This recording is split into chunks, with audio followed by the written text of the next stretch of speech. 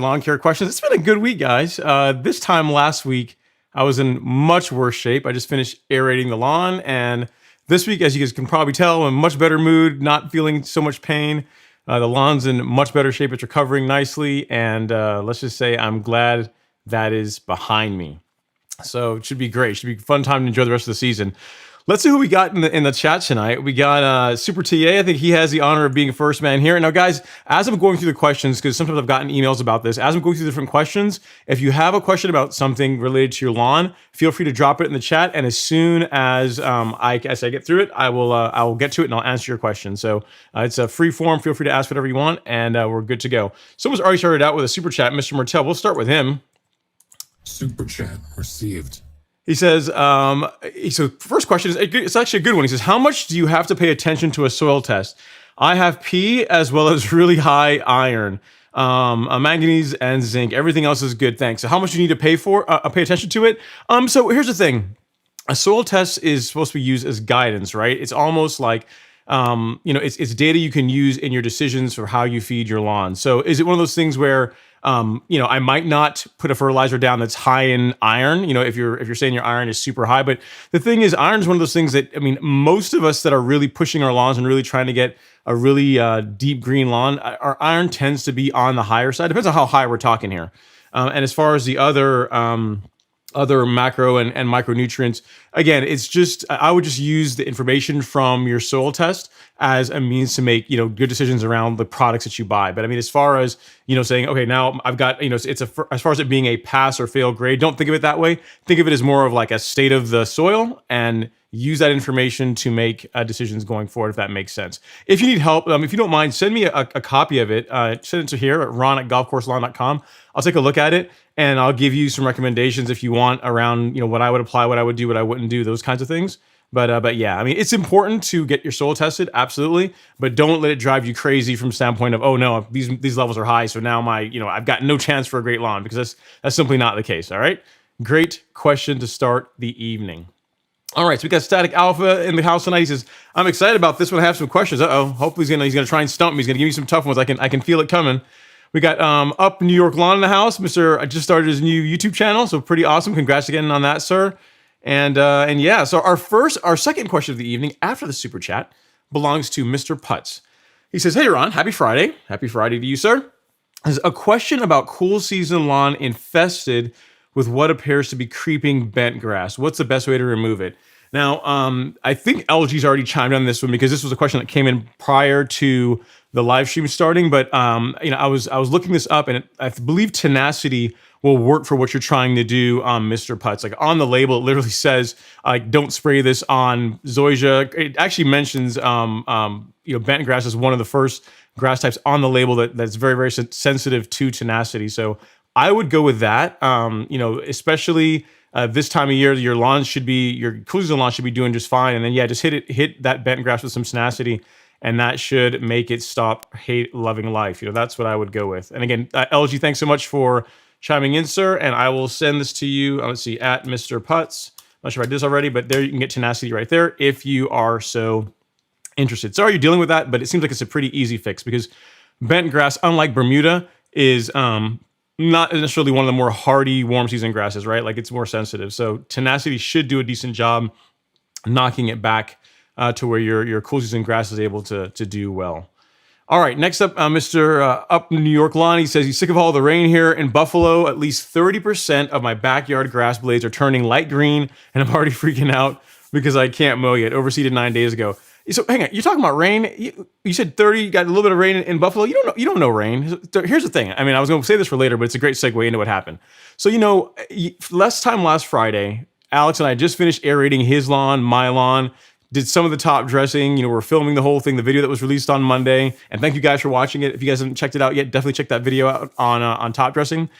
And then I knew there was going to be rain in the forecast Monday and Tuesday, but this is what I had to deal with, guys, literally the day after top dressing. So I got to top dressing the lawn, was happy with how it was looking, and then this happened.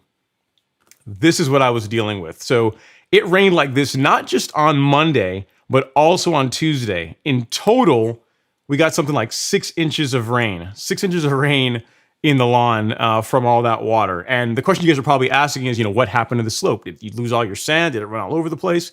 And I'm happy to report the answer is no. So a couple of reasons for that. One, I heavily aerated the lawn. So that's another real reason why you really want to incorporate aerating into your top dressing process if you can, because it really gives that sand soil mixture, whatever you happen to be using, something to bite into. It helps the layer you're putting down to integrate with the existing soil. And then also, I didn't go crazy heavy. If you guys saw the video, I mean, it was probably a quarter of an inch, maybe a third of an inch of material, so not crazy heavy. And that rain just watered in, it just sank in really nicely. So I'm super happy with it. Actually, I've already mowed once just to knock just the high stuff down. If you want to see what the lawn looks like today, this is the current state of the lawn. So not bad for 6 days, right? I'm pretty happy with it. So yeah. So Mr. New York lawn, up New York. You talk about rain. We got some serious rain in Georgia here the past week or so, which is good, which is awesome. Definitely helps the Arden 15 get lots of water, which it needs. And I'm looking forward to seeing how that comes out. So great question. All right, let's see what else we got here. We got Mr. LG in the house. What's going on, sir? Thanks for coming to hang out in the live stream as always. Appreciate it. He's sitting down with looks like a cold beverage and popcorn, which, I wish I could have that. I got my cold beverage, but you guys probably don't want to see me eat on camera, right? So it'd be kind of bad. All right, and then Kevin D. Jones is saying, Alpha Grass Crew. I like that. That's a good one. He says 12 holes of golf down. Nice. He says, just finished up Caravan G app and watering it in for a good time on the live stream with my favorite beverage. Very, very cool. Yeah, now is definitely the time where we're entering that window where, if you're putting down a fungicide more so as a preventative, not so much that you're trying to treat an active outbreak. Now's the time to do it. May and June is the time to get that done. So good job on getting the Caravan G out and good job on getting it watered in. Awesome stuff. Very, very good. LG's trolling me. He's like, at Ron Henry, rocking the protective eyewear tonight. No, I don't have the protective eyewear tonight. It's in the garage on the Greens Master. Unfortunately, I don't have it tonight. Yeah, no. Actually, guys, I'm down to one mower. So, the mower I cut the lawn with after top dressing was the True Cut. And then this morning, I cut it with the Greens Master. And so the True Cut's gone out to get freshened up. It's going to get its tune up for the season, oil change, all that stuff, reel and bed knife sharpened. So I should be good for the rest of the season once I get it back. All right, so let's see what else we got going on tonight. Daryl Tunstall's in the house. So Daryl's been sending me emails. I know he's been doing a crazy top dressing project. You guys think I had some hardware. Daryl sent me some pictures, man. He had the gorilla cart going, the lawn tractor, a little bit of everything going on. And he says, what's up, Ron? Just checking in. The entire lawn has been leveled. I'm in for recovery. So I have something to do now because I have nothing to do. I can't mow for the next 3 weeks, the next couple of weeks. And again, it depends, Daryl. I will tell you this. The first time you top dress, and again, depending on how heavy you went. I didn't see what the end result of your lawn looked like. But depending on how heavy you go, you could be looking at a couple of weeks. The first time I top dressed my lawn, it was probably 2 to 3 weeks. It's been a long time, but it was several weeks before I could actually get out there and mow for the grass to grow through it. And what you're going to find is each subsequent time you do it, because you're going to go light for the most part, the grass is going to grow back a lot faster. It's going to get through there really quickly, and you can be able to mow really within the space of a week if you want. But yeah, I feel your pain, man. I feel your pain. You're going to get the Joneses to want to get out there and mow the lawn. But hey, it's a great reason why you're not mowing, right? So you got your top dressing done. It's early in the season, and then it's just left to enjoy your lawn. So nothing wrong with that. All right. So Daniel Ferris is in the house. He's like, happy Friday, folks. Let's get those lawns right for Mom's Day. That's right, guys. I think this weekend is Mother's Day. So, probably Sunday would not be the day to mow the grass. That's probably the day to take Mom out for, brunch or, do whatever she wants to do. So Saturday, tomorrow, is Lawn Domination Day. If you guys can get that done, that's the day that I would get out there and get to the mowing, right? All right. And the next question we have here is from Kevin D. Jones. Kevin, always a frequent person in the live stream. Thanks for kind of hanging out, Kevin. He says, Ron, have you looked at the difference between the Flow Zone 2 versus the 2.5? Next purchase, and I can't really justify the price difference for residential lawns. Yes. So what Kevin is talking about is the new sprayer that FZ spray that Flow Zone released. I think I can bring it up here. It's a Typhoon 2.5. And yes, so the price on this is $318.99, Kevin, which is actually not terribly bad compared to what the regular Flow Zone Typhoon 2, the non-variable, this is the regular one, the toggle switch, like the one I have, is going for. This price is what at 318 or 319 is what the Typhoon 2 used to cost. Because I think they're just kind of burning through inventory, and anyone that has one kind of knows what they have, and they don't want to give it up. The price on those has gone up. Like I've seen those, almost $400, unfortunately. So yeah, I mean, it's the nice thing about that one that I think that they got right. Again, I haven't tested it yet. I haven't seen one in person, but they went from that variable switch, which I wasn't a fan of, to like different stops. I think it's like a 5-position switch with 5 different pressure points on that, which is good because now you can actually calibrate the sprayer, right? You have different settings. You can actually do your sprayer calibration to figure out how fast you need to walk 1,000 square feet in each one of those settings. So I think that was a good choice by Flowzone. So yeah, it should be an awesome sprayer. It's like the best of both worlds, right? So yeah, really, really good stuff. Let's see what else we got going on here.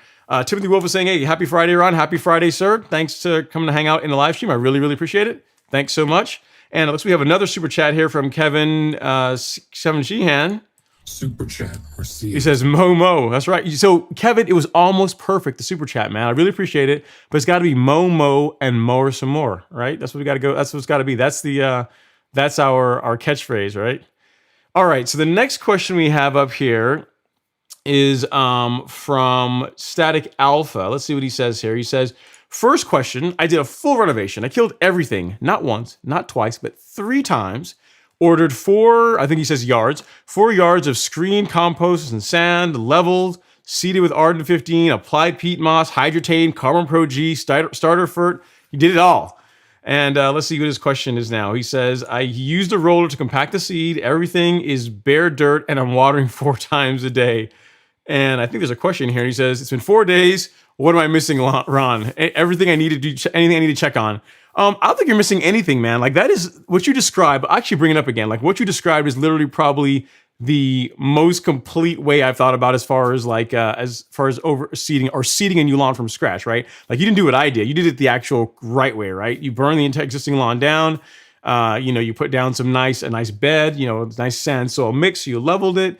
And Arden 15, peat moss, hydrotain, man, you did it all. I think it's just watering it. And the thing you'll find is, here's the thing, it's a touch early now, right? So if you'd done this in, say, June, a month from now, you probably would have gotten germination in somewhere between the first to second week, because Arden 15 does germinate faster than Princess 77. But now you're probably looking at that 2-week time frame. So just keep water on it. I mean, you say you're watering 4 times per day. I don't know how heavy that is. So the idea is you don't want the soil to dry out, but keep in mind too, you put hydrotain down, so you really don't need to, you don't need to be too crazy with it. In other words, if you walk out on the lawn and the soil, the ground is like soft, like almost, soggy, that's too wet, right? So when I say you don't want the lawn to dry out, think of it from a standpoint of you want like almost like a light rain shower on the lawn for like 3 weeks, right? Something like that. So it just doesn't ever fully go dry and ashy or anything like that. You want the soil to stay moisturized, but not like soaked in like a sopping mess to the point where you're almost starting to, perhaps introduce fungus issues. So you did everything right, man. I tell you one thing you have to do, one thing you haven't said in your whole description, you haven't said, hey, Ron, where can I send pictures of the lawn? I'm going to help you. But that lawn germinates and it comes through all nice, I want to see pictures of it. So send them here, ron@golfcourselawn.com. I want to see how your lawn turns out. Because you did it all, man. I haven't heard anyone else that's gone that far as an Arden 15 project, as far as like doing everything, like burning it all down and starting over from scratch. Very, very, very cool. So you also rolled it in as well, which is good. Yeah, you did everything right, man. And very cool. Kevin D. Jones saying he's not in as good shape as us as yet as far as the flow zone. Yeah, that's the thing, man. Going back to your question about the flow zone, Kevin, most people really underestimate how fast you need to walk at that 115 PSI rate to cover 1,000 square feet in like 91 seconds. Like you need to be getting it. Like, like that flow zone, the Typhoon 2 has 2 settings, like the non-variable one, like the 70 PSI and the 115 PSI. And I will tell you, like, I'm tall, I'm like 6'4", right? And because I have 12,000 square feet, it's 3 backpacks full to do my entire lawn. And I am literally walking as fast as I can walk. It's like a power walk to get all the way through it. So yeah, if you can get one of the variable ones that has, slightly lower steps, that's probably a good idea, because honestly, 115 psi, like there's a reason why flow zone only went up that high. I'm thinking is because most people aren't going to be able to walk much faster than that. So very cool, man. Great question. And Static Alpha, again, congrats on the super cool renovation.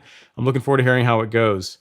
All right, so Timothy Wolf is stepping in. He says, hey, Ron, did a test. I put the Humic Max on my front yard and another 1608 brand on the backyard. Humic Max, winter, chicken dinner. The results were amazing and still getting better every day. Awesome, man. That's great. And I don't know what other brand you use, but I mean, here's the thing, man. I can't tell you guys how excited I was to be able to make Humic Max, or to help make Humic Max available to you guys. That Lebanon Turf actually came through and allowed us to sell that product to you guys, because it's again, Lebanon Turf is serious business when it comes to fertilizer. I mean, there are other great manufacturers obviously too, but like these guys are like, they mainly service the professional turf grass industry. So the fact that we got not just like one of their fertilizers, but also one of their new offerings that had that like 9% humic acid in it, I mean, it's really good stuff. I mean, people are going to get really good results with that project. I think LG's used it too, and he's gotten great results too. So Timothy, I'm glad to hear that you've been using it. You got good results. You put it up against a competitor, and you prefer the results that you got with Humic Max better. So awesome. Thank you so much. I appreciate the feedback. And for anyone else who hasn't tried Humic Max out yet, you can pick it up at the Golf Course Lawn Store right there. So thanks so much, Tim. I appreciate it. All right. A not so nice comment. So Daniel's saying, hey man, my Bermuda is looking like it needs a COVID vaccine. Slow to fully green. Yeah, man, it's been weird. Like, so it was winter time, and then it warmed up, and then they got really cool, and now we're like kind of in between, where it's not as hot as it was like a week or two ago, but at the same time, it's not getting as cool as it was, and where it got back into freezing temps. So we're getting a little bit of a cool snap here. I won't say cold, but a little cool snap here in Georgia, that once that falls away, which it should here soon, then the grass should really take off. So don't worry, Daniel. Your lawn's gonna green up. I mean, we're gonna get more heat. Day's gonna get longer, and I wouldn't sweat it too much. But I do get it that it is kind of discouraging when you're ready to get out there and mow, and then the weather cools off a little bit, and the lawn kind of just slows down. So never fun, but it'll change here soon. All right, up New York Lawn says, smash that like button. It takes 5 seconds and it goes a long way. Thank you so much, sir. I mean, it is true. It's a free way to support the channel, to support the live stream, sends good vibes to the algorithm. So if you guys would not mind, I mean, if you wouldn't mind touching the like button ever so gently, it's free to you guys, and I can take a sip of my drink here while you guys do it, and it'll send more people our way. Thanks so much. All right.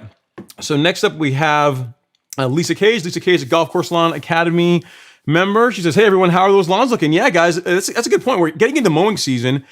Outside of, I imagine that most of you guys, or at least that are in the Southeast United States, that are starting to mow now, how many of you guys are considering doing like a top dressing project this year, or considering like manual aeration? Hopefully the video that came out on Monday didn't scare you guys off too much. I mean, it was a lot of work. Like literally Alex and I, when we got, I think when we got through the aeration, it wasn't too bad. Like, we were still confidence is high. This is great. It was awesome. This is going to be awesome.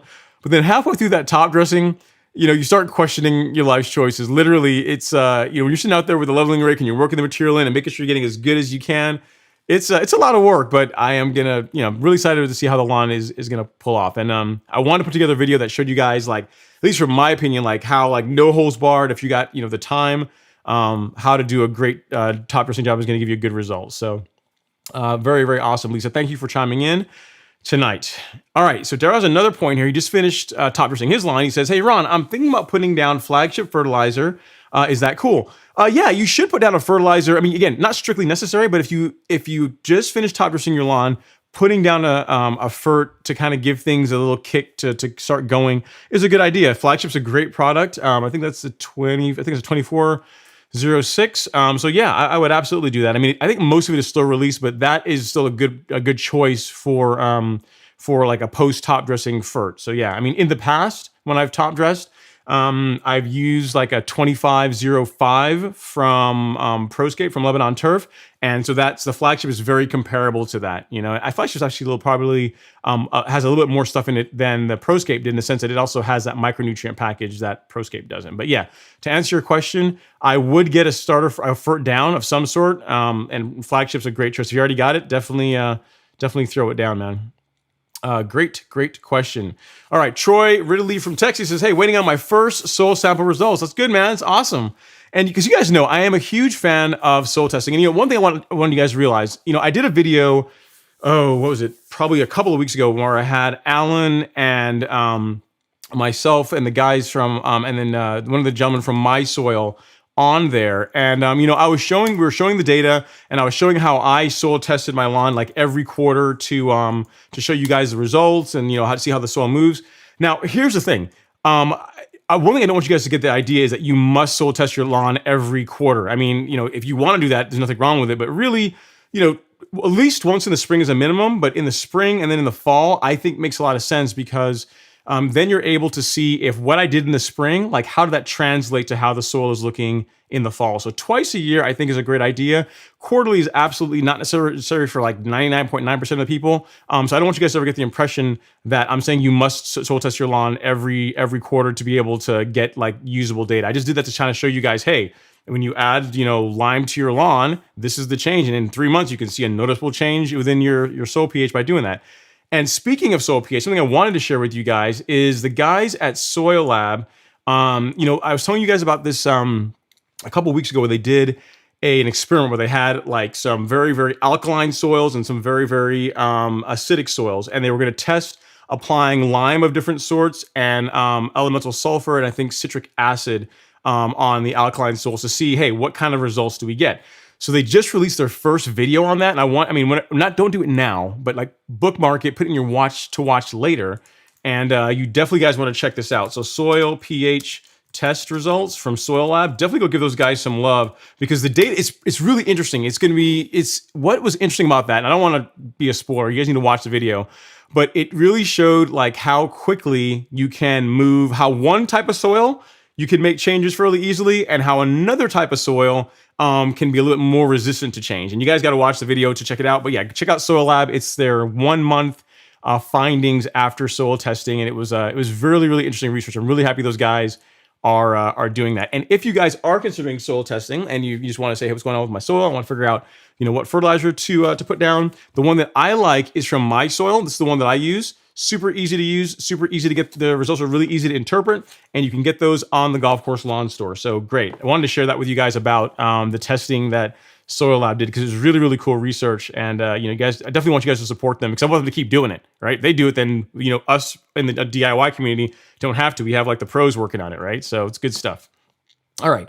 So Daniel Robinson is checking in on a Friday night. What's going on, Daniel? It is a nice Friday outside. The weather's actually pretty gorgeous. It's gorgeous. It's really nice. I mean, I got out and I said, mowed this morning, enjoyed it, had a great time. And but it's a good time to spend on the live stream talking about lawn care. All right, let's see what other questions we got here. Charlie Time says, so Charlie's been watching the channel for a minute. He says, I haven't been here in a minute. You still got that 600 horsepower Focus RS. I do not. I sold it a long time ago, probably in, I think it was late 2019 is when I got rid of it. But now I have a Supra, which you guys have seen on the videos. You guys have commented about it. Which is actually a lot more fun to drive. And but yeah, no Focus RS anymore. It's been replaced with a Supra. All right, so we got Travis Bermuda Yard in the house. He says, Golf Course Lawn Squad, leveling time next week. Great top dressing info, Ron. Thanks. You're very welcome, sir. So what Travis is also talking about, in addition to the video on top dressing, I also did a video that I released yesterday evening on, because I haven't seen this video done before, and it's based on questions I get. So it's purely a selfish, for me, so I don't have to answer the same question over and over and over again. I mean, I love answering your questions, but if I can point you to a video, why not? So that video is all about like what to do after top dressing your lawn. So I give some tips in there around like watering, like what Daryl is talking about, using your leveling rake or a broom to make sure you get good settling and to get the best results out of it, and some tips around mowing. So it's a really short video. If you consider top dressing your lawn after you watch the main one, check that one out because it's got a lot of good valuable info that was going to really help you get the most out of all the backbreaking joy that is top dressing. So good luck, Travis. May your leveling rake be straight. May you get a bully goat aerator so your aerating job isn't too bad, hopefully, assuming you're doing that as part of it. And definitely let us know how it all works out. All right, Jeremy White is saying, good day, big bro. Let's go. Top dressing on the way. I remember you messaged me, Jeremy. I think you said you're getting yours done, like Sandman or someone is coming to do yours for you, which is actually cool. I mean, Richard and those guys do great work. And it is, I will tell you, like if you can spring for it, if you can afford it, it is much nicer to sit back with a tall lemonade or whatever beverage of choice you have and watch someone else do the top dressing versus doing it yourself. I will say that is definitely a lot easier. But yeah, very, very good. All right, let's see what other questions we have going on here. So Chris Leona says, "Hey Ron, I was planning on aerating when I do my sand compost level project in a few weeks from now, but I just came down with a bad case of dollar spot sprayed propiconazole at curative rate." Yeah, Chris. I mean, I don't know that I would necessarily let that hold you back from aerating, from doing your aerating and top dressing work. I mean, the one thing it'd be interesting to find out, because a lot of times dollar spot on warm season grass, on Bermuda grass, a lot of times that's when the lawn doesn't have enough nitrogen in it. So like brown patch, large patch is like too much N and really wet conditions, and dollar spot a lot of times is the opposite of that. So if what you have is in fact dollar spot, like you're sure about that, the propiconazole is going to knock it out. But you might want to also consider, if you haven't fertilized your lawn yet, like putting down like whatever you would normally apply in nitrogen, just to kind of also help the lawn as well. So yeah, I would still do your sand compost and top dressing project. I wouldn't necessarily let that hold you back from doing it. But yeah, I would, if you didn't mention any kind of a fertilizer, but I would probably add that into whatever you're planning to do with your sanding and compost project. So yeah, hopefully that helps. Sorry you're dealing with that, man. Fungus is terrible. It's never a fun thing. But I will tell you, like I had that one large patch issue that I showed you guys in the lawn. Those of you guys that watch me on the YouTube stories, and then also I think on the live stream I mentioned, showed you guys pictures of it, and also in the video that I did on fungicides a couple weeks back. The one thing, Headway G like completely smoked it out. So I did like one application, it was pretty much gone, but just out of an abundance of caution, like the right before top dressing, I did another application of Headway, so I should be good to go for the rest of the season. So it's funny, a lot of the lawns around here, whereas we normally don't have fungus issues, this year it seems to be more of a thing. There's a couple of the neighbors also had some fungus problems as well. So I'm not sure what's going on, but in the fall I will probably put down fungicide just to try and I'm going to try and get away from that spring dead patch issue that I have in the lawn right now. So cool. Very good, Chris. Sorry to hear that you're dealing with that, but you should be good to go. All right. So Eric Garcia's in the house. He says, tomorrow is leveling day. It's kind of a theme, right? The theme of the show tonight is all about leveling. 5 yards of material for 6,000 square foot yard. That's a good idea, man. That's a good number. I mean, normally I say 1 yard per 1,000 square feet, but if you're going light, which again I also recommend, having 5 yards is going to be good. You should get a pretty good result with that, because with on Alex's lawn, one thing you guys didn't see in the video is like after we finished top dressing my lawn, we went and top dressed his lawn. And we used 5 yards of sand on his big back lawn and part of the side lawn there, and that was enough. So yeah, that should work out really well, man. Definitely let me know how it goes. All right. So Alejandro, I'm sorry if I'm butchering up your last name, sir. So Alejandro Gilbe, I think so, Gilbe. So Alejandro Gilbe says, looking at top dressing my zoysia, I'm in Florida, so folks keep telling me to use sand versus topsoil. Thoughts? Yeah. So here's the thing. So the way to think about top dressing, right, is really if you put down sand or compost, like they're both technically top dressing, right?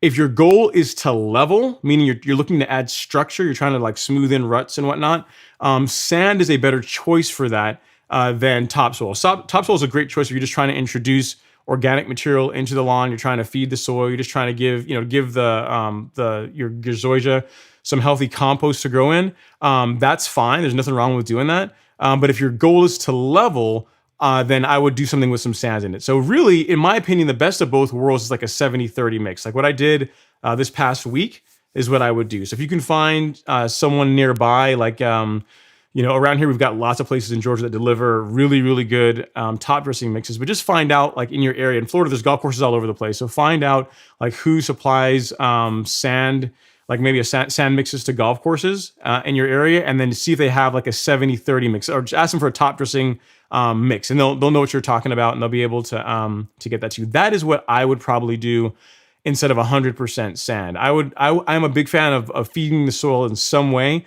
when you're going through all that trouble to top dress, Alejandro. So you can do 100% sand, like with Alex's lawn.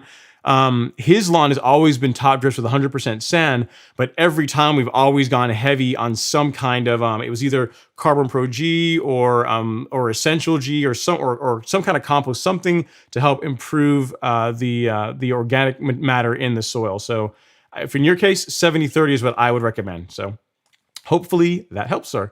Great question. Thanks for chiming in. All right, we got Grace Ortiz in the house. What's going on, Grace? Thanks for hanging out. Hopefully you're getting some warmer weather. You can get out there and start mowing. And thanks for chiming in, taking some time out of your Friday to hang out. Alan Dixon is saying, hello from Louisiana. Hello, sir.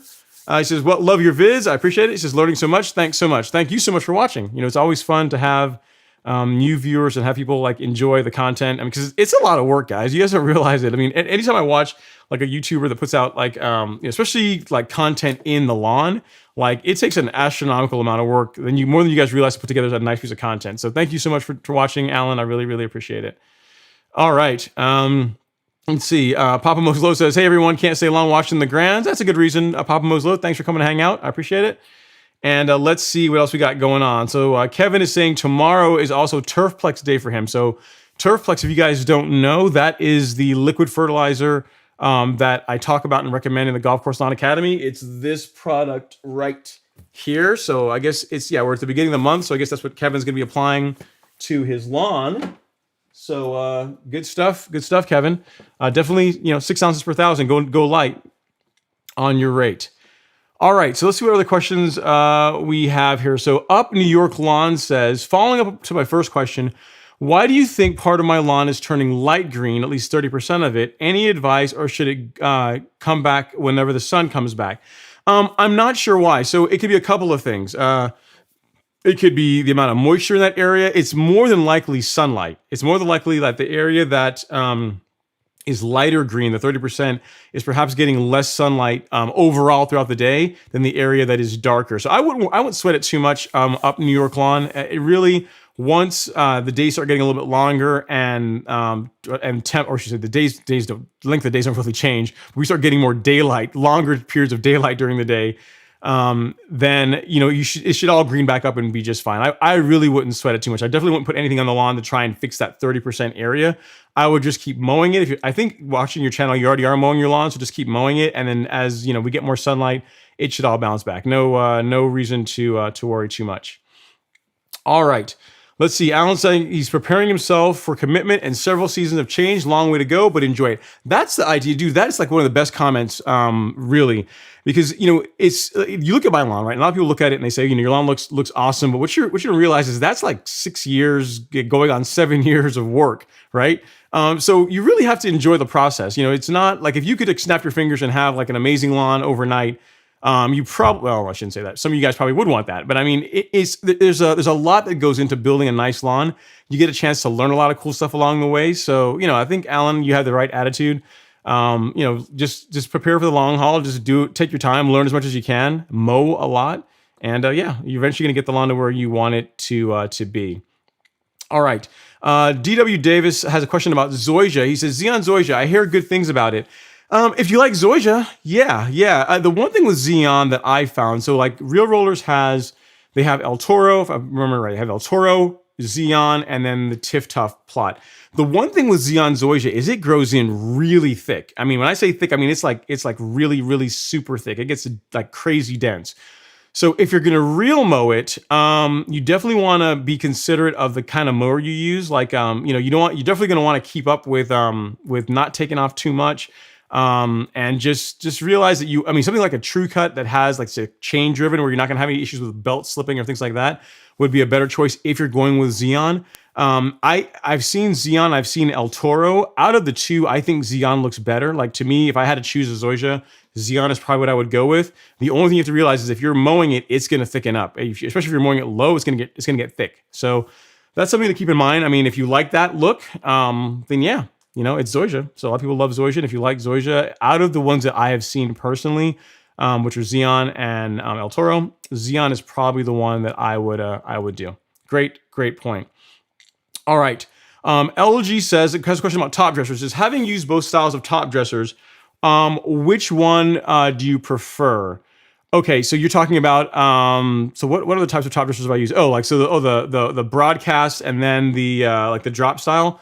Um Here's the thing. Out of the two, I think if your lawn is already like in great shape, like say it's like take my lawn, right? If I wanted to go like say a month from now and put down just some sand on the lawn, I think the broadcast style is probably better for that because you're able to kind of put it out along the same lines of how like a broadcast spreader works, right? So you're not having to you're not putting it down too heavy.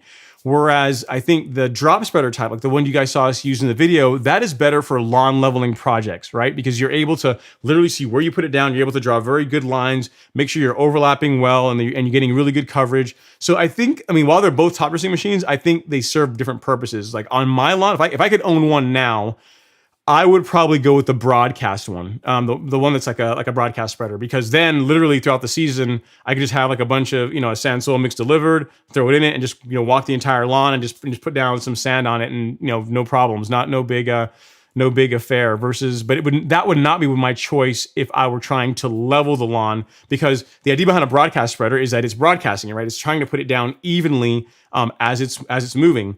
Which is not necessarily always the best for when you're trying to level, because if you're trying to get like a low spot, you're gonna want to build that up a little bit. So both great, both awesome pieces of equipment, and in my mind, they serve different purposes. But great question. That's a good one, LG. I haven't gotten that one before. That's a good question. I will say that regardless of which one, if you have a chance of using one to top dress your lawn, definitely go for it, because it makes life a lot easier versus doing it the manual way. That can work, but it's a lot more headache. All right. So Andy's Outdoor Adventures says, hello, Ron. Happy Friday. Happy Friday, sir. Thanks for coming to hang out. I appreciate it. And Mr. Chris Balducci is in the house. Thanks for coming to hang out, Chris. And let's see what else we have here. So Sanj Singh has a question. He's saying, can you do a future video on how to handle pet waste when it comes to lawns? That's a good question. Here's the thing. I don't have a dog. So it would be interesting to do that. Let me think. I mean, they have Stella, they have a dog, and what I can tell you, and I kind of cover this in the course, you're getting a little snippet of one of the things that's in the course, like an environmental factor that can help ruin your lawn. So you're getting a freebie here, Sanj. Really, if you have dogs, the best advice I could give you is if you can train the dog to like urinate or do its business in like one spot, like the pooping part is harder. That's not as bad, but like the peeing, you want them to do that. You want them to urinate in one spot of the lawn, like a sacrificial area of the lawn, if at all possible. So if you can train them to do it, that's going to be my best recommendation, because really, unless you actually see when they do it and they get out there and you water it heavily, it's just hard to prevent an area from browning up, especially if you have like a bigger dog, right? I know that the whole idea of having the dog have a designated area to do its business, that definitely can work, because Stella does that. Like she has her little spot there in the corner. And maybe tomorrow I'll get out there and I'll show you guys like the spot. It's like scorched earth. Like there's nothing ever going to grow there. But yeah, I think that would be my recommendation. That is what I would do as far as how to handle at least like pet urine, right? And then like the other stuff, you just got to pick it up. I mean, I guess if you can train them to also do number 2 in that spot, that would be the best of both worlds. But from what I can tell, Alex has only been able to get Stella just to urinate there, which is really the big one you want as far as killing grass. So hopefully that helps. I'll have to definitely see about doing a video on that. I'll have to see if I can get with Alex and maybe do some filming and just give you guys it'll be a short video, but it's going to be, I think it could be helpful. Big thing is get the dog to pee in just one spot. Great question. All right, so Elevated Landscapes is in the house. What's going on, sir? He says, what's up, Ron? Listening in from Maryland. We are getting close to drought status and finally getting some good rain this evening. That's wild that you guys are like in drought status, because in Georgia, I'm trying to think. I mean, we haven't had well, no, that's not true. This week we had a ton of rain. So I think within every 7 to 10 days, we've gotten rain of some type in Georgia. So we're definitely doing fairly well this year, in my opinion, so far. We'll see if it holds out. So yeah, sorry that you're dealing with drought conditions, but I'm glad you're getting some rain this evening. That's good stuff. All right, so Lamb Dog asks the age-old question, the question of questions that people have when they start getting into their lawn, which is, hey Ronsky, which is, I guess that's me. That's my new name now, Ronsky. What do you do to get a greener lawn? So there's a lot of different. That's a complicated question. So the easiest way to get a greener lawn, I mean, you can say, is to make sure you've got decent soil, make sure it's getting plenty of sunlight, and fertilize it correctly. That's going to get the lawn to be green. And really, as long as you got sunlight and you just put a fertilizer down on the lawn of some sort, it's going to green up. So sunlight and a decent fertilizer, lawn's going to turn green. Now, the question you probably meant to ask is, how do you get a lawn green and keep it consistently green? So like one thing you'll find, like at least around here, like some of the people that aren't like super lawn care nerds, like Alex, myself, is the lawn will let their Bermuda get like 3 inches tall. It'll look really nice and green, and then when they mow it, it looks like scorched earth. You got like brown patches all over the place. It just looks like terrible, right? So the trick, Lamb Dog, to not only having a greener lawn, but also to having a weed-free lawn or a lot less weeds in your lawn really comes down to mowing. So once you have got like decent soil, so you get a soil test done, like, you get your My Soil test, you test it, you know what fertilizer to go buy, you apply that to your lawn. You're putting enough water on the lawn, which most lawns don't take nearly as much as people think. Then it really comes down to mowing. Like mowing is literally the secret sauce to get a green lawn. Because here's why, right? When you mow your lawn consistently, you're always stimulating new growth. You're like that engine that makes the grass have to like draw nutrients in from the soil and begin replacing that top growth that you cut off. Like all that is triggered by mowing, right? So mowing, the more you mow your lawn, the more frequently you mow your lawn. In most cases, twice a week is going to be enough. That's going to be enough coupled with everything else to get a consistently good lawn. Meaning between mowings, it's going to stay nice and green. It's going to get nice and dense. It's gonna have good color, and yeah, that's really it. I mean, it's not that complicated. Sunlight, as I got on my shirt here, sunlight, soil, and then stripe action. So sunlight, soil, and mowing. That's the triforce of getting a great lawn. Good sunlight, great soil, and mow, and mow some more. That's what I would do, and that's what I do on my lawn, and I get pretty good results with it. So great question. And I also have a video on that. I've got several videos on that. If you go to Ron Henry, go to youtube.com, Ron Henry Green Lawn. I've got a couple of videos that talk about that very, very topic, but pretty much in the video is what I just told you. But if you want to go watch it, I would appreciate it. Great question. All right, so Doc Steve is saying, hey, Ron, thanks for all the info. Happy Mom's Day to your mom. I appreciate it, sir. Thanks so much. Thank you for being a viewer. Always appreciate that. And Elliot Anders saying to gently touch that like button. That's true. I appreciate that, Elliot. It's very much appreciated. And let's see here. Let's see what other questions we got going in here. We got R. Colson chiming in from Texas. He says, hey, Ron, happy Friday, man. Happy Friday to you, sir. Appreciate it. He says, gotta say, I am super excited. Just got my first greens mower. Okay, guys, he's got the first one of the evening. We got to clap it up. It's got to happen. I don't like to do, but it's got to happen. He upgraded from the McLean. Let the season begin. So that's good, man. I mean, again, nothing wrong with the McLean. Any real mower is a good mower, but as you're going to see, R. Colson, once you put that greens mower on the lawn, I don't know what you got. If you got a Toro or a John Deere, it's just an entirely new level. I got to tell you, like I was one of those people. I was a skeptic. Like I had my True Cut, and I was thinking, you know what? This is it. This is the alpha and the omega of mowing. It can't get any better than this. Look at those stripes. Looks awesome. And then someone said, you know what? You really should try a greens mower because it would make your lawn look that much better. And I said, all right, fine. You know what? This is going to be a really expensive experiment. How much better could it be? And I made 2 passes and it's better. It is definitely, it's a whole nother level when it comes to the stripe action and just how your lawn, the quality of cut you get. Now they're more of a pain to deal with than other mowers, but it's as far if all you care about is the best possible cut, really hard to beat a greens mower. Really awesome. All right, we go Grace Cortez saying smash the like button. I appreciate it. Left Tools in the house. This is happy weekend, everyone. Ron, good to see you. Good to see you, sir. Thanks for coming to hang out in the live stream. So here's the thing, guys. It's finally happened. You always see the lawn tools with their little desk lawn. So I've got one here. So I've got to start. But got my little desk lawn. Really appreciate it, guys. And some perennial rye. So now, I think this is perennial rye, I think is what it is. And here's assume once I get some topsoil for this, I'm probably gonna put some Carbon Pro G or some Essential G in here. Maybe a little bit of Miramichi Green, give it all the good stuff. I'm gonna be a cool season guy as well. So I'm gonna be a warm season grass and cool season guys. So I'm looking forward to doing that. This is gonna be my project this weekend to get this going. And you guys will notice my new prop here right next to the my fertilizer is I've got the official Lawn Tools golf ball. So it's gonna be here on my as part of my set. Proudly displayed. Thank you guys so much. I truly appreciate it. Thanks for hanging out in the live stream. Thanks so much, guys. Really appreciate it. All right. Amber Baden has a question. He says, how do you keep birds from eating your seeds? Okay, so I could answer this question, but I'm gonna sound like a crazy person. All right. So people, I have been known. I mean, not now too much, but I have been known when they come down around 10 a.m. is when they like to do it. They all, like a whole flock of them will fly in. They're like, oh, it's like, like worm picking and seed eating time. I have been known to go out there and perhaps, raise my voice at the birds. I've been known to maybe do like a mid-morning irrigation at the birds. So yeah, I mean, those are things that I've done. But here's the thing, Amer, I know you're super worried about it. All jokes aside, but I've still gotten good germination even with birds, like getting in there and eating the worms and occasionally eating some of the seed.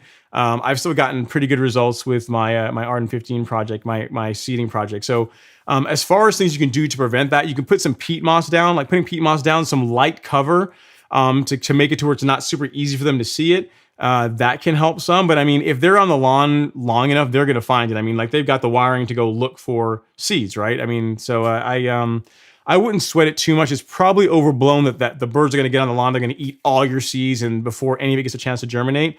You didn't say what kind of grass you're dealing with, but if you're dealing with like cool season grass, that tends to germinate a little bit sooner anyway than like warm season grass like Bermuda.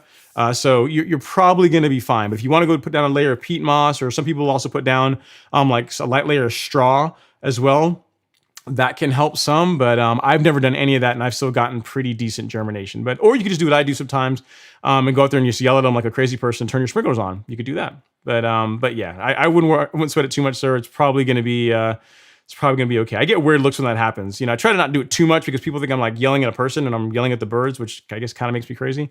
It's a sharing moment, guys. All right. Let's see what we have going on here. Next questions we have is from Static Alpha. He says, thank you, Ron. I can't wait to dominate the neighbors.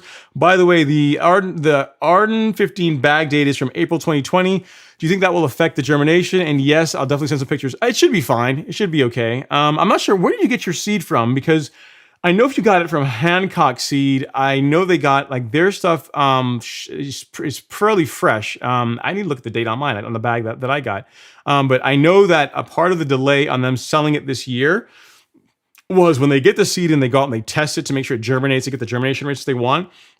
So if you got it from them, it's probably going to be just fine. Even April 2020 is probably going to be okay as long as it was kept dry. You should be just fine. And here's the thing, Static Alpha. You're still early enough in the season that if in 3 weeks from now, like, you've been watering. Now, granted, here's a negative to it, that if in 3 weeks you're not getting good germination, you can fix the problem. It's just going to be a longer drawn out watering session. So you're going to get a more expensive watering bill. But we're still early enough that if you don't get good germination, you can always get more seed, apply that, and you're going to be able to correct the problem. So I wouldn't sweat it. You're probably going to be just fine. Because Bermuda, essentially, once it starts growing and the heat arrives, it'll take off, begin spreading like wildfire. So you're going to be good to go. I wouldn't sweat it too much. Should be just fine. All right. Kevin Sheehan says he ordered 2 yellow bags. Should be coming soon. Not too soon, I hope. Yeah, it's good. I will tell you, it is good stuff. The yellow, the big yellow bags that are their leveling mix is interesting. It's a great, as far as being really clean, it's a really, really, really clean mix. These are the cleanest stuff that I've ever used. The one thing that you have to watch out for, Kevin, when you're brooming it in or using like a leveling rake to work it in, is some of the manure or the compost that's in there. Don't get alarmed if you have like some of those little clumps on the lawn, because as soon as you water it, and literally a couple of days after watering it, it's going to break down and settle right in. So once you begin wanding it in, what you're going to find is that the sand is going to settle really easily, but that compost might begin like, you might get like some hot spots for it. So what I did is just make sure you spread it around nice and evenly, kind of like what you saw in the video. And then once you water it, it'll all settle and you'll be good to go. It's really, really good stuff. So yeah, have fun with that. I'm glad that you were able to get some, because I know a lot of people have been asking about it ever since that video, and I think they're getting further out on their delivery time. I think you can still get some in May if you order it, but if you want to get that, you want to get it done sooner, or get your order in sooner other than later if you're going to go that route. All right, let's see what other questions we have here. Myrtle says, since Humic Max can't ship to Oregon, what do you suggest otherwise? If you can't get Humic Max in Oregon, look at one of the Yard Masteries fertilizers. I think those you can probably get shipped to Oregon. Like, they don't have, I mean, the probably closest thing to Humic Max is the flagship. the 2406. I think that's probably what you could go with. That's a good option. But yeah, hopefully eventually Lebanon turf will come around and they will get more.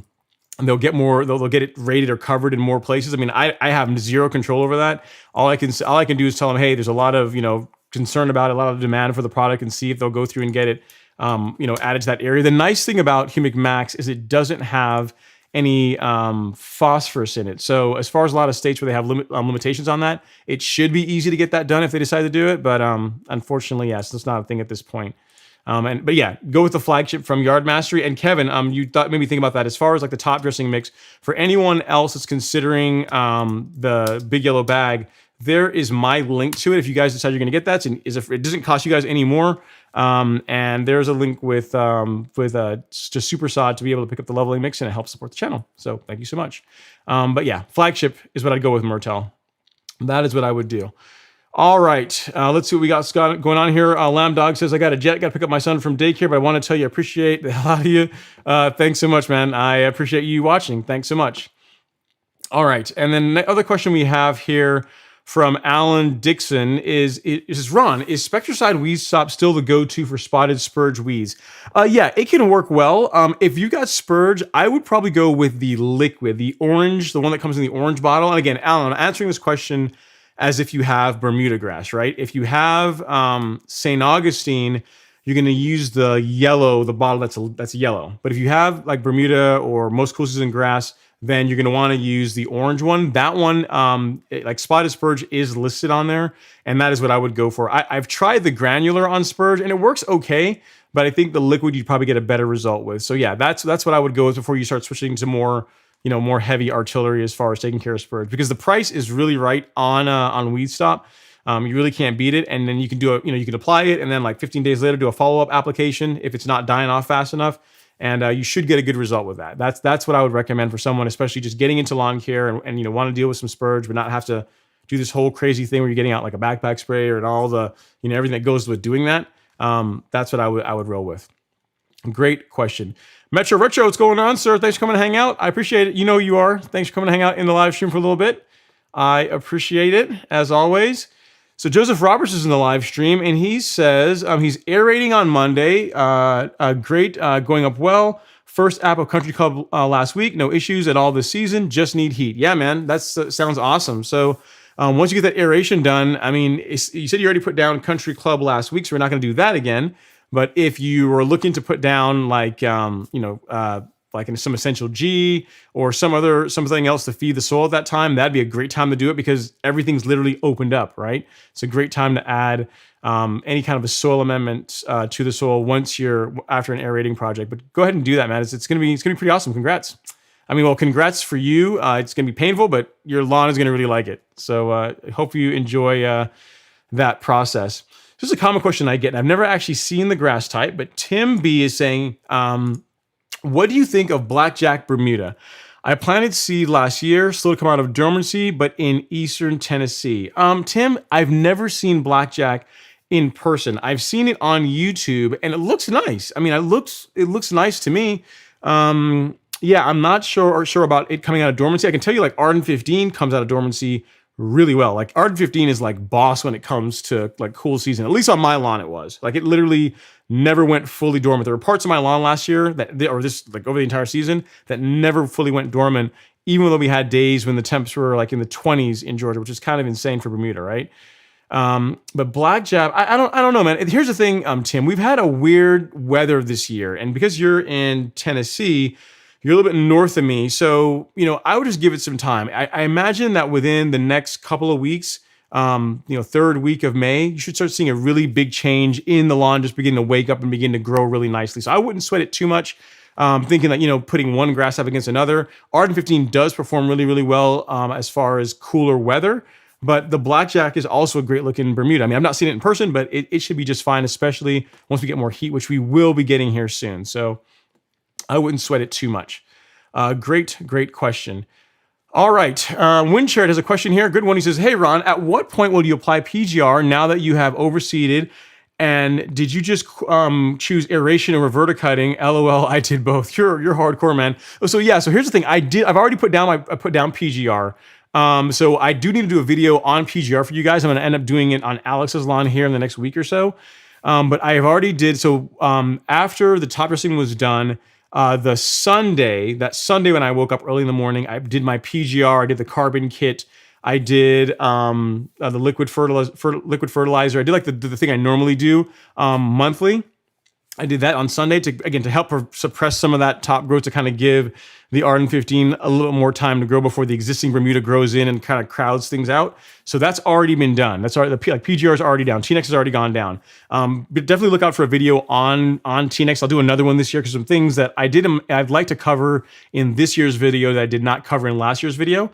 So that's going to be a thing, but it's already happened, Wind Chariot. I did it on Sunday. I was thinking about adding that to the video, but here's the thing. That video was already like 13 minutes long. It was already long enough. And the process is already kind of intimidating enough that I didn't want to then say, okay, hey, in addition, now you've lost like a part of your life by aerating and another part of your life by top dressing. Now let's break out the backpack sprayer and go and spray 12,000 square feet with like these products. So those things can be done. They can be done independently. So that's why I chose to just separate it. I didn't put that in the video to make things as simple for people that just want to know, hey, like I would need a really awesome guide on top dressing for warm season grass, and that's why that is. But great question, great point. And yeah, I just did aeration because honestly, like, you know, after I did the scarifying, when Real Rollers loaned me the Swordman, the lawn had thinned out enough, and I knew that I was going to put down that light coat of the 70-30 mix, and then just put the seed down and just rake it in as a means to get some that soil seed contact. So I just didn't see the need to also add verticutting to the process. Plus, it would be another thing I'd have to film, and I didn't want, again, going back to simplicity, I didn't want to make the video any more complicated than it needed to be. Plus, I was tired, man. It's a lot of work. It's a lot of work to do 17,000 square feet in 2. So let's tell you what happened. You guys only saw my lawn. We top dressed 17,000 square feet in 2 days and aerated 4 lawns. And you guys only got to see 1 lawn. So needless to say, I was feeling tons of pain Sunday, Monday, Tuesday. It was not fun. So yeah, but a great question. All right, next question we have here is from Brooklyn Boys is, how often do you recommend applying Milo each year? It depends, man. So if Brooklyn Boy, if you want to apply it monthly, if you want to maintain a consistent green, you can apply it monthly if you want. Just go at a lower rate. Just do so at a lower rate. When Milo was my main fertilizer of choice, it's been a few seasons now. I was applying it every 6 weeks. And that got a pretty good result. So during the growing season, say starting like now, like mid-April to now, up until September, mid-September, you could do it every 4 to 6 weeks, and you're gonna get a good result. I mean, Milo, it's hard to really mess up as far as damaging your lawn, but I find like a 4-week cadence if you're gonna lower the rate, or a 6-week cadence if you're gonna go at like full rate is pretty good if you're someone that's also actively mowing your lawn and you're keeping it short and you're just trying to make sure it has enough nitrogen to go. So hopefully that helps. Great question. All right. Let's see what else we got going on here. Matthew Gihohi,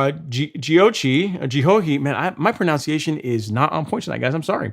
He says, hey, I was hoping to use just compost. What other fertilizer do you recommend? Thank you for all you're doing and keep up the great work. So as far as fertilizer, again, if you could just tell me just to give you one that I would go with, Humic Max. That's the one that I'd recommend. My fertilizer of choice, the one that I recommend, because it's kind of like your compost, is going to also help improve soil quality in addition to giving you some potassium and some nitrogen to feed the lawn, is this stuff. Let me pull it up here real quick. This is what I would go with. So at the golf course lawn store, right here, Country Club Humic Max, the 1608. This is what I would use on your lawn. If you're looking for like a ball or like a really good fertilizer, quality fertilizer, also has some humic acid in it, so it's also going to feed the soil that's put together by, again, like people that really know fertilizer, like Lebanon Turf, like they really understand fertilizing. This is what I would use. This is what I'm running on my lawn this year, and that is what I would recommend. So it's a great product, and it's what I would go with.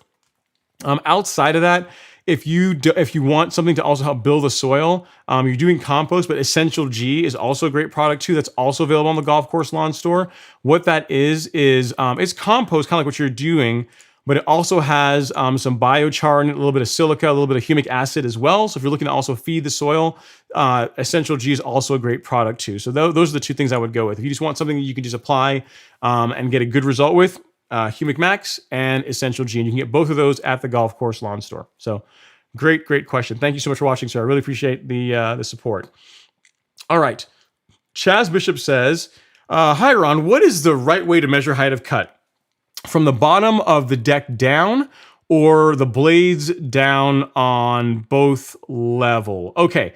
So here's the best way to measure height of cut is to just the way I do it. So here's the thing with my greens mower, right? My mower is set to 0.495, so just under half an inch. But I can assure you, if I go out there and I measure the lawn, it's not at half an inch. It's not at 495. It's under that because the weight of the mower causes it to sink down into the turf just a little bit, lowering that height of cut. So honestly, what I would do is, you can use like a measuring tape from the bottom of the deck and see like how far that is away from the lawn. But really what I would do is start a little high, like just take the mower up, start a little high, mow a small section, and just get out there with a measuring tape and actually measure the grass. Like that's how you know what your true height of cut is, right? Because there's what you call like your bench height or your static height of cut. With a rotary mower, not so much. It's still a thing with rotary mowers too, but really with real mowers, that's very much a thing. But there's like the height of cut that we send on the bench, and there's the height of cut that actually happens on the lawn. And those two are usually different. Again, with real mowers, what you tend to happen is the actual height of cut that happens at the lawn, the dynamic height of cut, tends to be a little bit lower. With a rotary, the best thing is just to measure it, man. That's what I would do. That's what I would do. On golf courses, you should watch the guys that do like what measure greens. They have this thing called a prism gauge they put down there that will measure it ever so gently. So they have their kind of cut they have set on the mowers, but they still have a tool that they use for actually measuring the length of the grass blade. So that is what I would recommend you do.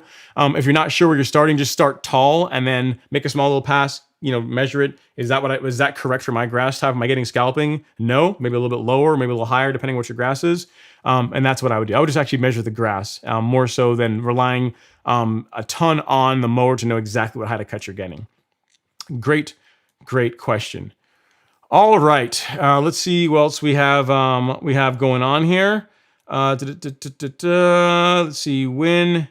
Wind Chariot says, hey, Ron, it's me again. Is there a conflict using hydrotane and PGR? No, there is not. There's not. And when you say PGR, I think you're talking about probably T-Nex, right? Like Trinexapac ethyl. If you're using, those two, they're different. So PGR, like a T-Nex is foliar absorbed. It sticks to the leaf.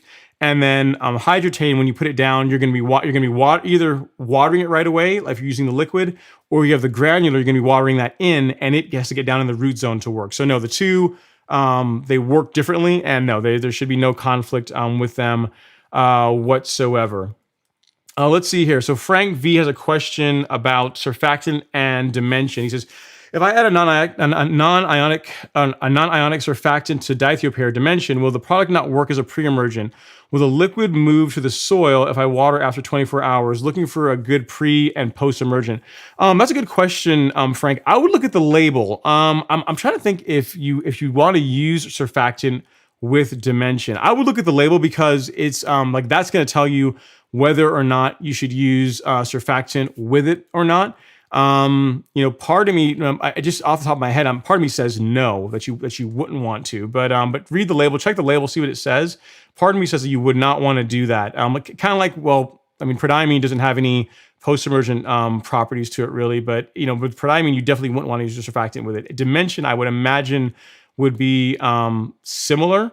Especially if you're using liquid, but yeah, I'm not sure on that one. I don't know that one off the top of my head. I'd have to look at the label to be able to answer your question, unfortunately, but good one. I'll look it up and then I will take that one under advisement for next week. Let's see, dimension and surfactant. All right, great question. All right, let's see what else we got going on here. Daryl says, hey, Ron, I got a couple buddies watching you live. Can you talk a little bit about the course, sir? Sure. Yes. So Daryl is also a member of the Golf Course Lawn Academy. What he's talking about is my course that I put together that's available here at golfcourselawn.com. What that is if you look at a lot of the YouTube content, right? It's like I don't necessarily say it's disjointed, but you can to get something that's more structured, saying like how do I water my lawn? How do I use a broadcast spreader? How do I use a sprayer?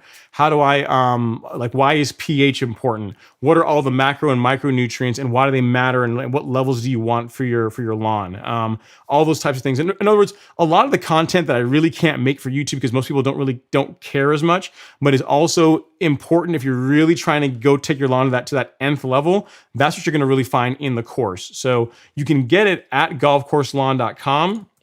Again, I'm still building the course out, but I mean, all the feedback that I've gotten from it has been really, really positive. And so if you go to golfcourselawn.com, it is here, and the whole idea behind it is how I transform, how my method for transforming lawns from ordinary to extraordinary. The cost for the course is $97, and it's one time, and you own it for life. Outside of all the lessons that go into it and the future content that's going to be added to the course, you also get access to the private Facebook group, which is really awesome because there's a great group of guys and gals in there that are all about lawn care, serious about it. Like Daryl's in there. We share our top dressing projects. We share our tips. We talk about different things about getting our lawns better. So there's a lot of value to it. And again, the feedback that I've gotten from the course has been really good. So if you're looking for something more structured, the Golf Course Lawn Academy is alive. It's live and it's available right now. So I definitely appreciate it. Always looking for more serious people that really want to take their lawns to the next level to join up. So thank you so much, Daryl. Your check's in the mail, sir. I appreciate it. And thank you for getting more people watching the live stream. All right. Let's see what we got going on here. Wilbur Love has a question around fertilizing and rain. He says, Ron, do you fertilize a day before rain is expected or wait till after? This has been in the discussion. Who in Tennessee is supposed to rain tomorrow, 60%? Okay. I tend to fertilize or do my stuff prior to rain. Like I don't fertilize after rain because then I'm not getting the benefits of it watering in the fertilizer, right? So I assume you're talking about granular fertilizer. You didn't say granular, but if it's a granular fertilizer, yes, absolutely. Prior to rain is when I would put it down. If it is a liquid fertilizer, that's a case where you might want to wait till after it rains, right? So the stuff that I apply, like I use the carbon kit, the Release Zero NutriKelp, and I mix that with Turfplex. I mix that with those to make my concoction that I apply to the lawn. That stuff absorbs really quickly. So if I applied that, say, this morning, right, and I were going to get rain tomorrow, I'd be just fine. I'd be good to go. But now if I were going to apply it in the morning and at noon we're going to get like a heavy downpour, like what you guys saw, like that happened after my top dressing, I'd probably wait. So for liquids, I would wait till after it rains, and then because I don't want you to get rain right after that. But for a granular, I would do it prior to rain because for granulars, you really got to water them and you want those to get down in the soil to begin working. So yeah, it depends on the fertilizer you're using. So you get rain tomorrow in the forecast, I would go ahead and get your granular down if that's what you're thinking. Great question. Also on the subject of leveling lawns, Dean Dong says, I level my backyard today, sore back. I used river sand and manure mix from Green Brothers. I hear really good things about them. I've never used their mixes, but I hear good stuff. This is the organic matter rises to the top and looks sloppy. Yeah, so that's a good point. So Dean, what you're probably seeing is kind of what happened. I saw some of that a little bit with like even my Soil 3 mix, and the same thing will happen if you use any 70-30 mix. Like the sand, again, when you do a 70-30 mix, the sand is for structure, and the compost or soil is for feeding or helping improve the soil quality, right? So the sand is going to tend to work into all the crevices and settle in more, and what's going to be left most of the time on top is going to be that compost. So what I would do is just simply spread it around the lawn, try to make it as even as possible so that when it starts to break down, you get like fairly even coverage as best as you can as far as that organic material working in. When you say looking sloppy, that sounds like it's wet. So I'm not sure if you're saying like after a heavy rain it looks sloppy, or if you're just saying that you're getting like clumps, like small clumps at the top. Again, I've not seen that particular leveling mix to know what it looks like, but it sounds like what you're describing sounds like along the lines of what people experience a lot of times whenever they use sand soil mixes. Okay, so it's not, I don't think anything's broken. Just make sure that you don't leave all the clumpy stuff in one spot. Distribute it around so that the love gets spread everywhere on the lawn. All right. And congrats on leveling your lawn. I feel you on the sore back thing. So it's good. It's good. It's a great thing to do for your lawn. One of the best things you can do for your lawn. All right, let's see what else we got going on here. Let's see. Chaz Bishop says, also, my weed lawn is doing well. My friend is also not watching your class. I appreciate it, Chaz. So here's the thing. You got a weed lawn now, man, but it can get better. Listen, if you've not watched Alex's transformation, like the Fix My Ugly Lawn series, absolutely watch that, man. Like the part of that is to show you like what is possible, like how quickly, a lawn can be changed. So like if you've not seen it as yet, Chaz, or if you just want to have it to where you can relive it and get some inspiration, put some Rocky music on, some fight music. Let's see, at Chaz Bishop. Definitely watch that because Alex's lawn had lots of weeds in it when we first started, and in like 3 months, it went from like weeds to looking like a golf course lawn. It looks incredible. So you can definitely make your lawn better. Do not get down because you got weeds in your lawn right now. It can only go up, right? Don't worry about it too much. All right, let's see what else we got going on here as far as questions.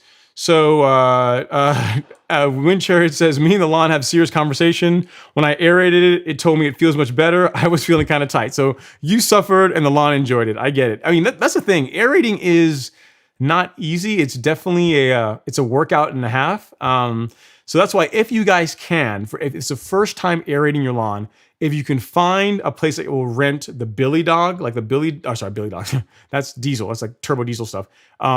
Billy Goat, like a Billy Goat aerator, that's the one I would recommend. That's the one I would go with because I've used Ryan's, I've used like the red ones, I forget the name of them, but it's a red and white aerator.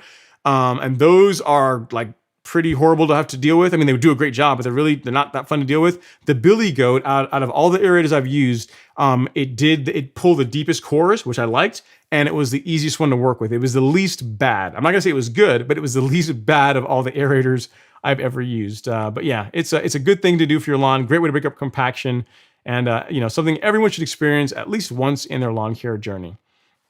All right. So Timothy Smith has a point here. He says, "Hey Ron, great to be here with you and everyone. Top dressing tomorrow. Grass is green and thick at 3/4 of an inch. Should I take it down to 1/2 an inch? My lawn is plush thanks to you. Best ever." Thank you so much, sir. Not really. I mean, you could top dress your lawn at 3/4 of an inch. If you guys, one thing, if you guys want to see something kind of cool, in that video that I released yesterday on like things to do after top dressing, in there, I show like how my first top dressing lawn looks. I show a little bit of B-roll. It's a really short clip. It's like probably 3 seconds. Like if you get on that clip, pause it, and you can actually see how tall my lawn was. Like the first top dressing, the lawn was probably an inch and a half when the first time it was done. So 3/4 of an inch is just fine. You don't need to take it any lower unless you really want to. I mean, it will be a little bit easier to move the material around if it's lower, but I wouldn't go out and take your lawn down for 1/4 of an inch. I mean, then you got to get all the material out. I would just leave it where it is and just top dress it as it is, sir. No reason to go much lower than that. If it's looking good at 3/4 of an inch and that's where you plan to maintain it, top dress it and then just go to town. Wait for it to grow back and enjoy life. That's what I would do. And guys, while I take a sip of my glass of, this is like sparkling water tonight, no lemonade tonight. If you guys would touch the like button ever so gently, I'd really appreciate it. Free for you guys and a great way to easily support the channel. Thank you so much. All right. So next we have here is Stan G in the house. He's saying, what's going on? Ron and the rest of the live stream. What's going on, sir? Appreciate it. Thanks for hanging out, Stan. B Gaines is in the house. He says, B Gaines tuning in. The lawn is really recovered from the Sandman top dressing. You cut it today. Plan to oversee with Arden 15 and then Carbon Pro L tomorrow morning. Nice. Very cool. That's the thing, man. If you go light on the top dressing, your lawn doesn't have to look like a beach for weeks and weeks on end. If you go light and your lawn's in pretty good shape, like it's fairly healthy, it should bounce back fairly quickly. It can be a week, 10 days, and you're out there mowing again. So, I mean, it's going to take a while for it to fully fill in. But as far as you being able to get out there and mow and start doing things in the lawn again, a week to 10 days is when you can expect that, assuming that, the soil's in great shape, we're getting good temps, all that kind of thing. Great point. Thanks for letting me know, sir. All right. Let's see what else we have going on here. Wind Chariot saying, if you want it to rain, top dress and oversee the slope. Here's the thing that it's funny. I mean, he's making light of top dressing, but the thing is that I didn't lose any sand on the slope. And I tell you guys, a big part of that is because I did a nice deep aerate, and then I did a light top dressing, and everything stayed in. Even with all that heavy rain that I got, I didn't lose any sand or seed off the slope, which is really pretty incredible considering how heavy it rained. So yeah, great point. All right, let's see what other questions we have here. So Lawn to Learn is saying, good evening, friend. If you could only throw down one thing a month, what would it be and why? Oh, great. Oh, you see, you're going to pigeonhole me, man. If I could throw down one thing a month, just one thing a month, what would it be and why? You're putting me a corner. It's either going to be Essential G or it's going to be Humic Max. Probably one of those two. If I could only have one thing, probably one of those two. Probably either the Essential G or Humic Max. That would be my thing. If you're talking about just one thing as far as a fertilizer, Humic Max, no doubt, hands down. Like doing the liquid fertilizer definitely sweetens the deal. It gets you more consistent color and growth. But Humic Max by itself is an awesome product. It doesn't need liquid to perform really well on your lawn. Like most people that apply it, like LG put it on his lawn. I don't think he sprayed anything with it, and his lawn looked really, really good, right? So I wouldn't. It's if I could have one fertilizer, probably Humic Max. That's what I would go with. I put that down monthly, like I tell you guys to do, because I know you're gonna get great results with it. All right, let's see. I think I have a super chat here. I got to get to super chat from Go Hard, Go Hard. Thank you, sir. Super chat received. He says, "Thanks for all you do. My lawn is looking great. I am happy to hear it, sir. Thank you so much for the support. I really appreciate you chiming in on the live stream and for the super chat. Thank you for supporting the channel. Always fun." All right, Thunder26 is saying he is tuning in from Albany, if you're in Georgia, Albany, Georgia. He's got centipede grass recommendations. I don't have centipede, and here's the thing: everything I've ever heard about centipede, when I look at other like YouTubers that do content on it, is you got to be kind of careful. Like, I'm not even familiar with, like, from a fertilization standpoint, what like centipede needs, like from a monthly. I know when it comes to herbicides, you got to be really careful with it. Like, it doesn't take much to make centipede very angry. But that's a good point. That's a good question. Thunder26. I mean, Humic Max I'm sure would be fine on it, especially at the rate that I apply it. It's like half a pound of nitrogen is it's very light. That's not very much. That would probably work well on it. Something I know will work well on it is the carbon kit, like the Miramichi Green carbon kit, which contains 3 products. It's got the Release Zero, which is like micronized carbon. It's got the kelp and NutriKelp, and then the Biospectrum, which helps promote soil microbial activity. Like that, you can spray on any lawn. So Humic Max at the light rate, I know will work well, and then the Miramichi Green, the carbon kit, will absolutely do well on your lawn as well too, on centipede grass. Like that'll work on any grass, and you can get that at the golf course lawn store. But if you want to see what I'm talking about, it's these 3 products that all come in one kit, and you can get it for a 5,000 square foot lawn or a 10,000 square foot lawn. Like you get enough for 3 applications or for 3 months in that for that price in that kit. So that's what I would do on centipede, knowing nothing else about what's going on with your lawns. I know that's going to be safe for your grass. Great question. All right, let's see what other points we got going on here. Lawn to Learn says he mowed his St. Augustine tonight at 3/4 of an inch. Oh, boy, did it look angry, I bet. He says it's striped like a boss, though, with the Greensmaster 1000. Okay, so Lawn to Learn, that's cool. It's funny, but like, St. Aug is not going to like being cut at 3/4 of an inch. I mean, you can try it and see what happens, but I'm not sure if Alan's in here, but he's probably rolling over and just like cringing hearing that someone's cutting St. Aug at, under an inch, at 3/4 of an inch at that. Not even an inch, but you took it down to 3/4 of an inch. So don't be surprised if the lawn gets to be very, very unhappy at that height of cut. But I'm sure, like you said, it stripes really well. But yeah, that's way too low for St. Aug. You're gonna want that like more like the 4-inch range. But yeah. All right. Okay, let's see what other questions we got going on here. So Timothy Smith is chiming in. He says, for the person that asked about dog urine, put a mixture of Humic 12 and RGS in a gallon of water. You can pour that on some of the spots new and old. It will prevent and repair old spots. So there you go. So anything you can do to help feed the soil, to help, I guess, because again, the RGS is the root growth stimulator. So I guess that's going to help promote new growth. So yeah, it's a great point, Timothy. Great suggestion. Thanks for sharing that. All right. Let's see what other questions we have here. One from Corey Williams, MBA. He says, hey, Ron. He says, I'm trying to push my backyard, which has some bare spots, grub worms, and low pH from last year. Okay. My soil test recommended 24-0-12. Can you put this down weekly to get faster growth? No. We don't want to do that weekly. No, absolutely not. So really what you're going to want to do, Corey, is that's like a once a month type thing. And if you don't mind, send me an email with which 24012 it recommended. I mean, it doesn't really matter. The long short of the matter is no more than once a month is what I would do. I mean, if you really want to be, if you have the time and you want to go at half the rate, so here, listen to me carefully. Like if you want to take the amount of fertilizer you would normally apply in a month and you want to apply like one in like now and then in 2 weeks from now apply the other half of it, you can do that if you want, kind of like a spoon feeding with granular. But once a month is all I would really do. As far as other things you can help to push growth a little bit, I would introduce a little liquid fertilizer. So in addition to the 24012, and again, I'm not sure what rate they are telling you to apply that at, but something like this, like the Turfplex, like this stuff is an excellent fertilizer. Again, because you're using it with a 24012, you're going to go really light. As far as rate, you're going to do like 6 ounces per 1,000 square feet. And that's going to put down like a 1/10 of a pound of quick release nitrogen, which is going to, which is going to help with green up. It's going to help promote a little bit of growth, right? So that's what I would do. I'd say I would stick to the recommendation. If that's what the soil test is saying, 24012 to do that, go with that. But if you want to augment that with a little bit of liquid fert, you can go with the Turfplex. Again, you can get that at the golf course lawn store, and that you could apply twice per month at the lowest rate. Again, like what we're talking here is like 4 to 6 ounces of that product per 1,000 square feet, and it doesn't take very much. It's very potent. Doesn't take very much to get a response.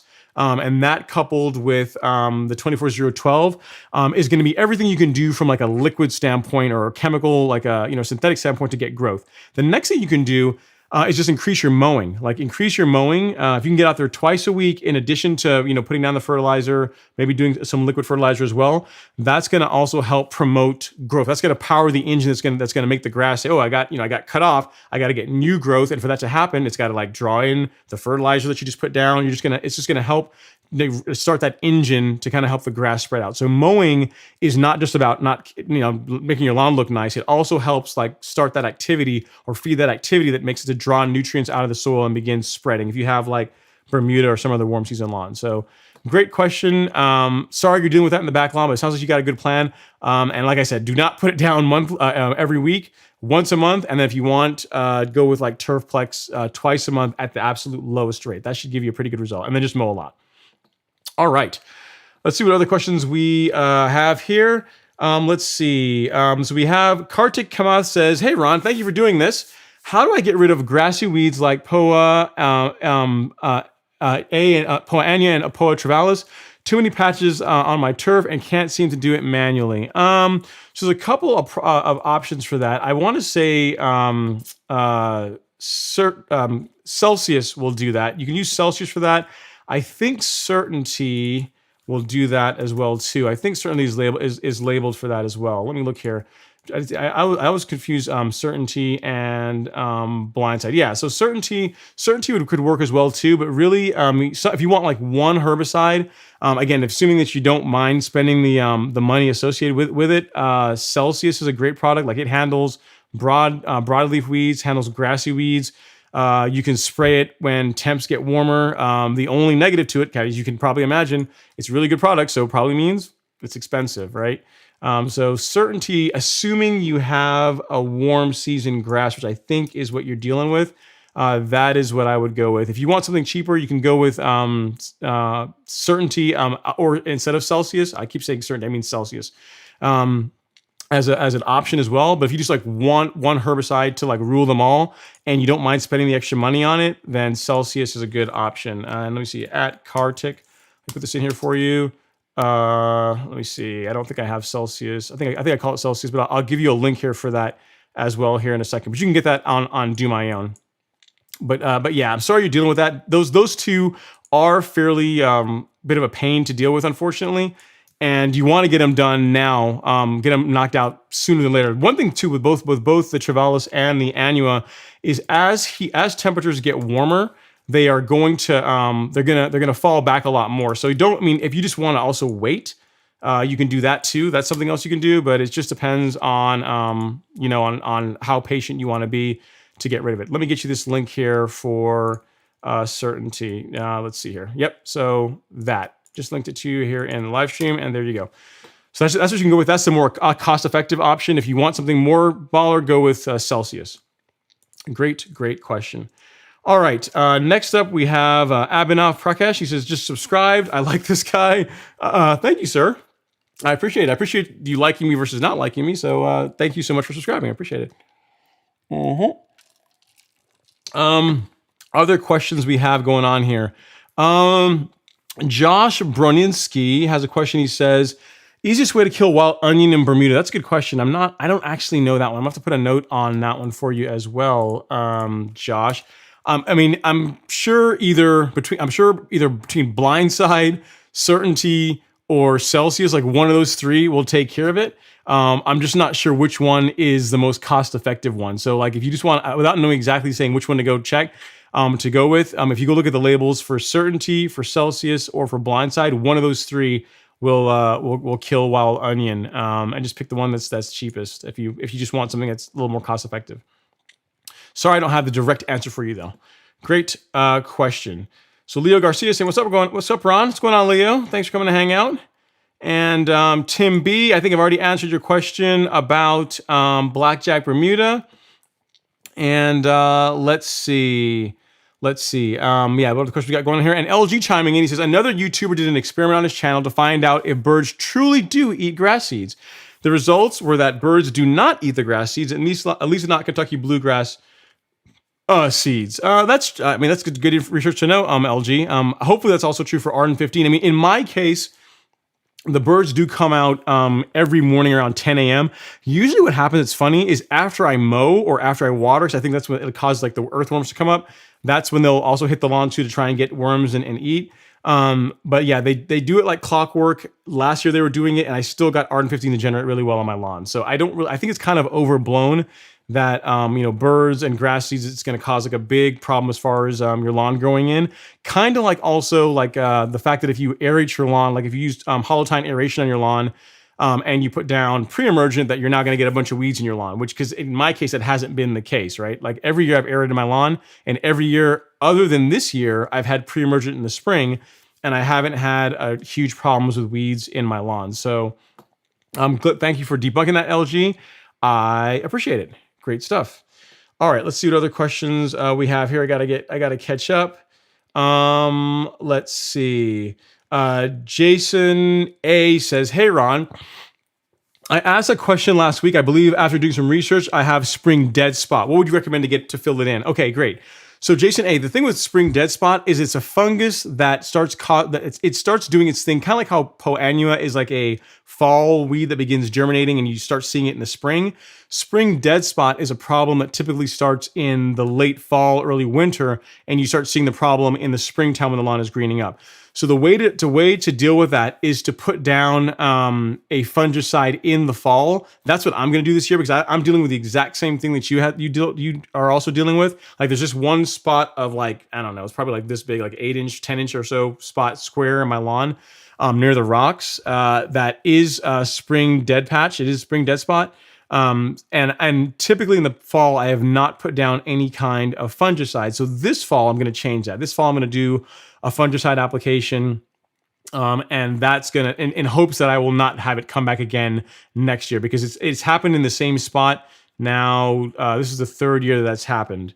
As far as getting it to fill in, it's with my lawn in like a couple of weeks, it's going to grow in. So with Bermuda, once it begins, you get some heat and the grass begins growing and spreading, it will fill in. The spot will fill in. It's not going to be a dead spot the entire season. But it's just, as far as preventing it next year, fungicide in the fall is a great way to do that. So great. I'm glad you asked the question. I did research it as promised, because also kind of just being purely selfish, I had that same issue too. So yeah, fungicide in the fall. What I would go is you can use either Headway G or Heritage. Heritage will probably work well for that, and it's probably a little bit cheaper than Headway. So it just depends on whether or not you want to put down both propiconazole and azoxystrobin in the fall. But I think Heritage, which is just azoxystrobin, will work well for that. But just it's your choice on your fungicide of choice. Great question. Sorry you're dealing with that, but with time it will grow in. All right, let's see. So you guys are talking about the seed from Hancock you got with the same date, Yeah, so it's probably fine, guys, because again, I was in communications with Hancock Seed about Arden 15, and part of what they were telling me as to why the delay this year is because they test it, or at least they test a batch of it before they send it out. So if you guys got it here recently, you're probably good to go. I wouldn't sweat it too much. All right. Let's see. Super TA chimes in. He says, out here listening to your stream while putting out Grub X and some slow-mo granular PGR in the rain. You are hardcore, sir. You are hardcore. Like, you're definitely a hardcore lawn care person when you're out in the rain putting down, whatever you're putting down. I've done it with Carbon Pro G in the rain, and actually put that. It's actually still on the channel. It's kind of crazy, but that was a fun time. So you said you have rain in the schedule for tomorrow, and it's free water. That's it, man. You can't beat free water. So you definitely take advantage of getting that fungicide out, your insecticide out, and your granular PGR. So cool stuff, man. Thank you for the support. I appreciate it. All right. Here's the thing. I'm gonna fail on this question. I can tell you right now. So Joseph Roberts says, question from my wife. Recommended product for aphids. They are driving her crazy this year. Wet spring. I don't even know what aphids are. I have to look it up. Let's see. What is an aphid? I'm not sure on that one. On that one, Joseph. Oh, so it's an insect, a pest. You can have to use some kind of insecticide. I don't know if acelepryn will do that one. That's a good question. What you might do, let me research that, Joseph. If you don't mind, do me a favor. I will get you an answer tonight to that. Do me a favor. I'll reach out to an insecticide, a buddy of mine that does pest control, and just send me an email here, ron@golfcourselawn.com, and say, hey, this is Joseph from the live stream, aphids question for my wife. And I will, I'll get an answer for you, and I'll email you tonight with what he comes back with for me. So I don't know if acelepryn will take care of that. You might need something else for those guys. Great question. Sorry, I don't have the answer, but I will get you an answer. So thanks for asking. All right, let's see what other questions we have here. So Adam Curtis says, hey, I've been following the top dressing lawn leveling videos you have been educating us on, and they're awesome. Thank you, sir. Appreciate it. Do you have any recommendations for fixing deep ruts? Yeah, so it depends on how deep we're talking here. If we're talking, if we're talking like more than like, I don't know, 2 inches or more than an inch, you're really not going to be able to do that all in one go. What you can do if you're dealing with Bermuda, what you can do is you can do like a blend of sand and soil and fill it in, and it will grow over it. But just know that it's going to look ugly. It's going to take a while for that to correct itself. I mean, there's no real way really around fixing a rut other than to build up that area, right? And then the question of how heavy to go is, if you have Bermuda, you can go heavy and you can actually do it all in one go if you want to, but it's going to take longer to fill in. Now, if you're the kind of person that you don't want to have like a big a big trench in your lawn, that you're trying to get the grass to grow for like a long period of time, then doing several light top dressings to build that rut up might be a way to go. A buddy of mine is actually top dressing his lawn Monday. That's actually lives in the same neighborhood, and that's what he's going to do. He had the choice of either doing, he had like a moving truck that backed onto his sidewalk and like put like probably a 3-inch rut in. And what he's going to do is he's going to go like 1.5 inches on this week, and then in like June he's going to go again and fill up because he doesn't want to do it all at one time. So couple different options, Adam. You can do it all in one go if you have Bermuda and you don't mind it looking kind of like ugly for a while. If you want it to grow in and then and you don't mind doing repeat dressings to kind of build it up slowly, that's an option as well too. So I mean, there's no way around it other than you just got to fill it in with material, and you're going to want to make sure that you don't use. The one thing I will tell you is you definitely whatever mix you use, it has to have topsoil or compost in it. You would not want to fill in a deep rut with 100% sand. So if you're dealing with like a 3-inch rut and you decide I'm going to do it all at one time, you would not want to put 3 inches of sand in there. You'd want to do like a 70-30 mix or something like that, so that you're putting some organic material in there as well to kind of help the grass that grows over that have something healthy to live in, if that makes sense.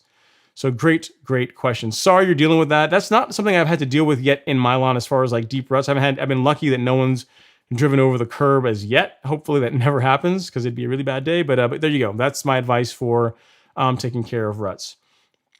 All right. 2 Shots of Vodka has a question. He says, hey, Ron, I need help deciding here. My front and backyard is maybe 4,000 square feet total. Do you think push reel is fine for that? Or should I go to a Swarman reel mower for even better cut? I am currently cutting at 1/2 inch with a push reel. It's up to you, man. I mean, a push reel, I cut my entire lawn for like a year and a half, almost 2 years with a push reel mower. And it does a good job. It does a decent job. But a powered reel mower is going to cut better. Like if you're cutting at 1/2 inch with a push reel mower, 1/2 inch with like a Swordman or any powered reel mower is going to look a lot better. It's just, so it just depends. If you're reel mowing and you're using the push reel mower as a way to reel mow your lawn and also to get some exercise, you could just continue to do that with no problem. But if your thing is, hey, I want the best quality of cut, going to a powered reel mower is going to be, you are going to notice a big difference. There is going to be a pretty big effect. And then as LG's also talking about here, or not to LG, but Texman 14, one thing that you will run into is washboarding, right? So with a push reel mower, if your technique is not good, meaning if you're going too fast, a lot of cases you're trying to take off too much, you get like the reel basically can't cut the grass, can't cut enough of the grass based on how fast you're moving. And what that ends up doing is you have like a section of grass that's cut, a section that's not cut, a section that's cut, not cut, and it creates this washboarding or laddering effect that looks kind of ugly. But you didn't mention that, so it sounds like you're getting a good job with it. But as far as just better cut, a Swordman is going to do a better job, or any reel mower is going to do a better job. So great question. All right. So Chad Shepard has a question here, I think, about herbicides. He says, hey, Ron, thanks for hosting these streams. Very welcome, sir. Thank you for watching. He says, I got my John Deere 220C a couple weeks ago. Got to cop it up for that, sir. Definitely got to do that. All right, and applied tenacity on Monday. Still have dandelions flowering. Should I apply 2,4-D? I mean, you applied the tenacity on Monday. I'd give it some time, man.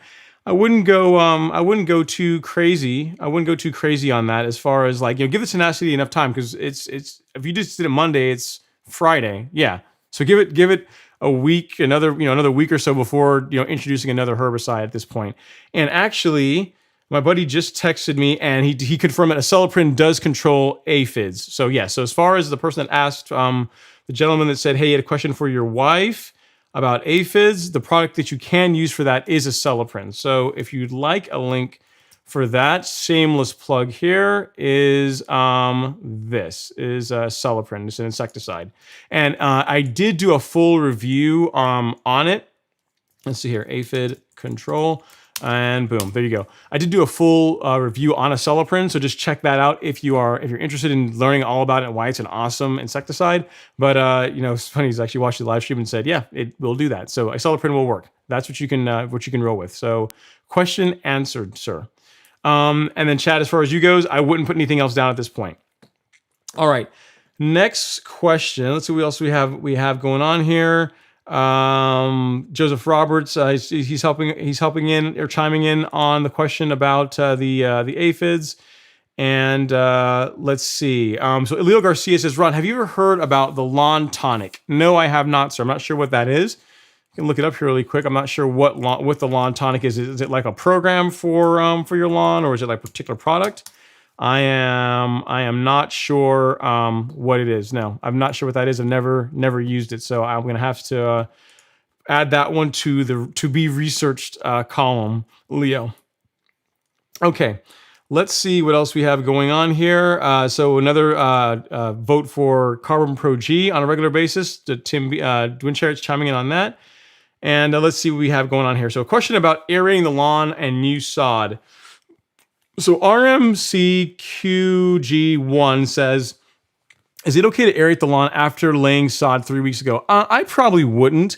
If you want to top dress the lawn, you could do that. Like if you wanted to go do a light top dressing, that wouldn't be a problem. But aerating, unless you know it's definitely rooted in really well, I wouldn't want to go out there and start knocking holes in it and potentially pull the sod up or anything like that. Because 3 weeks, 3 weeks, let me see, it's not that hot yet.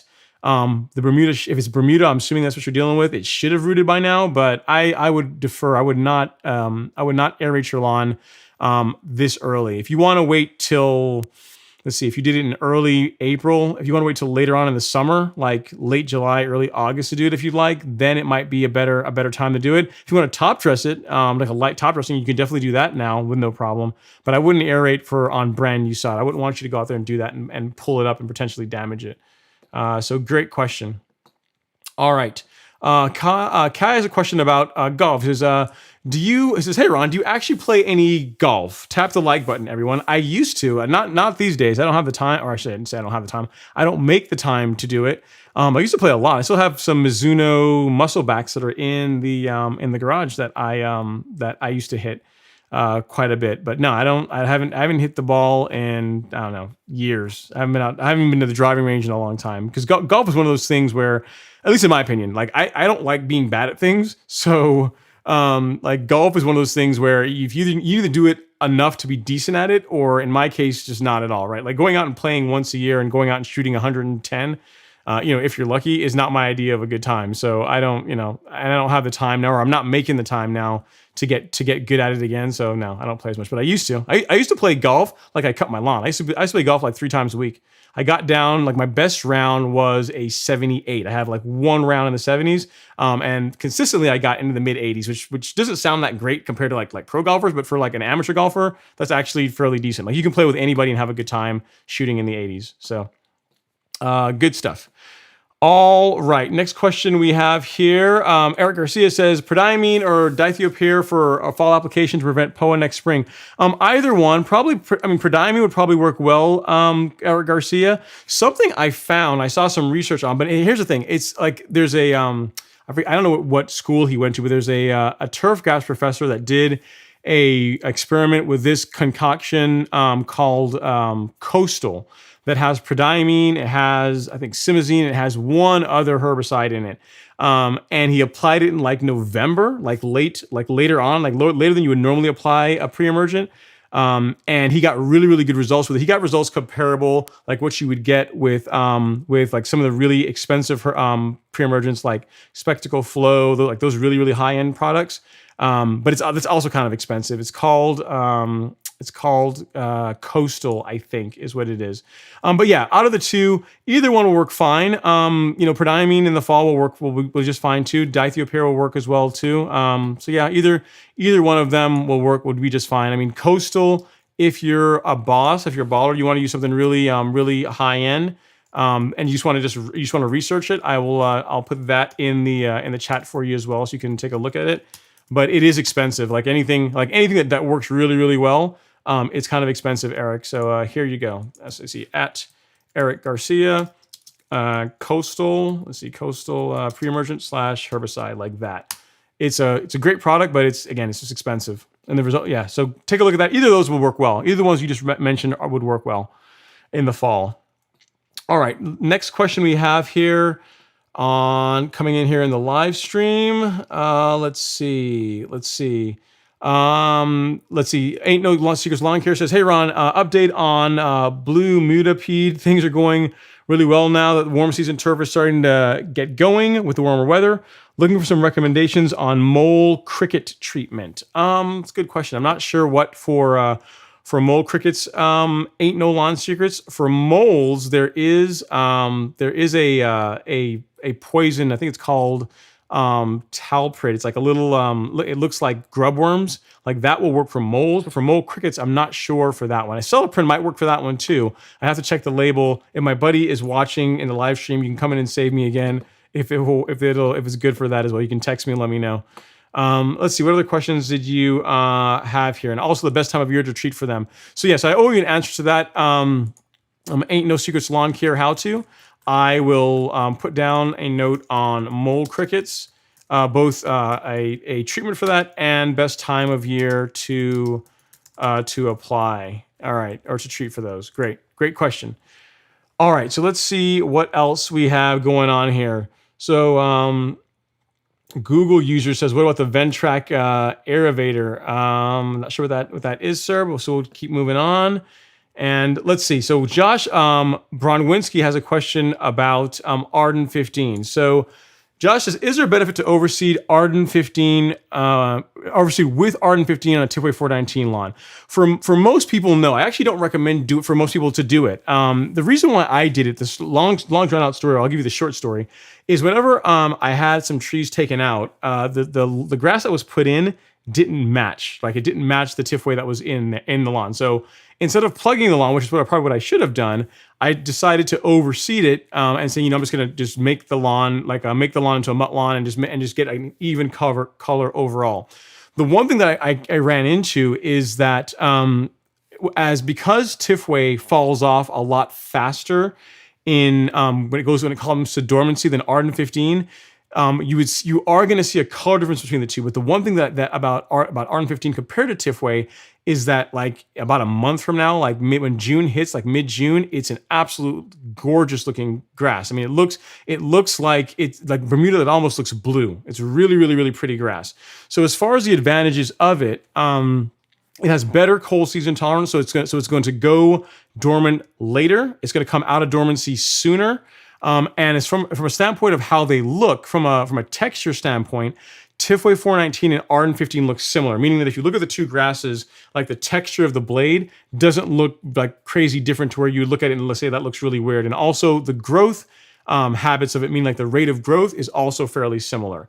But for most people, I don't recommend it, mainly because it's a ton of work to pull off as far as like the amount of prep you need to do for it, the amount of watering that it takes to get it to germinate.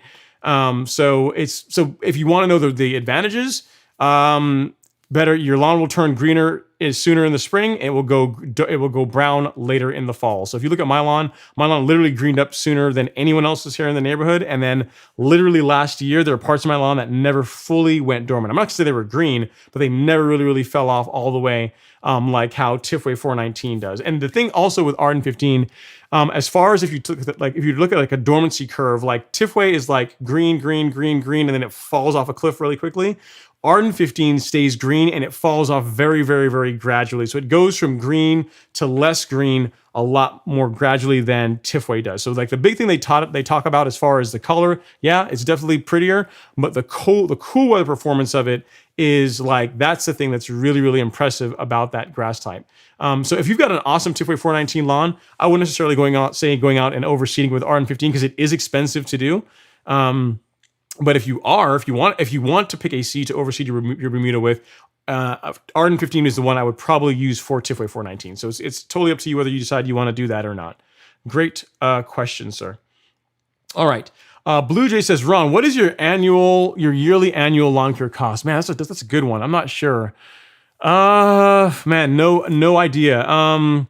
If I figure between like the mower maintenance, fertilizer, everything else, I don't know, just spitballing. Okay, if we take like not top dressing, we're not talking about that. We're just talking about like just aeration, fertilizing the lawn, mowing the lawn, mower maintenance. Probably $1,000, somewhere like that. Maybe a little bit less than that.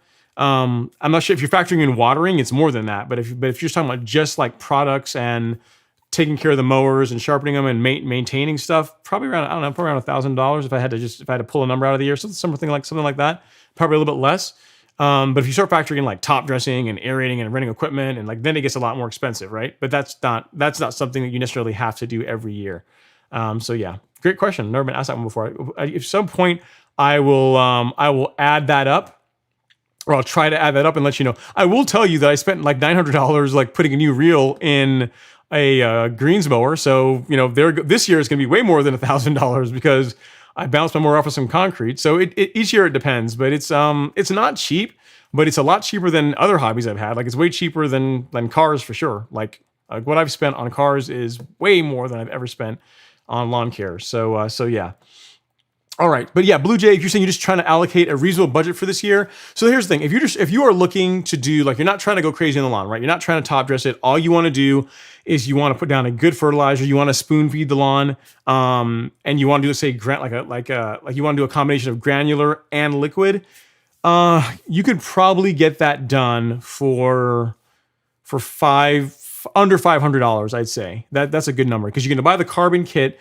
If you got like 2 sets of it, so you have like 6 months worth of stuff, that's $200 there. Then you're assuming you already have all the equipment. I'm assuming you have a backpack sprayer. I'm assuming you have a broadcast spreader.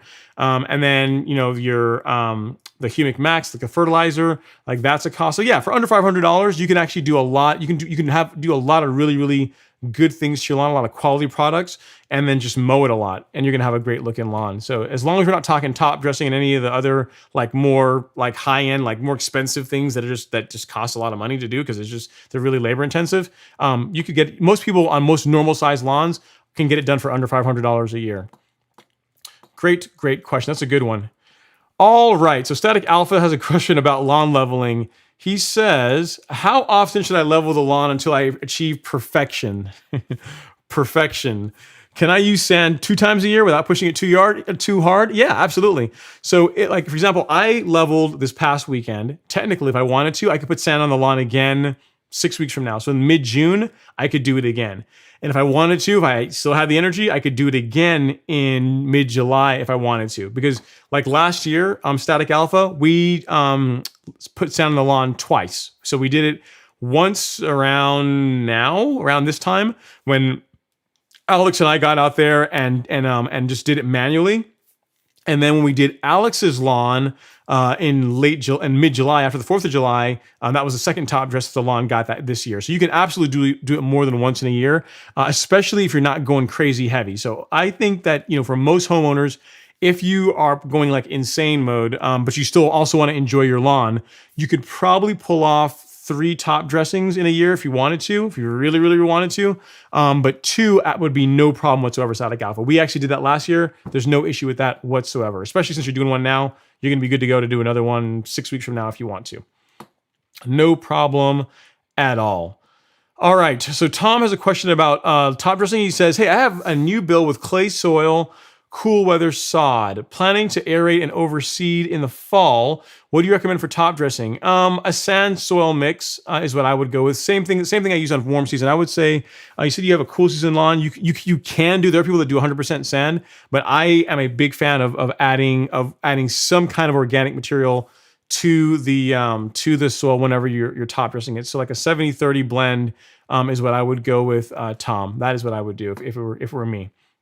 And because you have cool season in like either like right now or in the fall would be the time to go for that if you're after it. All right, let's see what else we got going on here. So Rawlings Johnson says, a genie has granted you 3 brand new pieces of lawn equipment. I gotta take a sip. This is gonna be good. A genie has granted you not 1, not 2, but 3 pieces of new lawn equipment. What are you going with and why? Love the show. Okay, so now, does this lawn equipment come with a place to store it? Because if I can just have like a magic storage shed that shows up where I have a place to put it, then if I could have 3 things, I would have I'd have a top dressing machine. I'd have my own top dressing machine. I would have a core aerator, and I would probably have like a power rake, like one of those scarifiers, like an actual dedicated like seeder, like the slit seeders that can also do like power rake. I'd probably have that. Those would be my 3. Final answer. I would have a top dressing machine, absolutely. The power rake, yep. I think that's what I would. Yeah, I'm trying to think. That's what I would go with. Those 3, absolutely. But I can't have those because there's nowhere to store them. I don't have anywhere to put them. But if it comes with a shed, those would be that would be my 3: the aerator, the top dressing machine, and a power rake. Those that would be my 3. So I got everything else I need. Thank you, Rawlings Johnson, and hopefully, are you my genie? Are you gonna send some equipment this way? That'd be awesome. And again, thank you for watching the content of the show. I really appreciate it. Thank you for spending some time in the live show. That's an awesome question, man. I got to get like the lawn tools. Like they have an actual shed for all their equipment, something like that, right? I have nowhere to put one here, but that's what you need when you start getting super hardcore. All right. Mr. Green Thumb says, how do you calculate the amount of nitrogen you're applying to your lawn? Awesome question. This is a great question. Okay. So the way to do that is if you take the percentage of nitrogen that's in the bag, right? So like let's take like Humic Max as my example, right? So Humic Max is a 1608. So we'll pull it up here and I'll actually do it live with you guys. Hopefully if I can do this. All right. So this particular fertilizer, the one that I use in my lawn, this granular, is a 1608. What that means is the 16 on that is the nitrogen number. That's a percentage of that bag that is nitrogen, right? So now, if I know that 60% of the bag bag contents are nitrogen, I have to figure out now Given the amount of nitrogen that I want to add to my lawn from granular, which in my case is around half a pound of nitrogen, I have to say, okay, how many pounds of that fertilizer is going to put down half a pound of nitrogen? So the way to calculate that is, let's say we start with like 3 pounds, right? So we take 3 and we multiply that by 0.16. Hang on, let me see if I can do this. 16. And you come up with 0.48, right? So you take the pounds on the ground, the amount of pounds of what's in the bag on the ground, and you multiply that by the percentage of that bag that's nitrogen to come up with how much nitrogen you're putting on the ground. So in my case, I apply Humic Max at 3 pounds per thousand. So I take 3 pounds of the actual with the contents, 3 pounds of this stuff, right? 3 pounds of this is what goes on 1,000 square foot section of my lawn. Based on that, 3 pounds of a 1608 is going to put down 0.48 or half a pound of nitrogen per 1,000 square feet. As far as the liquid goes, on the label, like for the liquids, I just read what the label says to put down for the percentage of nitrogen that I want to get from liquids. So in the case of the Turfplex, I want to use the Turfplex as a filler, right? So I put that in at the absolute lowest rate. The rate that they recommend is like 6 ounces per thousand, which gives me 1/10 of a pound of nitrogen over 1,000 square feet. So if I put down Turfplex twice a month at that 6 ounces per thousand or 0.10 twice, and then I'm also getting half a pound of nitrogen from Humic Max, that's a total thereabouts approximately of 0.7 or like 0.7 to 0.8 pounds of nitrogen per month on my lawn, right? So the way you would do it in a nutshell is just to pick your fertilizer of choice, like pick the fertilizer you want and say, for my grass type, I want to put down this, X amount of nitrogen on the lawn in a month. And then you're just going to take the percentage of of nitrogen that's of the makeup. You take the percentage of the fertilizer that's nitrogen and multiply the amount of poundage you're putting on the ground to come up with how much nitrogen you're putting down over 1,000 square foot section of the lawn, if that makes sense. Hopefully I did a decent job explaining that. But yeah, pretty much take the first number and multiply like the many pounds of the fertilizer by that number by point, and you're going to get how much nitrogen you're putting down. So hopefully that helps, Mr. Green Thumb. And there's also a calculator that Dimitri that a viewer put together. If you want, send me an email and I'll send it to you. There's a calculator that will do all this for you. But here's the thing you have to keep in mind too, to kind of throw a monkey in the wrench as well, is you also have to know like with the fertilizer type you're using, if it's a slow release fertilizer or a quick release fertilizer, because even though you're putting down like, X percentage of, or X many pounds of nitrogen in that application, it doesn't necessarily mean that all that's going to release over the course of a month. So like the reason why, like when I talk about like my spoon feeding program, why I recommend Humic Max and I combine it with the Turfplex, is that the Humic Max is a relatively quick release fertilizer. Like 65% of it is relatively quick release and 35% of it is slow release. So I know that is going to give up most of its energy over the course of about 4 to 6 week periods. So that's why I can apply that one monthly. But if you were going to take now like a fertilizer that's largely slow release, and again, you did the same thing, you might not necessarily be getting that percentage of nitrogen going into the grass. In other words, the grass might not be seeing that much nitrogen over the course of a month because the fertilizer is releasing slower. Does that make sense? So there's a couple. It's not just what you're putting down; it's also the fertilizer type that you have to think about too when it comes to like what the plant is actually seeing. If that makes sense. All right. Great question, but what you're talking about there is in the course. Like there's a full section in the course on exactly how to do that. And actually I do a better job in the course of explaining it than I just did on the live stream, but hopefully that helps. All right, let's see what other questions we have here. So B Gain says, what version of PGR can I get from Site 1? After listening tonight, I realized that I need PGR since I plan to oversee with RM15 tomorrow. You don't necessarily have to use PGR B Gains. I like it because, especially if you're going to be watering the lawn heavily, it's nice to suppress the growth of the existing grass to give the new seed, plenty of time to catch sunlight and not, just to give it somewhat of an advantage. I don't know what Site 1 carries. They probably will have Primo Max. They probably will have something with Trinaxapac ethyl in it. They may have T-Nex, they might have Primo Max. They will have a PGR of some sort. So just go there and just ask them, hey, what PGR you got? Ideally a liquid, and then go from there. And if you get T-Nex, The rates you're going to want to use for Bermuda anyway. Bermuda is 1/4 pound of nitrogen per 1,000 square feet. So if you have a 4-gallon backpack sprayer, 1 ounce of T-Nex in that 4 gallons. And I promise you, it's not going to look like a lot, but don't go heavy. Like literally 1 ounce in 4 gallons, good to go. All right, great question. And someone should be able to help you out. All right, let's see what other questions we have here. Question about gnats from LJ. I have some bugs flying out of my grass when I walk on. It looks like gnats or fleas. I have put down Bug Be Gone. It was no help. Yeah, I'm not sure without knowing exactly what you're dealing with, LJ, to know what what you should do to take care of that. Let's see. So we have a question here from Texas about grass types. He says, I live in North Texas, so the weather here is hot. I have a large tree in my front yard, and my front yard is south facing. Okay. So moderate to constant shade.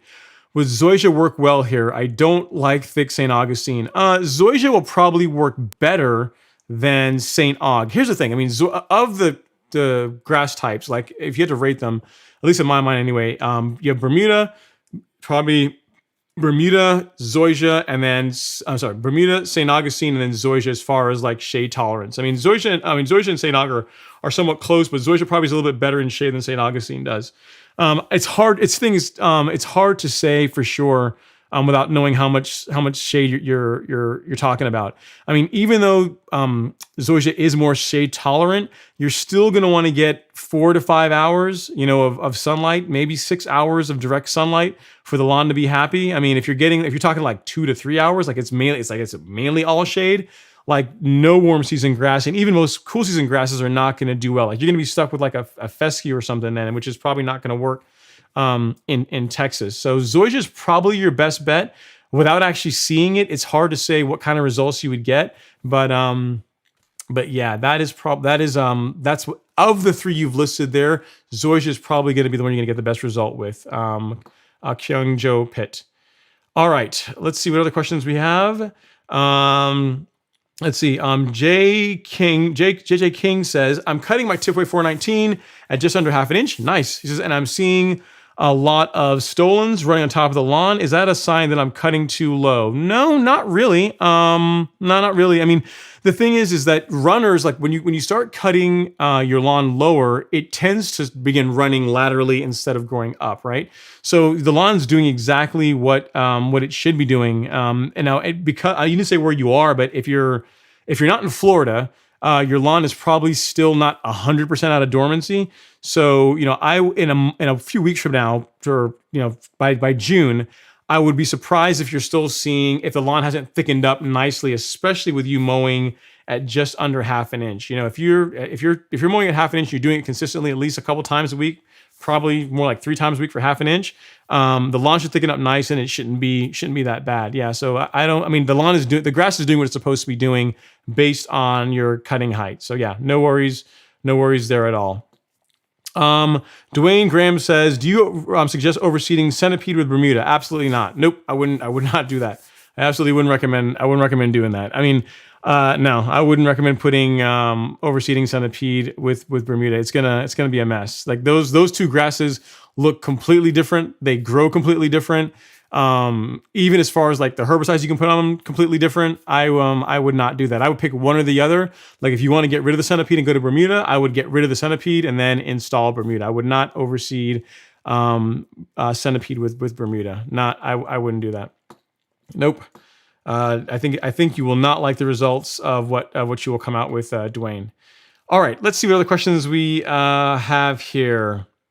Let's see. AB says, can you apply Milo and soil sulfur after dethatching Kentucky bluegrass? You should be able to. I can't see any reason why it would be a problem. I guess there's a reason why you're applying the soil sulfur. I guess there's a reason why you want to actually apply that to the lawn in addition to Milo. But yeah, after dethatching, that would be a decent time to do it because you figure you're gonna thin out the lawn a little bit. The Milo is definitely gonna get right to the soil.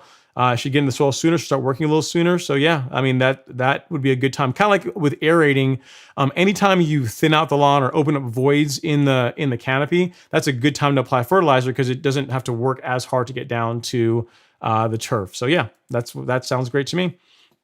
All right. Let's see what other questions we have going on here. LeBron James says, "Hey, what's up, Ron? When is Mrs. Henry going to make an appearance?" She's pretty camera shy. She doesn't like to be on camera, so I don't know. Probably never. I don't know. Probably not in the lawn care anyway. Not that I can convince her to do. So sorry about that. But no, probably not gonna happen. But she actually does make an appearance sometimes, because if it's not Alex holding the camera, sometimes it's her. So she is there in spirit. She's with us in spirit, guys. All right, let's see what other questions we got going on here. So Grand Loop is saying, "What's up, man? I am new to the lawn game. I just subscribed. Thank you so much, sir. I appreciate that so much." He says, "I'm going to grasp all the knowledge from you and everybody else on here." That's cool, man. Yeah, so that's the big thing. Just there's a lot. It's a really cool community that I think we have here in the live stream, and also just in the warm season, in the grass community. For the most part, everyone's pretty cool. So just to check out my channel, check out other people's channels, and it's a great way to learn a lot about your grass types. Go slow. The most important thing I'll tell you is mowing.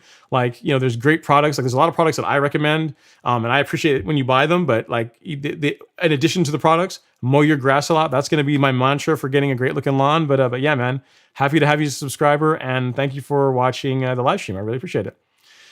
All right, let's see what we got here. So Craig Dilla says, "Ron Henry," oh man, this is gonna be serious. He's yelling at me. He says, "Always enjoy your content, and the production value is on point." Thank you, sir. I appreciate it. I definitely enjoy the editing part of the process.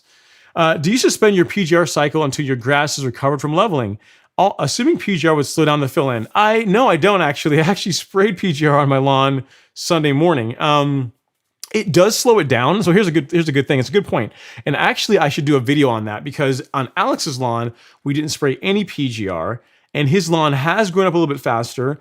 My lawn had PGR applied on it on Sunday. And if you are new to the live stream, if you just chimed in, Craig, this is what the lawn looks like today. So it's got this picture was taken today. And it's got a plant growth regulator on it. So you can see that it's growing in already. It's filling in. But Alex's lawn is filling in a little bit faster than mine. It is noticeably faster because we didn't put any PGR on his lawn. Last year, when I top dressed my lawn both times, from the end, for the middle of April up until October, the lawn was under regulation the entire time. There's PGR on it every single month, from April all the way till October-ish. So it does slow it down, but it's not like if you have PGR on your lawn, you're looking at now it's going to take 2 months for it to grow back. It does slow down recovery. But it's just something I've always done. And also because I'm overseeding, I don't want the existing grass to hulk out and shoot up and crowd out and just make it a little bit harder for the Arden 15 to germinate. So there's a method to my madness as to why I also did PGR in addition to my lawn leveling project. Most people, I would recommend, don't do that, because you want your grass to recover faster. But yeah, I'm not worried about it. The grass is going to recover just fine. In a few weeks, it's going to look just great. Great question though. Great observation. All right, so let's see what other questions we got here. Skill Musician is in the house. He says, "Hey, Ron, I'm doing some of the soil amendments, and I was thinking of adding a synthetic fertilizer as a sort of emergency triage, waiting 2 weeks and then adding Milorganite. Good idea?" Sure, you could do that. What I would do, if you want a good synthetic fertilizer, like the Humic Max is a great option. The one that's in the golf course lawn store, like this guy right here. That is a great option for synthetic fertilizer. You can get it here in the golf course lawn store.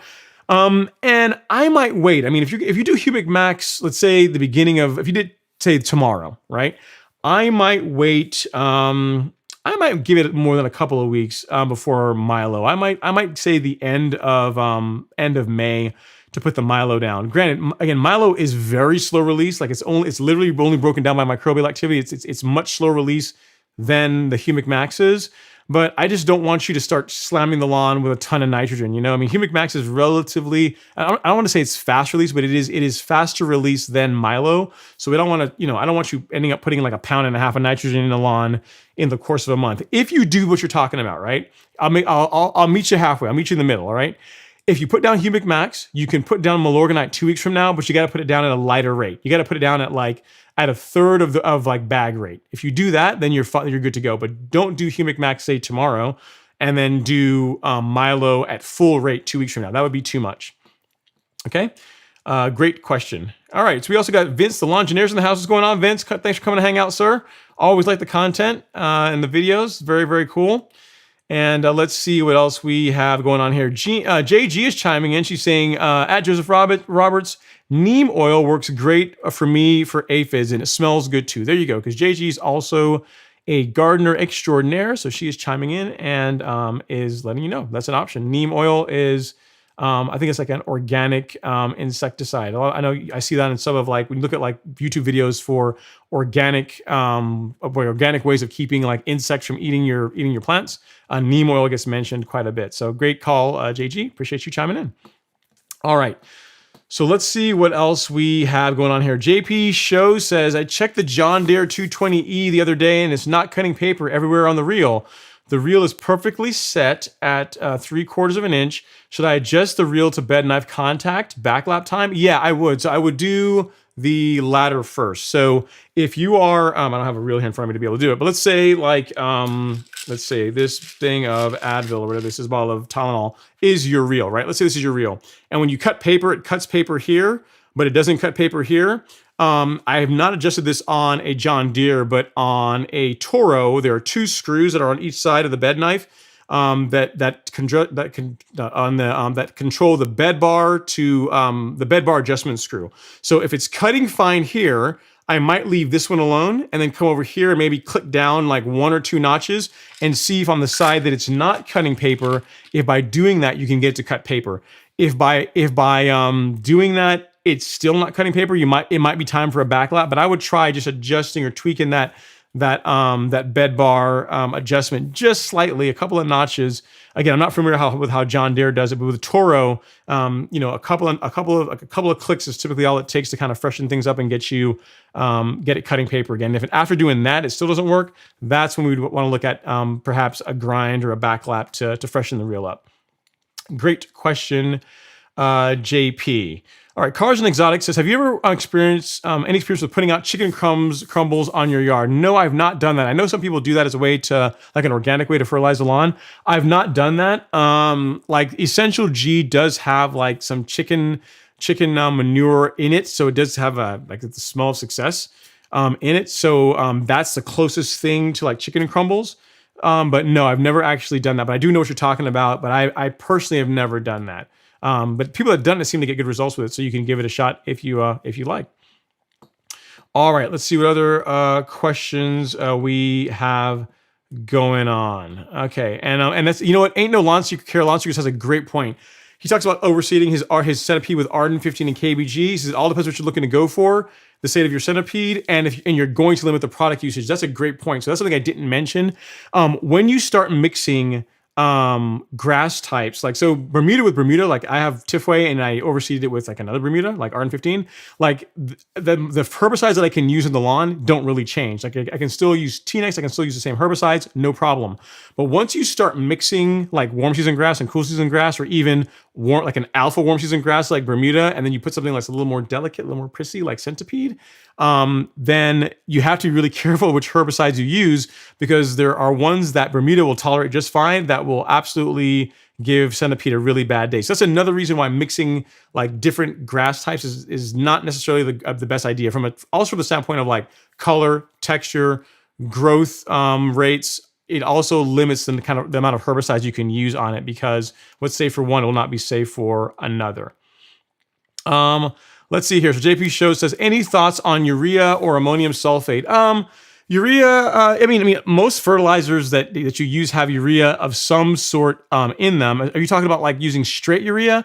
I don't do it. I'm not a huge fan of it, mainly because like the real benefit to straight urea, in my opinion, is that it's the big benefit is that it's cheap. That's the biggest benefit to it.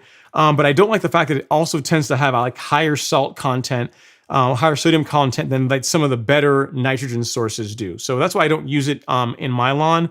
And then ammonium sulfate, if you need it, then yeah, I mean, if your soil pH is such that you're trying to bring it down and you start using ammonium sulfate, then yeah, that's a good option.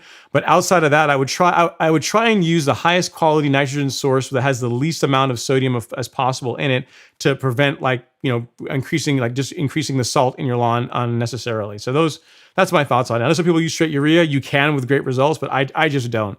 I prefer to use, again, just like higher quality nitrogen, so I don't have to worry about like the sodium, like building up a bunch of salt in my lawn, since I'm doing it every single month, right? And with straight urea, you got to be really careful, because if you don't water it in right after application, the risk of burning your lawn is higher than some of the stuff that I use. So there's also that. All right. Let's see what other questions we have going on here. Row Intro says, trying to keep my Bermuda at 1 inch, but I consistently scalp it at this length. Should I top dress? Okay, so Row Intro, if you're trying to keep your Bermuda at 1 inch, and when you say you scalp, is it just turning brown, or are you hitting like, when you scalp, you're hitting like dirt? Because if you're not hitting dirt, you should be able to grow Bermuda or cut Bermuda at 1 inch without an issue. What I might do is, if you're getting if the lawn is turning brown every time you cut it at 1 inch, that's probably a sign you're not mowing often enough, right? Because the general rule for mowing is you don't want to take off more than a third of a leaf, third of the total height of the grass at any given time, right? So if you're mowing Bermuda at 1 inch every 10 days, that's just not enough. It's not gonna work. So if you're gonna go at 1 inch, you're gonna be on like a twice a week mowing schedule to have it be happy at that cutting height. So what we can do is this. Let's assume that you're cutting your lawn twice a week, right? Let's assume that that's the case. What I would do is I would actually go a little bit lower than 1 inch, like maybe take it down to like, maybe 3/4 of an inch, maybe a little bit, somewhere in that space, somewhere between 1 inch and 3/4 of an inch, and then let it grow back to 1 inch, and then start maintaining it there, because what grows back is going to be green. And as long as you are cutting frequently enough, as long as you're out there mowing frequently enough, the lawn should stay green between mowings. Should you top dress? Yeah, I mean, you can absolutely. There's a lot of benefits to top dressing, like better drainage. The lawn is smoother, but it's not going to stop your lawn from turning brown if you're not mowing enough. So typically, a sign of like, hey, I'm mowing my lawn short and it's turning brown. That's usually a sign of people that just not mowing frequently enough. So let's try picking up that mowing frequently.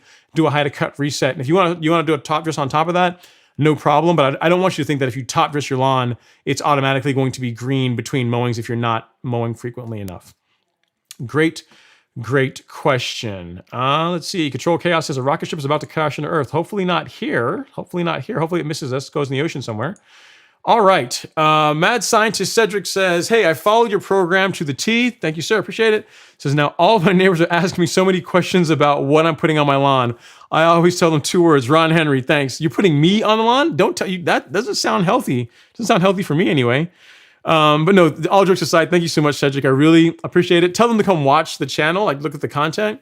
I put a lot of stuff out definitely for free that will help most people get an amazing lawn. And if they really want to be super hardcore, tell them to join the Golf Course Lawn Academy. Like, it's all distilled there. It's all like really well shot, edited. Like, it's very sequential. You don't have to go pick through stuff to be able to find what you need.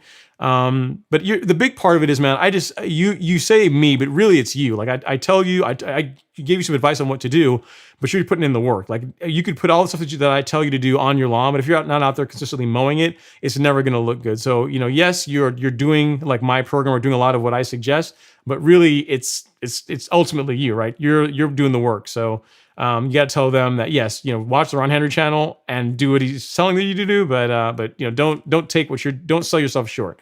A lot of what your lawn looks like is mainly because of your work. So awesome job. Thanks for that. I appreciate it. All right, let's see what other questions we got going on here.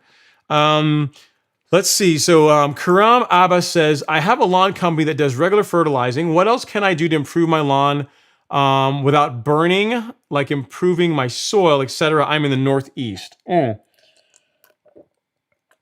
Sure. So if you're looking to improve your soil, right? Karam, you're looking to just do things to improve the quality of your soil. You're already offloading that fertilization to someone else. That's when things like the carbon kit, like the Miramichi Green carbon kit, enter in, and also products like Essential G come in. So what I'm talking about by that are this. If you go to the Golf Course Lawn store right here, there's a granular product called Essential G. What this is that it's compost, it's humic acid, it has some biochar in it, it has a little bit of silica in it. And what all that means, you're probably saying, yeah, Ron, yeah, that's great. It has all this great stuff. What does that mean? What that means is it has a lot of nutrients that directly help improve soil health. That's why I'd say if you want something to augment what your lawn care company is doing, because I can promise you they're not putting this stuff on your lawn, that is what I would go with from a granular standpoint. So all you need is a broadcast spreader, and you can put this on your lawn. There's no chance of burning your lawn with it, so it's super safe to apply. If you feel comfortable using a backpack sprayer, so you're fine with like mixing things, it's not that difficult to do, then this is also a good supplement with that. The Golf Course Lawn Carbon Kit, which is like it augments what Essential G is doing. It's got liquid biochar, it's got a liquid carbon in it. It's got kelp. It's got some healthy microbes to help improve microbial activity. So between Essential G, the granular, the green bag I was showing you, and the carbon kit, which is a liquid product, between those two, like all you're really doing is a lot of things that are really going to help improve the soil quality. And good soil equals good grass. So that's something you can do in addition to what your lawn care company's doing, and you're not gonna mess with them. You're not gonna burn your lawn doing it. And you're gonna get really good results. So you can get both of those at the Golf Course Lawn Store, and I already have videos on my channel on how to use both of those properly. Okay, so if you have any questions, go for that. Give those a shot. Let's see what else we have going on here. So I'm actually on the question with Coastal. I just did that, and let's see. So catching up with the Chubbs says, "Hey Ron, my front yard Bermuda has been cut at around 3 inches for the past few years without much care. This year, I'm trying to get it to grow as low, and so far it's doing pretty well. Any big tips?" Sure. So yes, Bermuda at 3 inches is never really going to look good. It can look okay, but Bermuda really needs to be cut short. Like 1.5 inches or lower is where Bermuda is really going to get its legs and really do well. So the first thing we have to talk about catching up with the Chubbs is like how much time do you have to allocate to working on your lawn each week, right? Because once you start cutting Bermuda shorter, like the shorter you mow your lawn, the more frequently you have to mow it for it to stay green between mowings. So at 1.5 inches, twice a week should be enough to keep the lawn looking decent between mowings.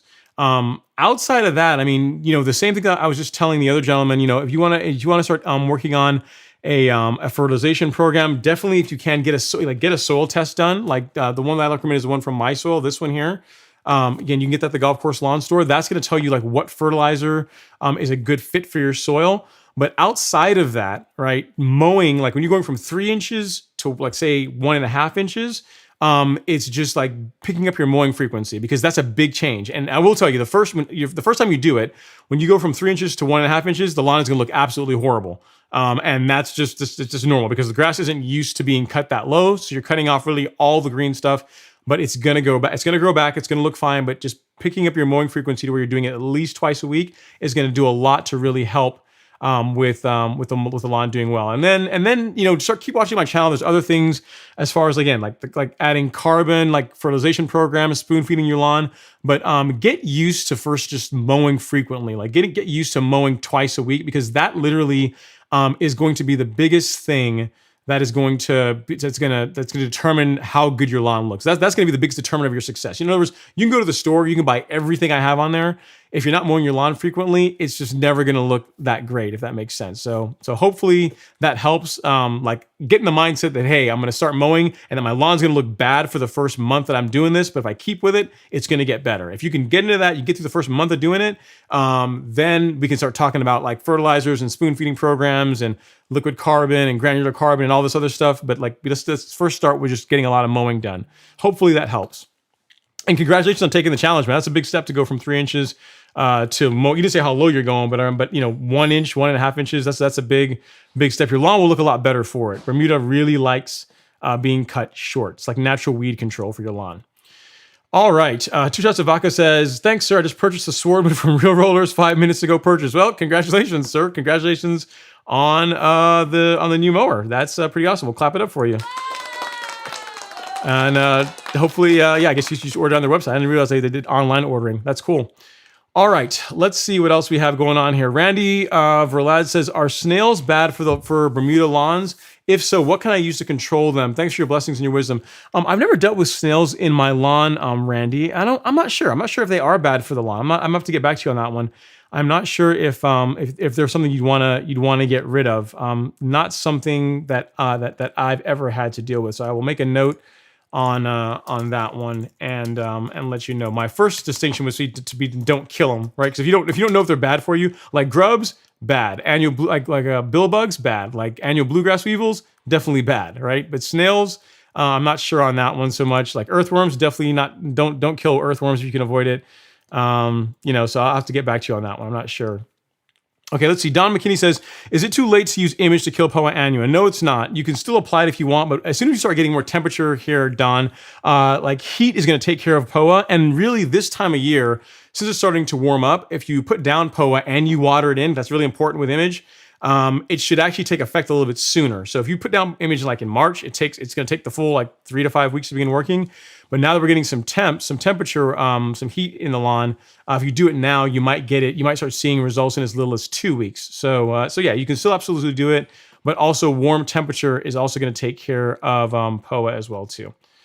Great question. Lawn to Learn says, hey, Ron, have you ever considered purchasing a triple rider for your huge lawn? Toro 3100D. No, not really. I like the idea. I like just mowing my lawn manually, like push mowing it. It only takes me about an hour to do it. It's not that big a deal. And then I would have like 3 cutting heads that I think there's 3 cutting heads on that mower. Yeah, there's 3 cutting heads I'd have to go take in for service. So it's going to triple my maintenance costs, right? Plus I have nowhere to park one. So there's also that. So for those reasons, Greensmaster 1600, it will have to be.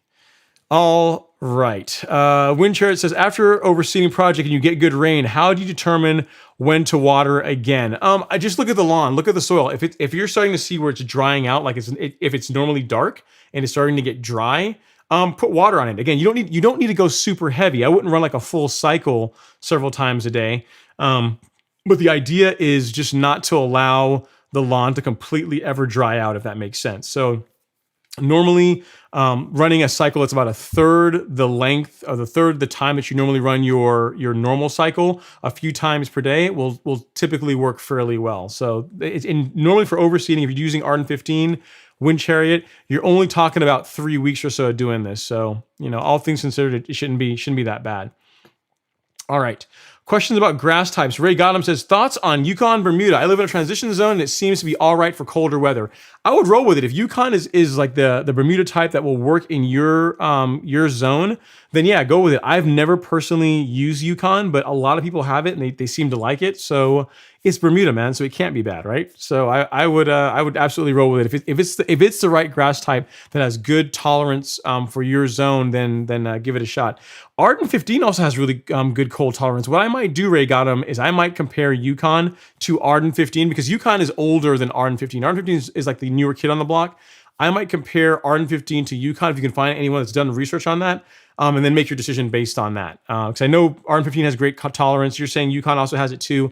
Find out which one is doing better. I know Arden is definitely better than Princess 77 was.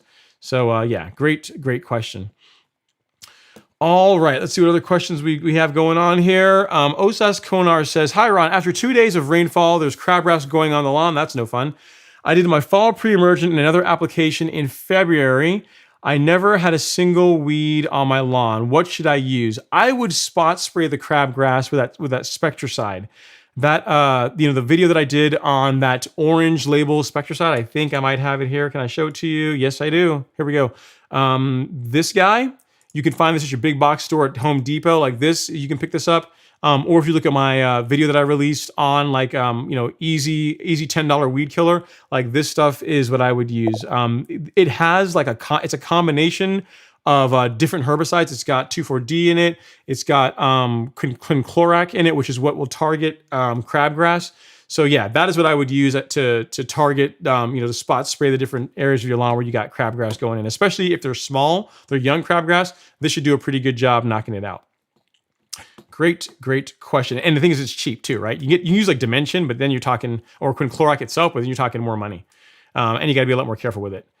And let's see, what else do we have going on here? So Carlos Zuniga says, how can I kill annual bluegrass or Poa annua? So same question, same answer I just gave. You can use Image. That's an easy product, relatively inexpensive product to use. Certainty, I believe, will also take care of POA. But keep in mind, like, we're starting to get to the point where temps are starting to go up, Carlos. So the POA is going to begin hating life here soon anyway. It's going to start falling off and dying off soon anyway. So I wouldn't, unless you've got like a huge infestation of it and you're just trying to get rid of it, I might just let, time run its course. And in the fall, next fall, I would make sure I put down, or this fall rather, I'd make sure I put down a good pre-emergent application so that you don't have to deal with it next spring, if that makes sense. But for ease of use, go with Image. You can get it in a hose end sprayer, and it's like that's what I would use at this time of year for a POA. Great question. All right, Johnny Bravo, another POA question. I sprayed Image to prevent POA, and they came back in like crazy. What do I do? What came back was probably POA you didn't get, Johnny. So again, Image is what I'd recommend for most people. You can use Certainty if you want, but again, it's more expensive. You got to be more careful with it. And I believe Certainty you need to use with a surfactant. I believe so, for it to work as well. So it's kind of your choice. Do you want easy, or do you want like more complicated for what is really going to be a temporary problem? Because as soon as we start getting heat, POA is going to start falling off. I might just do another application of Image. So you didn't say when you apply the Image, but remember, it does take a while for it to work, and you do have to water Image in after applying it. So if you didn't water it in, that might be why you didn't get great results. So you might do another application, make sure you water it in, and see if that helps. That's probably what I would go with if it were me this time of year.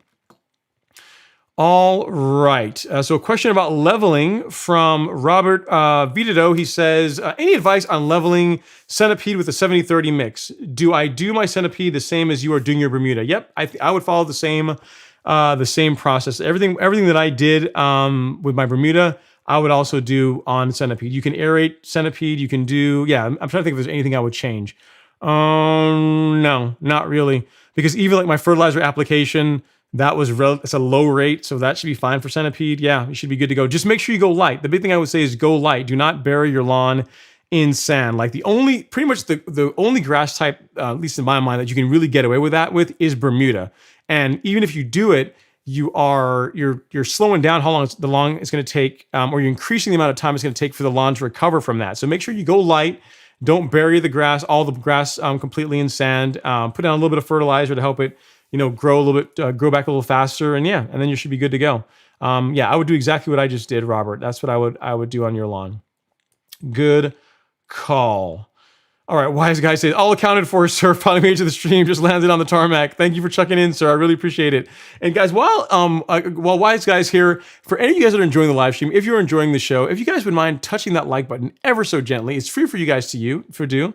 It's a free way to support the channel, and it helps send good vibes to the algorithm, sends more people our way, and allows me to take a sip of my sparkling water. All right, so JP Show has another question. He says, hey, Ron, have you seen the Amic hand aerator? This thing is cool. Let me know your thoughts about it. If you had one, would you use it more often? I've not seen the Amic hand aerator, JP Show, so no. But hand aerating just sounds, here's the thing. Like, powered aerating is pretty painful. I can't imagine doing it all by hand. That sounds like less than fun to me. So I'll look into it. I'll make a note of myself to look into it, but probably not. I'm probably just going to go rent an actual aerator to use on my lawn here. See, Amic aerator. Great call. I'll take a look at it and let you know my thoughts maybe next week in the show. All right. Let's see. SoCal Lawn Care says, hey, Ron, you need a drive home podcast. I enjoy listening to the show while I'm driving home from work. I'm all cool season turf, and I still enjoy the show. Thank you so much, sir. It's long enough that you can use it on a drive home, right? So yeah. Let's see. Next question here is from Jason Greenlee. He says, do you recommend Tiff Grand Bermuda? Sure, it's Bermuda, so by definition, it's got to be good, right? It's I've never used Tiff Grand. I haven't used that in my particular lawn, but a lot of people like it. They like Tiff Grand. They like Tiff Tough. It's, like I said, it's Bermuda, so it's going to be fine. If you like the way it looks, Jason, then roll with it. Of the Bermuda types that, if I didn't have Arden 15, I would probably have, Wave of Magic 1, I didn't have Arden 15, I'd probably have Celebration. I really like the way Celebration looks. But Tiff Grand is a great looking grass too. A lot of people like that. All right, let's see other questions we got here. JC says, "Hey, just jumped on. Sorry, no problem. You're here now." He says, "If I spray image on my Bermuda now, will it brown my yard out too badly?" No, not really. Just make sure you spray it at at the specified rate. JC, one question I ask you is, how green is your lawn right now? Right, if your lawn is still transitioning, like it's still like mostly brown, it's starting to wake up, we might want to wait on putting down image, because any herbicide, has the chance to slow green up a little bit. I mean, image is not one that's really a super harsh herbicide that's probably going to do that. But if your lawn is mostly green and you've got some POA, I imagine, because that's why you're spraying image or nuts edge, then yeah, you should be able to put that down. Just make sure you do it at the right rate. Don't like if you're using the hose end, don't make multiple passes over the same area. Just one pass, and then you should be good to go. So yeah, it should be fine. It shouldn't cause any temporary brown. It shouldn't cause browning in your lawn at this point in the game. Good question. So Jason says, "What part of Georgia are you in?" I'm in Hampton, and I have been following your advice. I'm not sure where Hampton is. I am in Northeast Georgia, so I'm in the Gainesville area, Jason Greenlee. So I don't know where Hampton, Georgia is, but you're in Georgia, so our weather isn't that different. Unless you're like right at the border of like Florida and where I am. But yeah, I'm in Northeast Georgia, like Gainesville area. That's where I am. All right. Yeah, Brian Vahan is saying, yeah, smash the like button. Hardest man working on YouTube. I appreciate that, sir. All right, let's see what we got going on. JP Show Pro says, "Where's George tonight?" Love that guy. Yeah, man, George. I'm not sure where he is tonight. He's probably working. Knowing him, he's probably like editing video like a wild man. He's always working on content, so he might be here lurking, or he might be out with the family, or he might be editing content. I'm not sure where he is tonight. It's a good question. I am not sure, but he will appear again. I'm sure of that. You've not seen the last of George in the live stream. All right. Sean Eckler says, "Keep Off the Grass podcast on Tuesdays, Ron Henry on Fridays, your two favorite shows." Thank you, sir. I really appreciate it. Yeah, those guys on Keep Off the Grass do a great job. It's a lot more. They have a fun time. They have a good time on their show. So thank you for the support. I really appreciate it. All right. Let's see. Carson Exotic says, "One more question, Ron. I have 2,000 square feet of Empire Zoysia in my front yard and 2,000 square feet in my backyard. Do I follow the regimen for both front and back?" Yes, I would do the same program on both front and back lawns. Yes, I would. I would do the same thing. I wouldn't change it. I would do the same thing on both front and back. Good questions. Let's see. Let's see what else we got going on here. Let's see what else we have going on the other questions we have. This is Static Alpha says, "I didn't know you were a car guy. I think I saw an old video of a Ford Focus. What happened to that car?" Yeah, I am a car guy. The Focus is no more. It's been replaced with a Supra. So yeah, I am a serious car guy. I mean, I probably watch on YouTube. If you look at my YouTube history, you'll see a lot of car stuff and lawn care stuff, and like literally nerdy stuff, like stuff about like airplanes and stuff like that. So anything that has an engine and goes fast, I'm down for. All right. JP shows a question about plant growth regulator. He says, "Do you use T-Nex? Is it worth it? And when it really help the low cut journey?" Yes, and yes. Yes to all three. Yes cubed. It is worth it. It does slow down top growth for sure. And it does reduce how often you have to mow your lawn. It does do that. So yeah, it helps the lawn to thicken up. There's really no negative to T-Nex, JP show, other than, the first time you apply it, you tend to get a little bit of bronzing, a little bit of yellowing for a couple of days, but that's temporary. Like, so if you apply T-Nex today, 2 days from now, you're going to start seeing the lawn turn a little bit yellow. But then when you mow, the next time you mow, that's going to come off, and then what's going to come back is going to be green, and you'll get typically 3 to 4 weeks of regulation out of it. So it's a really good PGR. It's relatively inexpensive for what it is. Like one bottle will last you a really long time. I highly recommend it. Yeah, I mean, it's the stuff that I use on my lawn. It's a great product. I mean, so yeah, absolutely recommend it if you are going to keep your lawn low. If you're trying to mow low, great product. All right, let's see what else we got going on here. Jeff Reno says, "After leveling, should I overseed KBG with perennial ryegrass and KBG mix?" I'm not a cool season guy, so I'm not sure about that, Jeff Reno.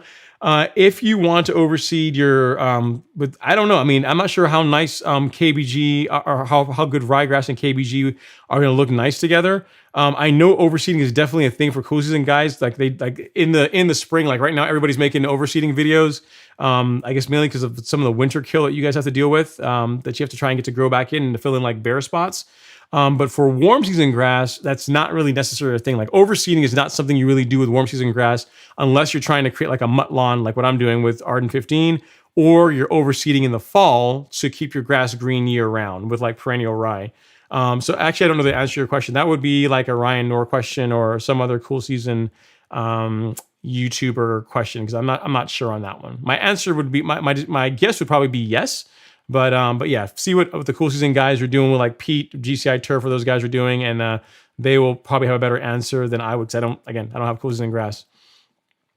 All right, let's see what other questions we got here. You said, should you wait to level your lawn until the fall? I'm in Michigan with KBG and it's super bumpy, definitely more than half an inch. So you could either do it in the spring, like now you're probably getting closer to the window where you would not want to do it because it's getting warmer, or in the fall. So either like early spring, which in Michigan is probably still early spring for you guys, or in the fall is when you can do it. Well, either one of those times, but definitely not in the summertime when the lawn's going to be all stressed out when summer heat is here. So that's, spring or fall. Probably more so towards the fall time will be better. All right, let's see what else we have. D-Dom has a question. She says, hey, Ron, I have a moss that keeps coming back in a semi-shaded area of my lawn. I manually aerated these small areas and treated. What can I do to stop it completely? Okay, D-Dom, so there's a couple things. So you said you have it's semi-shaded. So how shaded is semi-shaded? Because moss does like shaded areas. It also likes acidic soil. So if you're saying the shade is the area is semi-shaded, so it's not like crazy amounts that you're kind of that you're causing that's going to help create conditions for the moss to grow. The next thing I would look at are two things. I would look at drainage, so make sure we're not having a lot of water settling in the area where the moss is coming in. And then the next thing is to get a soil test done, because if your soil is very acidic, so if your pH is low, those are the kinds of conditions you have, like damp areas, shaded areas, and low pH. So that's like a perfect breeding ground for moss. I mean, you can put like moss X or moss EX on it to knock it out, but if it keeps coming back, that tells us that there's something about that area that the moss really likes, right? So if you can maybe do something to decrease the amount of shade, so get more sunlight on it, and also do a soil test, and also make sure you're managing drainage properly, that should help with reducing the amount of moss you have on your lawn. Hopefully that helps. All right. Jermaine Patrick says, how do you feel about PGF Complete and Super Juice? Can't comment on them. I've never used either one of them, so I can't say for sure. So I can't really offer an opinion. I've never really used either one of them to be able to say for sure. But some people like them, and some people use them. They get good results with it. So it just depends on what you like. But I can't say for sure. I've never used either product. All right. Let's see what else we got going on here. Let's see. Any express issues with supply chain coming in? So Joseph Roberts, any express issues in supply chain coming? Site 1 took a jump on Carbon Pro G. Any of your providers for the store expressing shortages or price increases? No, not really. I don't know if Site 1 increasing the price of Carbon Pro G, I think, is more about the fact that Carbon Pro G is getting a lot more popular, and people are buying it, and I don't know, maybe just trying to increase margins, because I don't believe there's a shortage on Carbon Pro G, just like there's not really a shortage on Essential G, right? So yeah, I don't think there's really a shortage per se. I mean, what might be is that if a branch is having a hard time getting it brought in, that might be like an inter-Site 1 shortage type thing. But as far as like, Carbon Pro G being available, like there's plenty of it all over the place. As far as things in the store, no, nothing really that comes to mind. I mean, the one thing I will tell you is that right now, like Essential G is on sale. So like this product, which is like the new version of Carbon Pro G, Essential G, like this product is currently on sale at $54.99. This is a sale price. It's going to go back up by May 15th. So Miramichi Green agreed to keep it low for another 15 days. So on the 17th of this month, I think that's a Monday, that is when the price will increase back to the normal price. So that's the only price increase that I know of as coming to anything that's in the store at this point. So there's no supply chain issues that I'm aware of. Joseph Roberts. Good question though. All right, let's see what other points you guys got here. Ken Norman, he says, "Hey Ron, I'm in New Jersey and I have a turf type tall fescue. My grass is still seeding and I hate it. It's ugly. What can I do about it? It seems to be resilient." I don't know. I mean, if you don't like the way it looks, it's kind of hard. I mean, like, what do you not like about it? I mean, I would say just mow it more. I mean, mow it more. Make sure it's getting enough fertilizer. Show it some love. And it should grow in nicely. I mean, most grass does not look as good as it could look due to lack of mowing. So if we can pick up your mowing frequency, that might make it look a little bit better, Ken. But outside of that, I don't know what to tell you. If you just hate the way turf type tall fescue looks, and you are in New Jersey, you might replace it. You might take it out and do like a Kentucky bluegrass renovation, or do something else. Change it to maybe a fine fescue or something that you like better. But there's not. I don't really have any advice for you other than if you start mowing it more, it'll probably start looking better. But if you hate TTT, if you hate turf type tall fescue, get rid of it and replace it with something else. That's unfortunately the best advice I can give you on that one. All right. Let's see what other questions we got going on here. So Papa Mo's Low says, "Hey Ron, trying to help a neighbor that has a lot of POA and clover. Going to spray spectricide you recently showed. How long should I wait to fert after spraying?" It depends. If you're talking about a granular fert, so if you put down spectricide today, in 2 weeks from now, you could do a follow-up if you want of the orange label. I think that's what you're talking about. And you can put down, there's nothing that stops you. You can put down fertilizer now if you want. There's nothing that, you don't really need to, necessarily need to stagger the two. So if you're spraying the spectricide and you're going to put down fert, and he's also going to start mowing more, like that, you can't just put down fert to spray your lawn with herbicide. You got to start mowing. Like if he's going to start doing that, then yeah, you can do them all. It's not really like you need to wait a month after spraying herbicides before you put down fertilizer. If he's going to start mowing his lawn regularly, as part of getting rid of the weeds in his lawn, then yeah, you should be good to go. Start feeding that good grass, man, because the herbicide, the spectricide is going to knock the weeds back.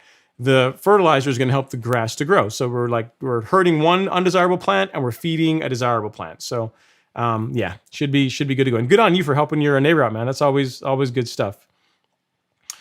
All right, let's see what else we have going on here. See what other questions we got. He says, "I've heard Kevin K.S. Spain, he said good things about talking about cool season grass types." And let's see what else what other questions we got here. So Jim S. is saying, "Buckeye Lawn Care Nut here, throwing down some Carbon Pro G this weekend." That's good, sir. Hope you enjoy it. It's a great product. If you can get your hands on it, I would definitely make it part of your monthly lawn care regimen. Either that or Essential G, either one of those. All right, so Brendan has a question about removing trees in his lawn. He says, "Hey, I removed 3 maple trees and stumps. How do you suppose I seed those 3 patched areas successfully while maintaining my existing lawn?" Okay, Brendan. So if you are dealing with Bermuda, so if you have a Bermuda grass lawn, what I would actually recommend if your goal is to maintain the same color, same grass type, in other words, when you're all done with this whole project, you want the lawn to all look like the same grass.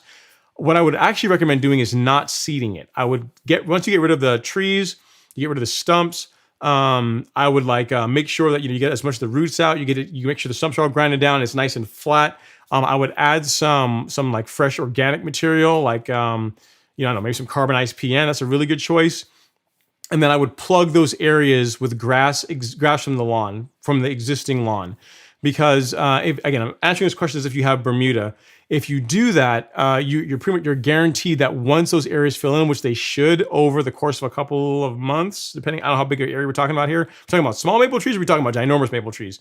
But either way, that is like the most surefire way that once the grass grows in, you're going to have a lawn that all looks the same. If you seed, that's hard. There's no guarantee that that's going to happen, right? Even if you sod, there's not necessarily a guarantee that's going to happen. I would faster sod those areas before I seeded them, and even between different sod types or sod from even the same grass type might not look the same. So I would do everything I could to improve the quality of the soil where those trees were, and then I would actually plug those areas. That is what I would do.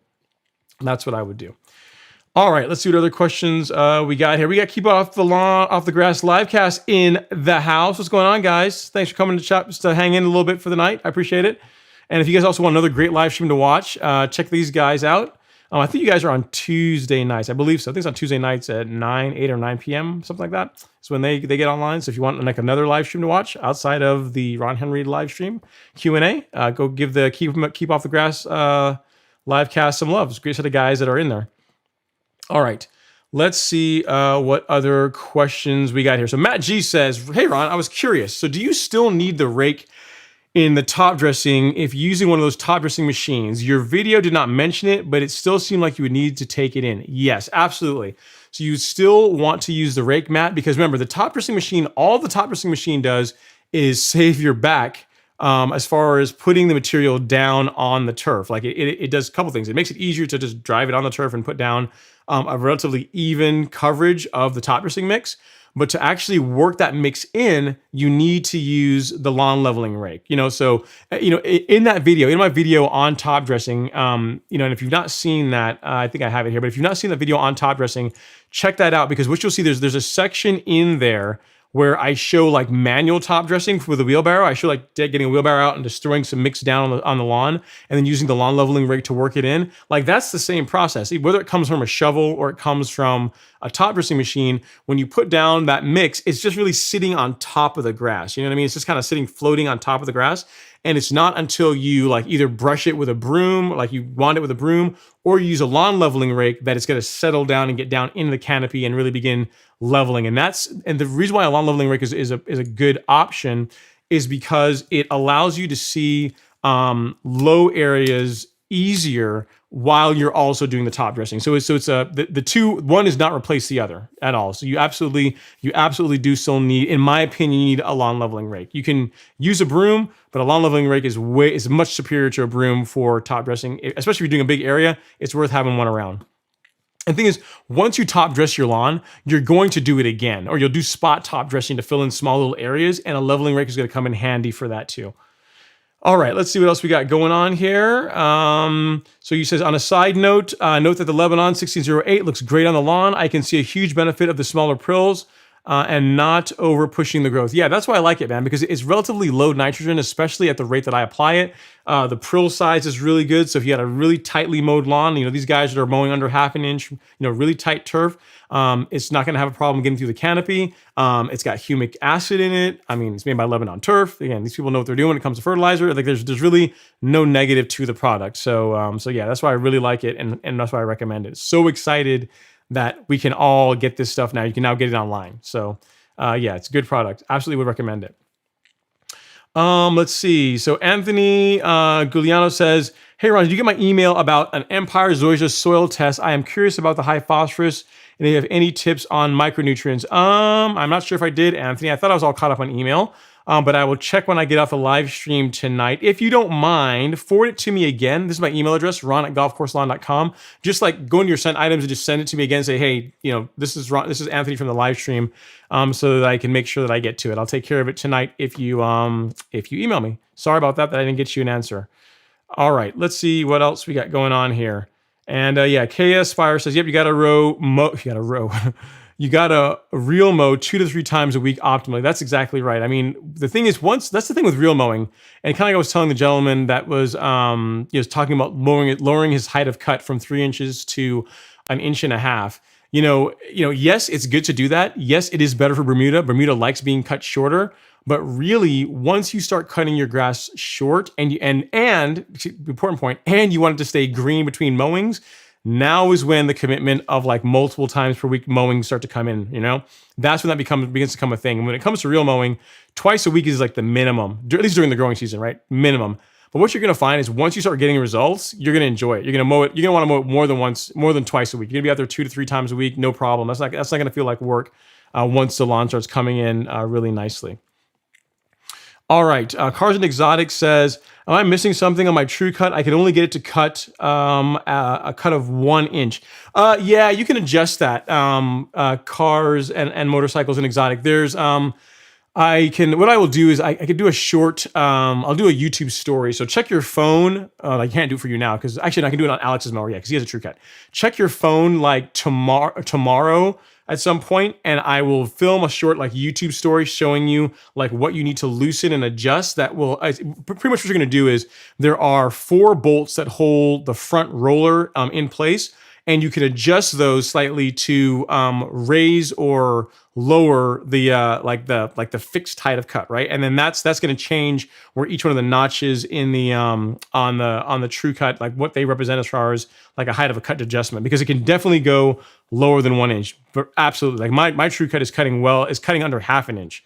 So it's just an adjustment that needs to be made for you to be able to do that. No problem at all. I will work on that for you this weekend. All right, let's see what else we got going on here. So James A says, did you skip pre-emergent before you overseed with RN15? I did, James. This spring, unlike last spring, I did not apply pre-emergent on my lawn this spring. So yeah, there's no pre-emergent on the lawn. That's why I am really looking forward to the germination that I get with it this time around, because last year I got decent germination with pre-emergent. This year it should be even better since I didn't put any pre-emergent down, and I did a lot more prep. Like the prep that I did this year, as far as making sure the soil was as good as I could get it, putting down like a nice 70-30 mix, and the carbon, and then putting down the hydrotant. I mean, I did everything I could to give the seed the best chance for success, and I'm watering it enough, so should come out pretty good.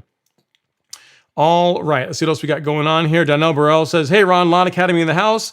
He says, I just put down Milo some 2 weeks ago, had a ton of rain, watered in great, greening up nicely, 80%. Can I put down flagship 2406 heavy after I aerate next week? So let me see, you did Milo 2 weeks ago. I mean, you can put down the flagship if you want. I would not go heavy.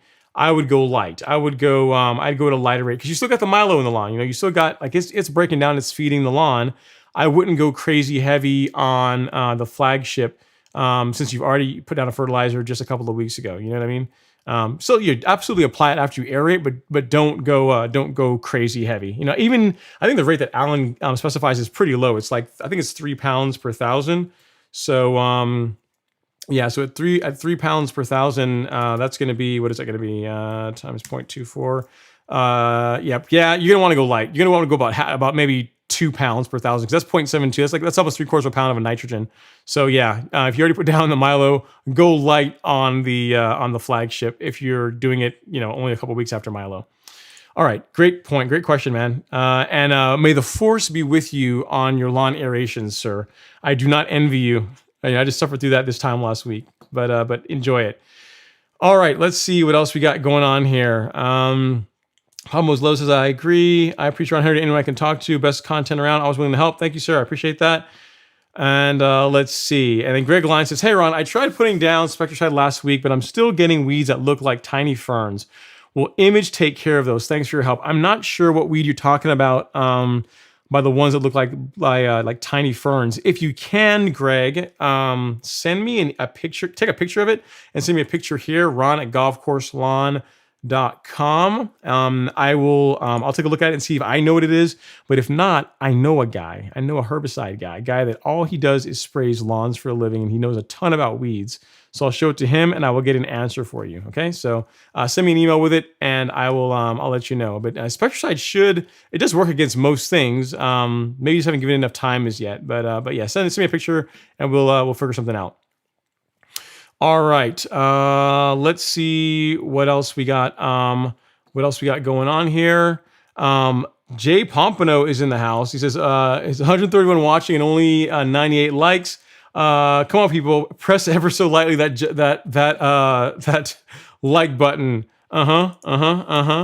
Let's see. Let's see what we got going on here. I'm just answering a comment. There we go. All right. Let's see. So next questions we have going on here says, for cool season grass, how many times should you aerate in a season? I don't know the answer to that, Nichols. I would say that for warm season, once per season is typically enough. I mean, I've aerated twice in a season, but really once is plenty. Like that's going to be more than enough to break up compaction.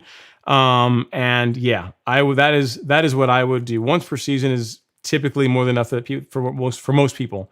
I imagine cool season is not going to be that much different from warm season as far as aerating. All right, let's see.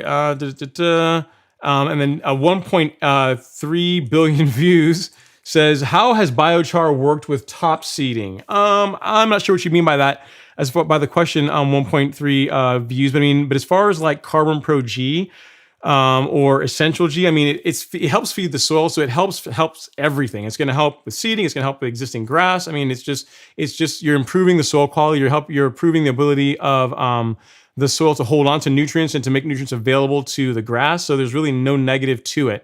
But it's not something that's only specific to top seeding. All right, let's see what other questions here. Jay's giving me a hard time. He says, I can't resist it. I'm getting lemonade next week. Yeah. Mm-hmm.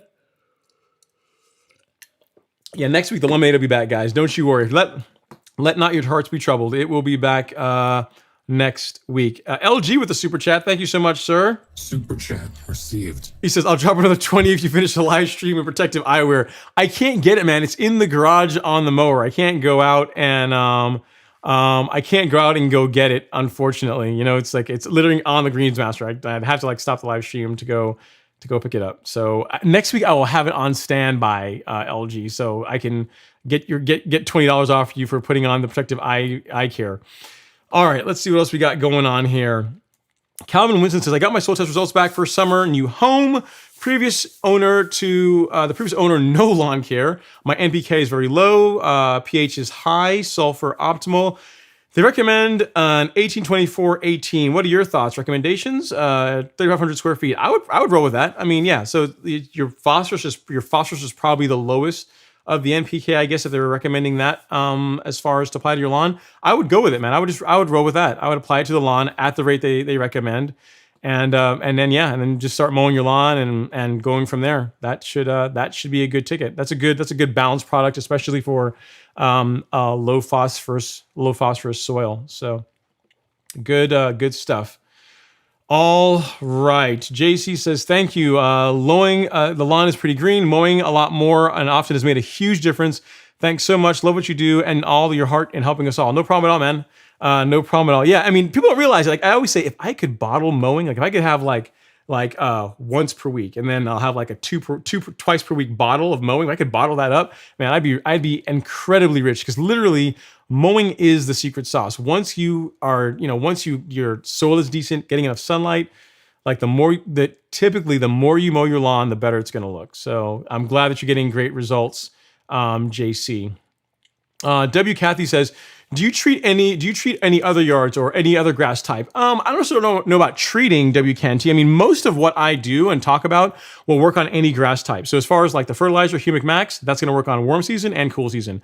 The carbon kit, like the Really Zero, the NutriKelp, and the Biospectrum, that's good for warm season and cool season. Essential G, warm season and cool season. So most of what I do applies to both warm season and cool season grass. The biggest things that are different are mowing heights. So if you have like a tall fescue, it needs to be tall, like you need to mow it taller.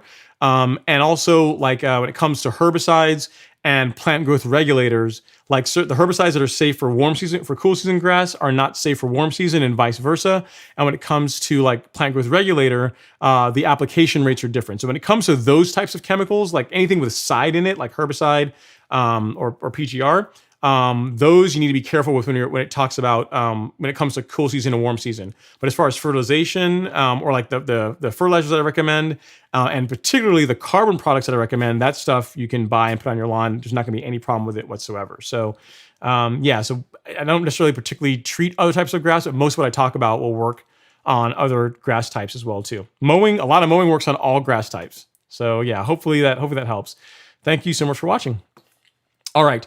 Robert Schmidt says, you should come to Maui. I'll fly you around the island in my plane. I'm going to take you up on that. That's probably pretty cool, man. Robert's someone I've been corresponding with for a while. He did like a major like renovation. He was dealing with some Dallas grass. He got like that taken care of. He did some top dressing, and I think he did overseeding too. So Robert, at some point, once you're happy with the lawn, 'cause I know you're very precise. You're a very precise kind of guy. Once you're happy with the lawn, you got to send me some pictures, and I'll show everybody what a golf course lawn in Maui can look like. You know, everyone will be really jealous of your lawn and the location. So yeah, thank you for chiming in the live stream, sir. I appreciate it. All right, Rawlings Johnson says, what was your strategy in finding your Greensmaster? What is the most one should pay for a used one? So my strategy was I went to a company called Prairie Turf Equipment. They're out of Manitoba. They're actually in Canada. And what they deal with are mowers that come off lease from golf courses, like relatively low hours mowers. And they go through them, they freshen them up, they replace parts. And so when you get it, it's good to go. They set it up for you and it's all set, right? But I mean, all things considered, you don't necessarily need to go that route. You can find mowers around, if you're in Georgia, I'm not sure where you are, but if you're in Georgia, you can find Greensmasters around here. You can go to like auction sites and find them. And then just take it down to like Jerry Pate and have them freshen it up. Like Jerry Pate is like who I would recommend you take a mower to if you're gonna put like if you need to like add parts, change parts out. If you put a new reel in it, new bed knife, if you just want to get it all gone through and freshened up, new belts, that kind of thing, take it to them. Joey will take care of you. He's a really good guy. They do great work. As far as how much you'd pay for one, it all depends, man. It depends on hours. It depends on how old it is. Depends on the year. Depends on whether it's a flex unit or if it's a fixed head. Depends on if it comes with the grass catcher. So I'd say 3,000, 3,500 is more the upper limit of what I would go on one. And that one's got to be a really clean unit, low hours, got to come with a catcher, got to come with the transport wheels, got to be in really good shape for that price. Probably the happy median, the sweet spot is probably around $2,000 to $2,500, somewhere in there. You're going to find a pretty clean mower for that price. Less than that, you can probably have to put some work into it. More than that, you're going to get a nicer mower, but it's going to be more expensive. So it just depends on where your budget is. Like 3,000, 3,500 is as high as I would go on a used one. But here's the thing, that's still kind of a bargain because they last forever if you take care of them. And brand new, they're well over 10 grand. So it's still a decent price if you can pick one up in good shape. Let's see. EB says T-Nex, does it promote lateral growth, vice vertical growth? No. So what? Yes, it does, but not in the way you're thinking. So what it does, EB, T-Nex suppresses gibberellic acid synthesis. So what that means in a nutshell is gibberellic acid is what causes top growth, is what causes the stem of the grass to grow tall. And what T-Nex does is it interrupts or it suppresses the grass's ability to create that. So instead of the grass growing up, it just begins to grow laterally because it doesn't have top growth. It's not growing top like high as much anymore, right? So it's not that it necessarily causes it. Like it's not like if you put T-Nex on your lawn. I mean, it technically is going to. I just put it this way: T-Nex coupled with regular mowing is going to accelerate lateral growth. Yes, that is definitely true. But the way it's doing it is by suppressing top growth. So does that make sense? So it's not like it's boosting lateral growth, it's suppressing top growth, which is causing the grasses to start growing laterally to be able to produce enough leaf to catch sunlight and that kind of thing. You see what I'm saying? So it's more of like it's more of an effect of the way it works, more so than it directly doing that, if it makes sense. But yeah, hopefully that helps answer your question. All right, Daryl Tunstall says, how did you get the sand out of the bag and soil mix into that machine? How did that work out? Very carefully. What we actually did is we took some straps and strapped them to the dingo and just backed up and pulled it over. Just pulled the bag over. I mean, the dingo did a great job. Just connected to the drum, pulled it over, and then got the sand out of it. We had a system down for it. I tried doing it first with the Highlander, my SUV, and I pulled it over doing that. That works, but the dingo is a lot better. It does a great job. So hopefully that helps, Daryl. It was done very carefully. The first one we were very, very careful, but then once you get the process down, we were good to go. It's actually not that bad.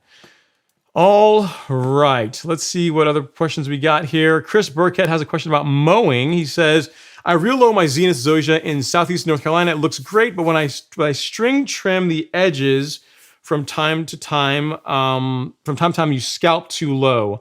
What do you do on your low Bermuda? Okay, there you go. So you're talking about when you're edging. Okay, so I don't use a string trimmer to edge my lawn. I use a stick edger, mainly because I'm not very good with a string trimmer, and I've tried doing what you're talking about, and I've like took chunks out of my grass, and it's painful to look at the lawn that way. So I use a stick edger is how I edge my lawn. And as far as like edging around mailboxes and that kind of thing, you just got to be really careful. Just make sure you keep it.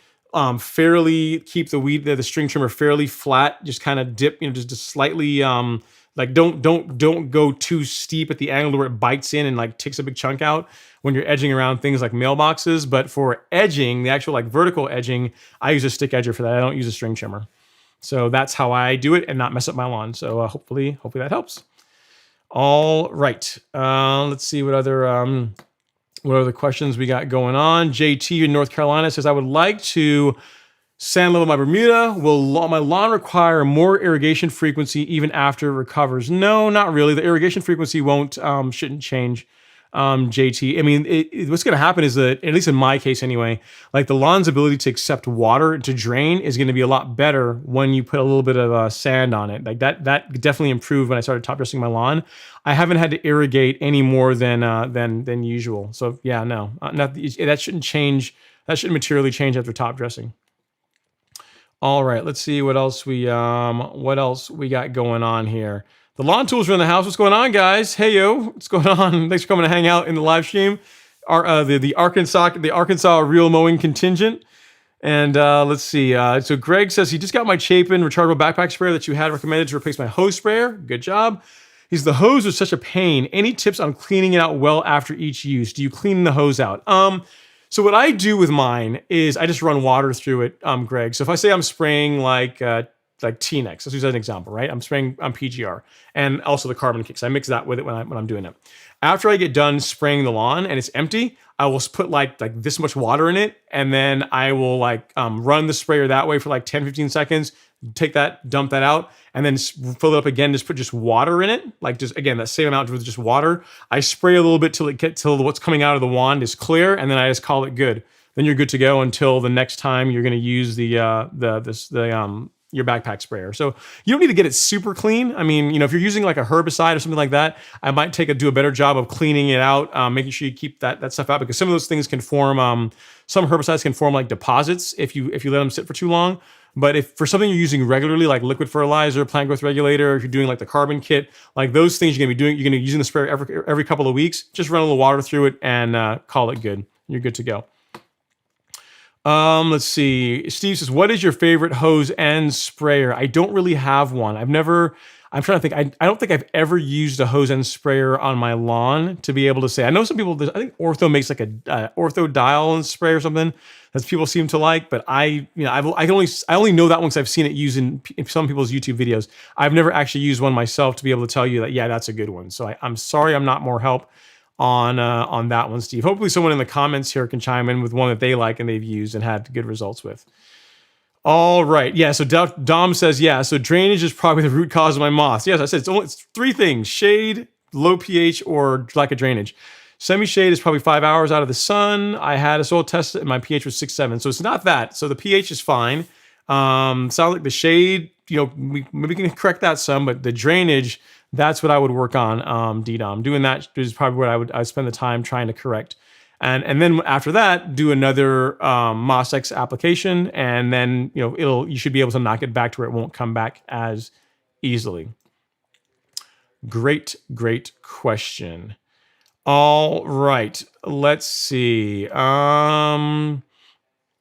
Let's see. Leo Garcia. Let's see. Reed Smith says Lego. No, I'm not gonna do that one. Let's see. Tiff Tough Bermuda in Central Florida. It says, I have two spots in my lawn with a small oak tree with roots showing. Wasn't an issue with St. Augustine, but my Bermuda won't work. Sand to raise or mulch. So two spots where you have where there's a small oak tree with the roots showing. Wasn't an issue with St. Aug. Yeah. Yeah. So here's the thing: if you're that close to an oak tree, I'd be surprised if you can even get the Bermuda to be happy there. You know what I mean? I mean, is the oak tree still present, Ribido? Because if it is, I'm going to be really surprised if you can actually get Bermuda to grow that close underneath an oak tree. If you can, then yeah, building up the soil, like, bringing some soil material in there to where the grass will spread onto that is going to be an option. But I'd be really surprised if Bermuda is going to grow nicely right up to an oak tree. I'd be surprised about that. If it is, consider yourself lucky. And yeah, you do have Tiff Tough. That's a pretty good shade tolerance. But yeah, if that's the case, then yeah, just you put some soil down, build it up a little bit so the Bermuda has something to grow into. And yeah, keep with your real mowing. That is what I would do. Let's see what else here. And actually, I will take this next question. Let's see. So, Leo Garcia. So, actually, I will ask your question. Even though I wasn't going to. He says, Ron, I noticed that both you and BYD, the respect that both you and BYD have for Doc, even though he's proven, or some people say that he's a scam, while the respect, because here's the thing, I don't know that it's a scam. I have never used any of Doc's products. I never have. I've never used PGF Complete or any of the other stuff that he recommends. So I can't really say that what he's putting out is a scam. Now, some people may not like his style, and that's where you have choices of watching other people. But one thing I can say, regardless, is that he's taken time out of his day. I mean, granted, it's his business, but he's taken time out of his day to try and help people improve their lawns, right? So, which is something that not everybody can necessarily say. So, you have to kind of see the positives and what people are trying to do, even though you may or may not necessarily agree with their approach or the recommendations. If you don't like the products, use something else, But I mean, you can't look at something like one aspect of something a person does and not say that you don't like it and then call them all bad because of that. If that makes sense. I don't think so anyway, right? So I just wanted to answer that because I figure it was on the screen. So yeah, just everybody kind of like what Lawn Tool says. It's just good to respect everybody. It's just you go far in life. I always tell my kids this. It's really good to become world class at whatever you do. Like whatever you decide to do in life, doesn't matter what it is. Try and become world class in it. But only about 20% of your success in life is going to be from becoming world class at whatever you do. 80% of your success is to don't be a jerk. Like just be nice to people. Like be someone that someone wants to be around, and that when you walk into a room, people aren't mad that you've just come into the room. If you can follow those rules, you're gonna do pretty well. So just always try to see the good in people. That's it's easier to do anyway. All right, let's see what else we got going on here. So Steve Vetter says, I love helping my neighbors, makes a better community. I agree. Plus, another thing, Steve, and hopefully, I don't think Alex is watching, so I can say this now. Another good benefit of helping your neighbors is whenever you top dress your lawn, you got someone else to enlist to help, like with sand and aerating and that kind of thing. So, it's good for them, good for you. Plus, it's just the right thing to do. It's always nice to help people out, right? You hardly lose in life helping people. And let's see what other questions we got here. What else we got going on?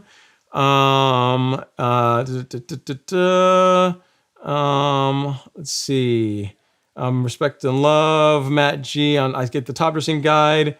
And let's see so Linda Legg is coming in here. She says, hey Ron, I was wondering, how often do you fertilize your Bermuda? You're from Augusta, so you are from the mecca of amazing grass. You are from the place that started all this craziness, was responsible largely for all this craziness. I fertilize my Bermuda monthly. So I do like a spoon feeding program where I put down a granular once a month, and then I do a liquid fertilizer twice a month. So everything is done at relatively low rates. What that does is I get like good color, good consistent growth without like causing too much surge growth. So I fertilize once a month, or I should say I fertilize granular once a month. I spray liquid twice a month. For most people, if you want like an easy program, you can just put down like Humic Max once a month at the low rate, the 3 pounds per thousand, and you're going to get a good result with that. You don't have to do exactly what I do to get a good result. Great question, and congrats living in Augusta. You're in like the mecca of awesome grass. All right. Let's see. Dean Harrell says you don't ship Country Club 1608, Humic Max, and Mesa by Lebanon Turf SGN 150 to Virginia. Why is that? State laws? Yeah. So the fertilizer has to be certified or has to be labeled for that state, for use in that state. And because Humic Max, that particular blend, the 1608, is a relatively new offering from Lebanon Turf, that perhaps they just haven't gotten around to doing it as yet. I mean, it might eventually come through, but they just haven't gotten around to doing that just yet.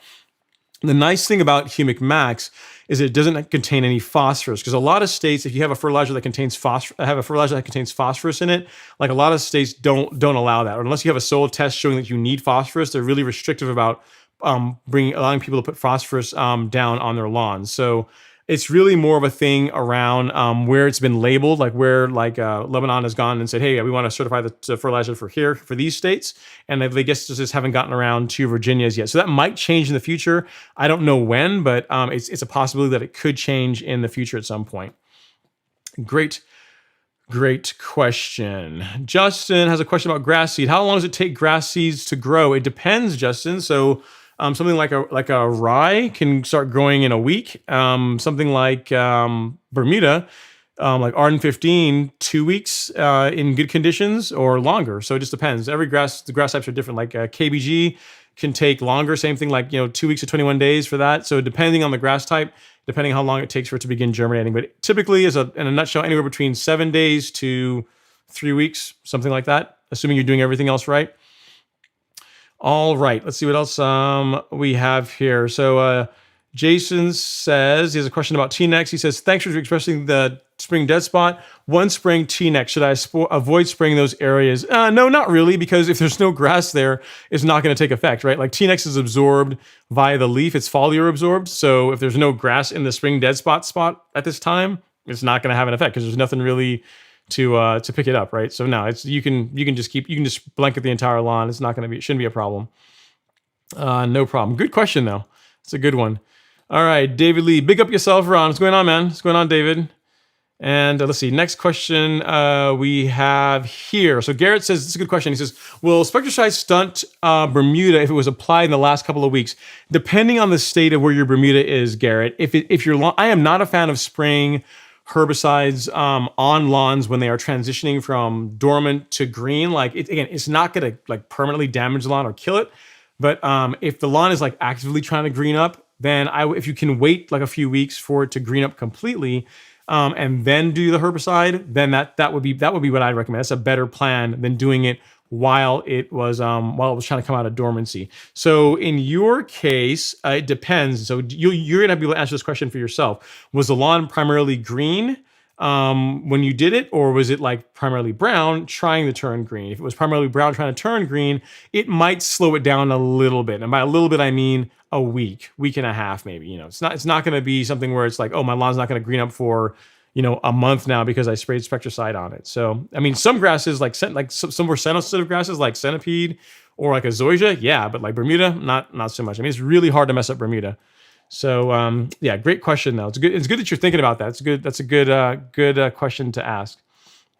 All right, let's see what other questions we have here. Robert Schmidt is saying, I seeded the end of March, applied PGF and top dressed with compost. When do I fertilize again? So you seeded and applied fertilizer in March. We're in May. You could do it. You probably could do it again now, Robert.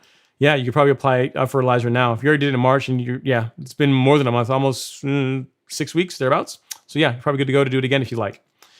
All righty then.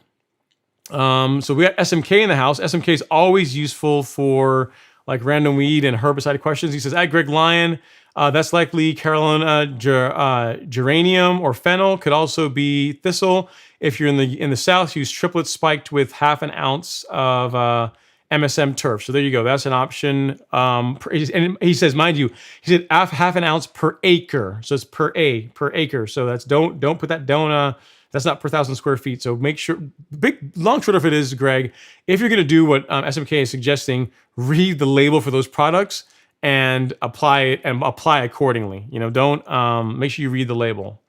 All right, but thank you for chiming in, SMK. Always great to have you in the live stream. You're always like a wealth of knowledge. Really appreciate it. All right. D6 Paintball says, I'm wanting to get into real mowing at some point. Should I continue to mow with a rotary to get the grass thicker before I start with a reel? Will I have issues with thin, sparse grass with a reel? So you can absolutely keep mowing with your rotary mower, man. So most rotary mowers will go down to 1.5 inches without a problem. So if you can lower your height a cut a little bit with the rotary, which means you're going to commit to mowing twice a week. If you can do that, then yeah, you're gonna have a really good looking lawn, and the lawn is gonna thicken up. I mean, it's not gonna look like a real mowed lawn, but it's still gonna look really good. And the thing is, D6 Paintball, that's actually a good way to find out if this is even something you really want to do, right? Because I'd hate for you to go out and spend all the money buying a real mower, getting all this equipment, and everything that goes into having a real mower, and then decide, you know what, I just don't want to mow my grass that often. So start with what you have, lower the height of cut, and then start mowing twice a week and see, is this good? I like the way I can do this. It fits into my schedule, fits into my lifestyle. And then when you're ready to take things to the next level, that's when you can introduce the real mower, and then you're gonna love the way your lawn looks. It's not gonna hurt anything, and it will. Even if with a rotary, if you mow it shorter, the lawn is gonna thicken up. With a real mower, it's gonna thicken up even more. But with a rotary, it's still gonna thicken up if you just mow it at the correct height. Great question. I think I'm almost talking you guys out, man. But let's see what other questions we got going on here. So Greg Line says, on a slope, my Bermuda is struggling this year to expand and grow thick. How can I get that area to grow thicker? Happy Mother's Day to all the moms out there. Yeah, so I see what you're saying, Greg. If you can mow, how often are you mowing it? Because on my lawn, I have a slope, and my Bermuda does great on it, but I also mow it a lot. So every time I mow the rest of the lawn, the slope also gets mowed. So, what tends to happen with some people is the slope is frankly not that fun to mow. It's kind of a bear to mow. It's not like mowing a flat part of the lawn. So they'll be like, I'll mow that one like every other time, or I'll skip a mow on the slope. And you just can't do that. You got to give the slope the same amount of love as you give the rest of the lawn. So if you're mowing the slope twice a week, at relatively low, so like 1.5 inches or lower with Bermuda, it's going to thicken up. It should thicken up just fine, assuming there's nothing crazy going on where there's like a big shade issue or something like that. It should thicken up just like the rest of the lawn. The Bermuda doesn't really know that it's growing on a slope. As long as it's getting mowed and it's getting enough sunlight and fertilizer, it's going to do just fine. So I'd say let's try picking up that mowing and seeing if that helps things. All right, so Chad says, all right, someone's got a new mower. We got to clap it up. He says, I got my 220C from Greg at Prairie Turf. Great guy to work with. Where is my applause? We got to give him some applause for that. Congratulations on the John Deere, on the 220C. And I agree, Greg is a cool guy to work with. Hopefully you told him that, I sent you his way. I mean, not that it means anything, but at least he knows that, the YouTube community is sending him some business, so he'll give us some love, right? Great stuff. Oh, here you go. You only live 20 minutes away. No shipping. So you're in Canada. Okay, well that makes a lot of sense then. All right, let's see. No problems. And then Pacific Northwest Lawn says, sorry, Ron, sorry I'm late. No problem, sir. You're here now. I appreciate it. I had a guest over. Brendan says hello. Tell Brendan I said hi. Tell him thanks for everything he does. Tell him to continue making awesome soil test kits. I appreciate both of you guys. Thanks for chiming in. All right, let's see what other questions we have. Doug M says, I'm in the ATL burb. I'm trying to figure out when to start PGR. My Tiff Tuff is probably 90% greened up, but growing like crazy since starting FERT a week ago. What is your timeline to start PGR this year? So you get different answers on this, Doug. Some people will wait till June to do PGR. For the last 4 years, I've done PGR late April, early May. So like May 1st is typically when I start PGR, and I maintain that throughout the season. So you can do it now. Your lawn is greened up. It's growing it's growing like crazy. I was going to say growing like a weed, but that would be insulting to Bermuda, and we can't do that. What we're not going to do is we're not going to insult Bermuda, right? Can't do that. So yeah, start now. I mean, if it's growing, it's greened up, it's growing actively. Get that PGR down on it, keep up with your mowing, and you're going to be good to go. Yeah, I mean, what you're doing is I put PGR on my lawn on Sunday. So there you go. If you want to ask me what I'm doing, I did my lawn's already got some on it. So yeah, you should be good to go with no problem at all. Just keep up with your mowing, and the lawn will thicken up and grow in really nicely. Great question. Let's see. Josh is saying, we have a question about keeping Bermuda out of the lawn. He says, how would one keep Bermuda in the front yard and turf-type tall fescue in the backyard with a wooden fence separating the two? I noticed Bermuda keep creeping through. That's a tough one. If you can, a physical barrier is probably going to be your best bet. I'm trying to think of what else you could do. Like tenacity is safe for turf-type tall fescue and not safe for Bermuda. So you could do that. You could knock the Bermuda back that way. But instead of having to spray like herbicides all the time, because once it gets warmer, the Bermuda is really going to want to take off. So I would try and work on improving that barrier between the two grass types and seeing if you can do something to keep the Bermuda away that way. You are going to have to get down into the soil. Just at the surface is not going to be enough, because the rhizomes, the runners that go under the ground, those are going to go right under the fence. So unless you can get that fence down, or that barrier, whatever you decide to go with, like 8 inches or so under the surface, that's what you're going to need to really keep the Bermuda away from the fescue lawn, unfortunately, without having to resort to herbicides. Sorry, I don't have a better answer for that, but that's probably what it's going to take, because Bermuda is really alpha, and it's going to, when the heat gets here, it's coming. It's coming for that fescue. You better believe it. All right, let's see what other questions. Yes, he says, "Can you send me the video for the height of cut on a true cut?" I don't have a video on that, Daryl, because like the height of cut on a true cut is just using that one lever that's on there. There's not really a video, because it's not a really involved process for that, unfortunately. So I don't really have a video on adjusting the height of cut on a true cut. All right, we are winding down here. Let's see what other questions we have. John Barnett says, my centipede grass turned red 2 weeks after treating with tenacity and image southern lawn. What would cause this? What can I overseed with to remove away from centipede? Most of the yard was weeds. So probably something in the because tenacity, I'm not sure, is tenacity even safe for centipede grass? I wouldn't think so. But yeah, something in those herbicides the centipede didn't agree with. If your whole goal is to get rid of the centipede and go to something else, I would just spray it out. Use glyphosate or something, like totally like burn the lawn down, like spray like a non-selective herbicide on it to kill it off. And then decide what you're going to do. What I'd probably recommend is from an ease of use is to do sod. So like get rid of the centipede, spray it out, and then have someone bring sod in unless you're going to do it yourself, which is a lot of pain and agony. But that is what I would do: spray out the centipede and then bring in like Bermuda sod or something like that. That's what I would recommend, John Burnett. I'm not sure exactly what caused it to turn red after the herbicides that you put down, but probably the herbicides are what did it. Probably the combination of the herbicides and the lawn is still probably coming out of dormancy is probably some of what you're seeing there. Could be a fungus problem too, but since it was so close to the herbicides, I'm going to probably pin the guilt on those. All right. Cooter Jenkins says Bermuda has been growing awesome so far this season for a month now. Thanks to you, Alan, John Perry. Yeah, it says thanks to mowing every day. Belton, Texas here. Yeah, man, there you go. So you got Alan, you got the OG, the godfather of lawn care, John Perry, and myself throwing a few tips out here and there. I'm glad to know that was useful, man. And you're mowing every other day. So what it really is, it's not. I mean, while I'm sure, not that I'm speaking for Alan or John in this, but while we would like to take credit for your lawn looking awesome, it's the mowing every day. You are using good products, I'm sure, but the mowing every day coupled with the good products is the secret sauce as to why your lawn looks awesome. So, congrats, sir. I'm glad to hear that you're getting great results. All right, let's see what other questions we have here. D-Dom says, off subject here, what model Super do you have? I love my 14 ISF. It went with went German, and then went to 17S7. One of the new IS 500. Okay, so no, as far as the Super, it's the new one. It's a 2020. It's the Zupra, right? Because it's basically a BMW that's been skinned by Toyota is what it is. But yeah, it's that one, and it's awesome. As far if you want something that you can tune and make a ton of horsepower with really easy, awesome car. Literally, like you just put a tune on it, maybe some E85, like E85 mix and 500 wheel horsepower. There you go. I mean, it makes a ton of power and ton of torque. Really good engine.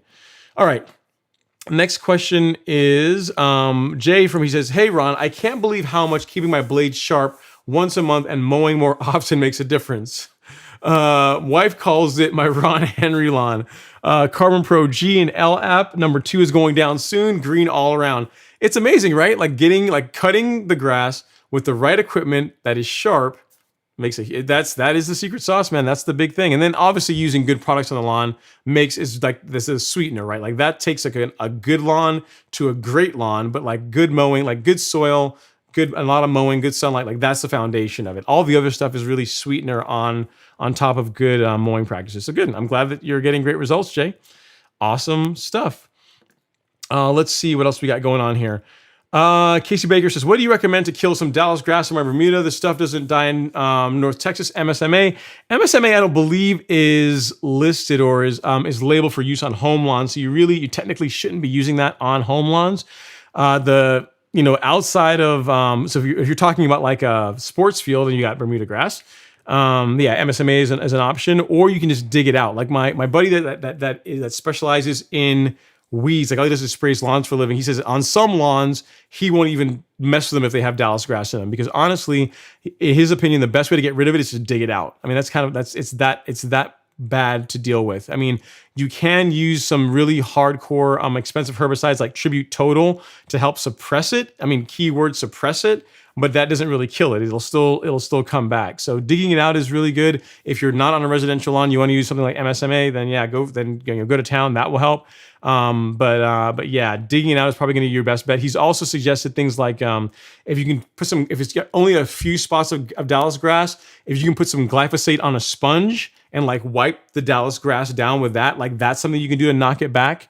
But it's just like digging it out and getting rid of it is going to be your best bet to like be like it's gone now. That's the best advice I could give you, Casey.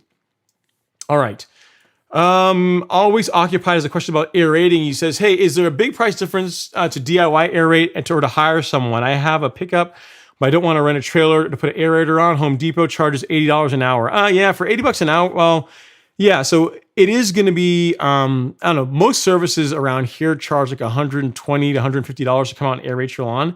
And it's probably worth it, to be completely honest, given the amount of how backbreaking it can be, assuming they're going to do a good job, because there's some places they'll come out and they'll do like a halfway job on the aeration and it's just not going to look good, right? So if it's a place that does good work, they're going to really make sure they do a good job beating up the lawn, then paying $150 versus having to go to Home Depot, load up the aerator, bring it home, aerate it, load it back up, take it back, could be worth it for most people. So if you can find a good service that does a good job on aeration, you can save some money and time, and you're back in the process. So it just depends. Like I don't really mind it so much because we were doing top dressing anyway, so that's why I did it. But yeah. If you're going to do it yourself, always occupied, try and get a billy goat aerator if you can, because those are easier to deal with than like the Ryans. And then the one that I can't remember the brand, I think Klassen. I think it's Klassen. I think they make they're the red and white ones, right? The billy goats are easier to use in those ones. All right. Great question. So Dwayne says, hey Ron, love the channel. Thank you, sir. I really appreciate it. Do you know when Real Rollers is choosing the winner for the Real Mower giveaway? I don't know. I think it's Memorial Weekend. I think, but it should say, they should have it on their website. Go to like retiretherotary.com, check that out, and it should say there what the terms are around when they're going to select a winner. So I don't know off the top of my head, sir, unfortunately. All right. Let's see. Adam Reed says, I have bill bugs and broom's edge. Unfortunately, bill bugs won't eat the broom's edge roots. Yeah, the broom's edge is a really nasty one to get rid of.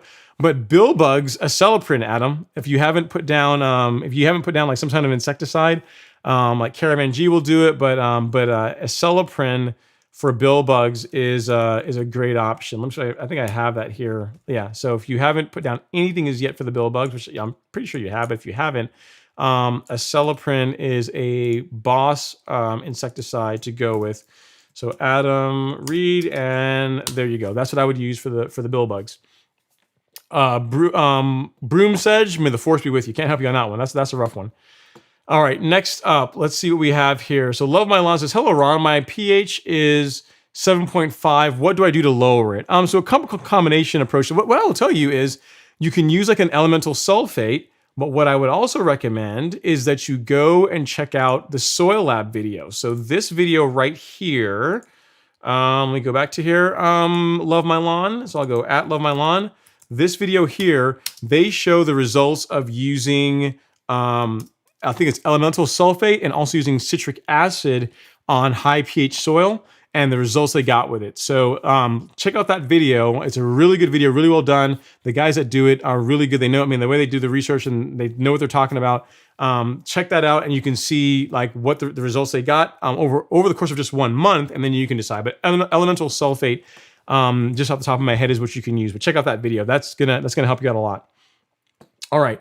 Let's see what else we got here. Lincoln Project says, what do you think of Monaco Bermuda? It's Bermuda, so it's definitely good stuff. But I have never mowed it myself to say what the pros and cons are of it. But it's probably fine. I mean, there's people that have Monaco and enjoy it, so I can't really offer an opinion other than it's Bermuda, so it's probably going to be just fine if you decide to put that in your lawn.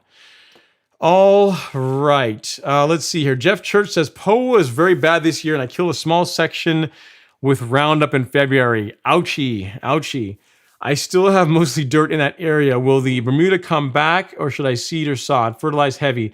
Depending how big an area we're dealing with. I mean, here's the thing. Yes, the Bermuda will bounce back, or the existing Bermuda around it will eventually grow into it.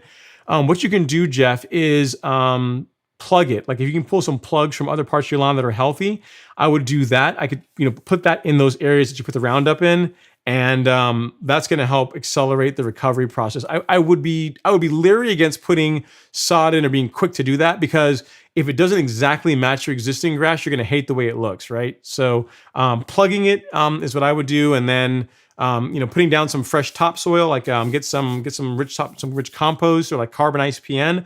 Get a couple bags of that, put that down, and then plug the area, and that will help the area recover a little bit faster. And in the future, we're not going to do Roundup, right? I think we learned our lesson. No Roundup on the grass, because it's just it can work, but it only works if it works, right? It only works if the Bermuda is completely dormant. And in your case, as you saw, it wasn't completely dormant, so and it damaged your lawn, unfortunately. So sorry you're dealing with that. Let's see. Yeah, so SMK is chiming in here. He says, yeah, at Casey Baker, MSMA is not authorized for residential lawns. Dig it up or use Roundup. Or in the center with an eyedropper. So there you go. So, or use a paintbrush. So yeah, exactly what I was saying is that if you're dealing with a sports field, yeah, fine. But if it's on your home lawn, you want to use like dig it up or use glyphosate on a sponge or a paintbrush, like what he's saying. All right, and then Dallas grass, John, we already answered that one, sort of. Same thing. Dig it up. Or let's see what else we have. Phil J says, "Hey Ron, how do you manage to mow every day or every other day? I'm struggling to mow twice a week between family, kids, and work. What's your secret?" So one thing, first of all, I work from home, so that's a big plus. But also, I just do it really early in the morning, right? So before the day starts, I get out and mow. Like the first thing I do, I get out of bed and I put my shoes on and pants on and I just go out and mow. Yeah. So like literally 7:00 in the morning, I get out there and it's like my morning exercise. I mow the lawn, and by minutes to 8, I'm done. The mower's all cleaned up, put up, and I'm ready to come in and get the workday started. So it's I just kind of work it into my work schedule. I just do it early in the morning, so that I can get it knocked out before meetings and everything start for the day. So you may or may not be able to do that depending on how your what your work schedule is like. But most people can find time to mow on the weekends, and then if you can find one day in the week, like Wednesday. So if you can mow like on a Saturday or Sunday, and you can also mow like on say a Wednesday or a Thursday, that's typically enough to have a good looking lawn. Like you need that mow somewhere midway in the week to get a good looking lawn. You don't have to mow your lawn every day. Literally, I was doing that as an experiment, and I really honestly wouldn't recommend it. It's really at the point of diminishing returns. You're putting more wear on the mower. You're putting more wear on the turf. It's like really twice a week, 3 times a week is plenty to get a great looking lawn. Let's see. Andrew Tracy says, any thoughts on humic acid? I think it's a good idea. I think it's a good idea to add to your lawn care, your soil improvement program, just like adding biochar, or adding kelp. Those things definitely help. They help sweeten an already good lawn care program. If you're doing all the other things right, like your mowing, you got a good fertilization program, like adding things like the what's in the carbon kit, the Miramichi Green Carbon Kit, adding like Essential G, like those things can help improve the quality of the soil, which good soil equals good grass, right? So yeah, I think there's definitely some value in it. All right. We are almost out of questions here. Jensen Fenup says, the first time with real mower, my GM 1600 is difficult to pull backwards when I reach the end of a run and have to turn around. Is it because it's heavy there, or is there adjustment needs to be made? Okay, yeah, awesome, Fenton. So what the problem is when you are trying to pull it backwards, you're pulling against the drive system that the belts that are running the reel and the drum. So the trick for that is either learn to do whip turns, so either learn to like slow the mower down and kind of do a whip turn, so you don't actually have to stop the mower, or the reel disengagement at the bottom. Here's the thing for you to do next time, okay? And you're gonna like say this is the best trick ever. If you get to a tight spot and you got to turn the mower around, you can simply just reach down and disengage the reel. Then pulling the mower back is going to be easy as pie. There's not going to be any problem with doing that.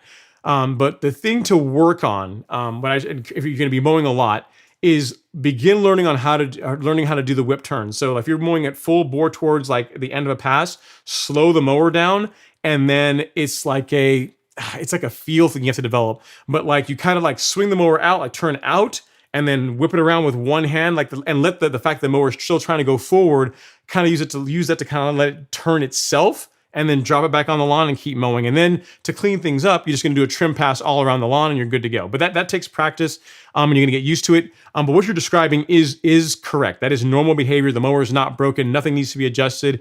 If until you get used to doing that, you can simply disengage the reel, and it's gonna be super easy to pull back and re-engage the reel and make your next pass.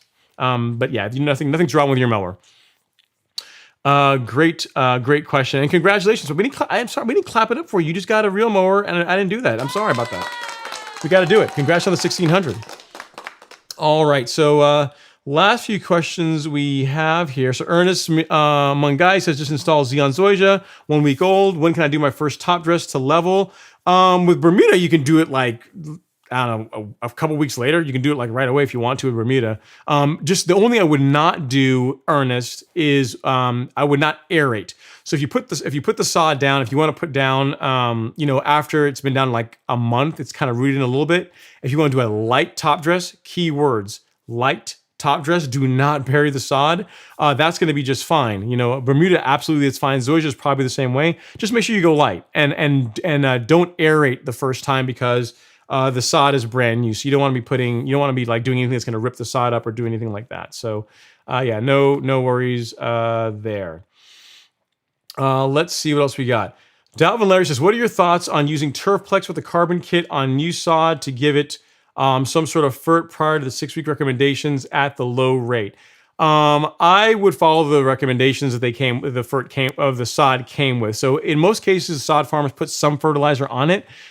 So if you want to do, Turfplex at the lowest rate, so like let's say like 4 ounces per 1,000 and the carbon kit, that would be fine. What I wouldn't do though is go out and like slam like a pound of nitrogen in the lawn, because really if you're doing Turfplex with the carbon kit, we're talking about like less, like a 1/10 of a pound of nitrogen, like a really just a taste of nitrogen. That's not going to really hurt anything, and that will help with things. So yeah, that I'd be okay with, but I wouldn't put down like a heavy granular fertilizer. Nothing super heavy. Low rate is the key for that, and yeah, that would be fine, Dalvin. Yeah, no problem at all. So if you need to scratch your itch to do something with the lawn, the carbon kit is always a good choice, right? Because there's practically no NPK in it. There's a little bit in the Nutrizol or the NutriKelp, but yeah, it's really, really low. All right, let's see here for questions. I think we're running down. Scott had a question here. Lawn Therapy has a question. Was talking about this. August Grona says, August is in the stream. He says, hey, I want to start mowing lawns in the neighborhood, trying to figure out how to haul around the mower and weed whacker leaf blower. Yeah. Because you're not. I know, August. If you're not driving yet, if you don't have a trailer, that could be kind of tough. If you could get like a small trailer, you could pull it with a bicycle. That's a possibility. But yeah, you're gonna want to figure out some way to move the mower and trailer around, because that's not gonna be fun pushing all that stuff or carrying all that stuff from lawn to lawn. Let's see. Let's see. Lawn Journey's jumping in. He says, do you just jumping in? Just want to say hi, welcome, sir. And SMK says, do you work from home all the time, or just because of the pandemic? No, I've worked from home for the past. Again, the last time I went regularly into an office was in 2009. So I've worked from home primarily for the last decade or so, right? So I mean, there's times when I go in the office for like a meeting or things like that, but as a matter of practice, I work from home. So I work in information security, right? So there's very little that I can do outside of like meetings or meeting with clients that I can't do from here. Like my setup at home is actually really good. I can do like pen testing. I can do anything I need to do from my home office. And they actually get more work out of me that way, right? Because if I have to go downtown, it takes an hour to commute down there. It takes an hour to commute back, and that's time when I'm not working, right? So it's actually better for me to work from home, and it's quieter and this kind of thing. So I get more work done. Well, guys, I think we are out of questions. I think that's it for the night, guys. Well, guys, thank you so much for hanging out. I know we went on a little bit long tonight, but I wanted to get to everybody's questions. If you guys have not touched the like button ever so gently, please do so on your way out. Hopefully, you guys are getting a lot of value on this. If you guys are new to the channel, thank you for participating in the live stream. If you're not yet a subscriber, hopefully I've done enough tonight in the live stream and also in the other content for you to consider subscribing. I'd really appreciate it.